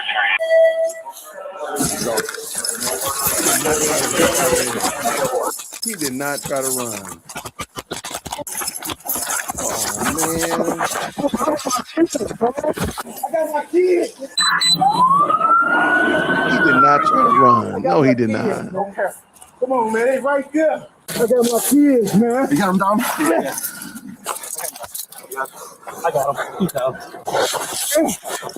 Bring your arm around. Bring your arm around now. Bring your arm around now. I got my kids. Bring your arm around. We're just fighting with more. Got all the people helping us right now. Why is always the shoes I getting got my knocked off? kids. Oh, man, just relax. Nope. My face. Nobody's on your Nobody's on your face. I got this one behind him. I needed to bring your one to me. All right. Oh, shit. Bend this arm backwards. You got that? I got my kids. Do you understand that? I have my kids. Do you understand my words? Yes.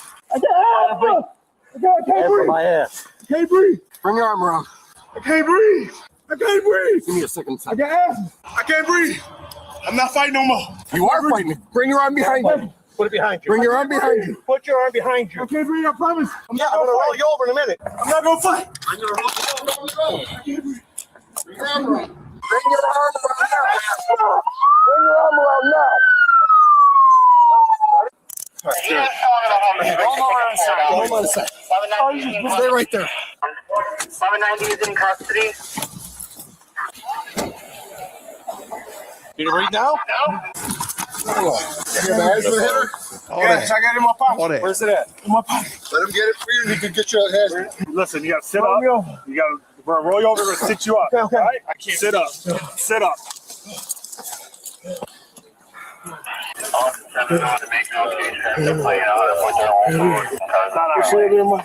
Not on you. Okay. I need it. Why are you trying to run? Relax. A couple of scrapes, that's it. You gotta put the cuffs in front of me, please. Not right now. No, you just followed everybody. All right, stand up. Okay. Let's wait for that stretcher to get him over here. What's your first name again? What's your name, bud? Cordero. All right, we're gonna take a seat on our stretcher, man. All right, come on, let's get up and sit on the stretcher. There's only one way to get up there, and you got to do it on your own will. We ain't big enough to pick you up. Bend this leg in. We'll pull you up. Up under your arm. 1, 2, 3. Let's go. Let's go. Up. Sit. Sit. Thank you. Excellent. So he jets about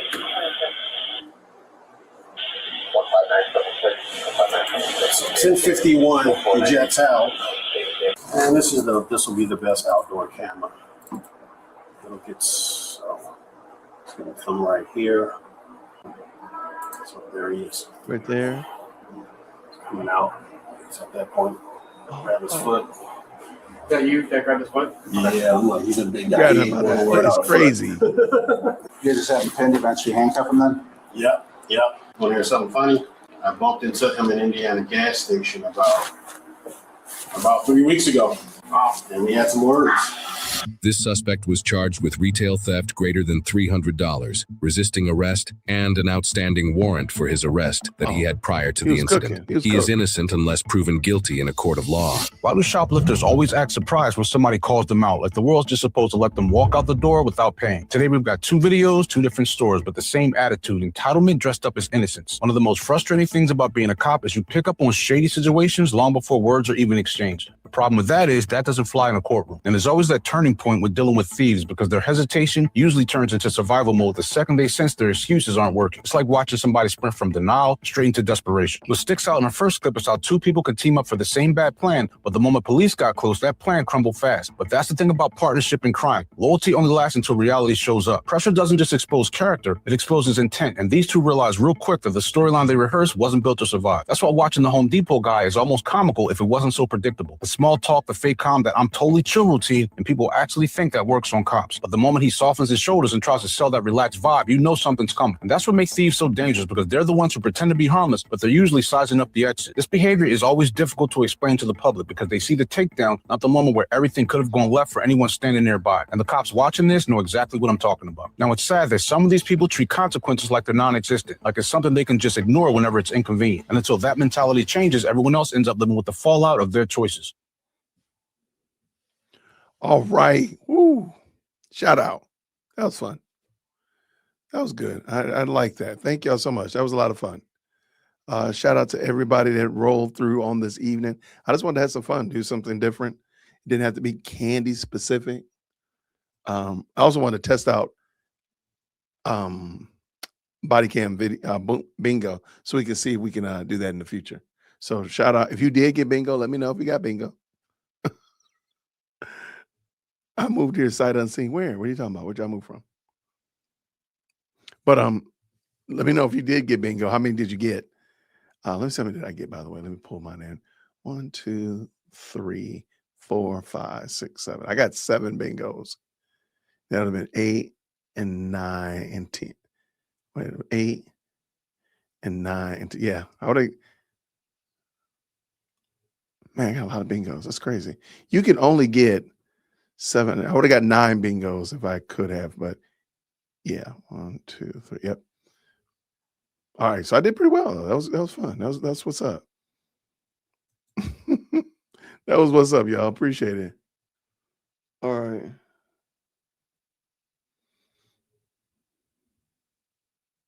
I like it. All right. Good people. Thank y'all so much for hanging out with us. That was a lot of fun. Hopefully you enjoyed yourself. Looks like, y'all talking about living in bingo. I mean, living in Florida. Okay, I got 7 different ways I got bingo. That was fun.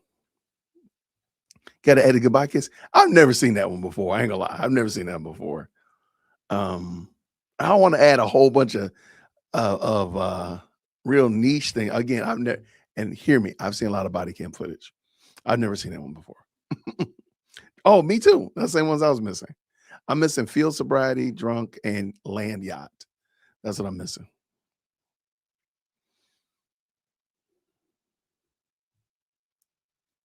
Let me see, make sure. So everybody, thank you so much. Tomorrow, Sunday, 8 o'clock, me and Lady Luck Club are going to be teaming up to go through Candace's reply on why the court should deny, or rather should throw out the Macron case. So we'll be doing that on tomorrow evening. I want to say thank y'all so much.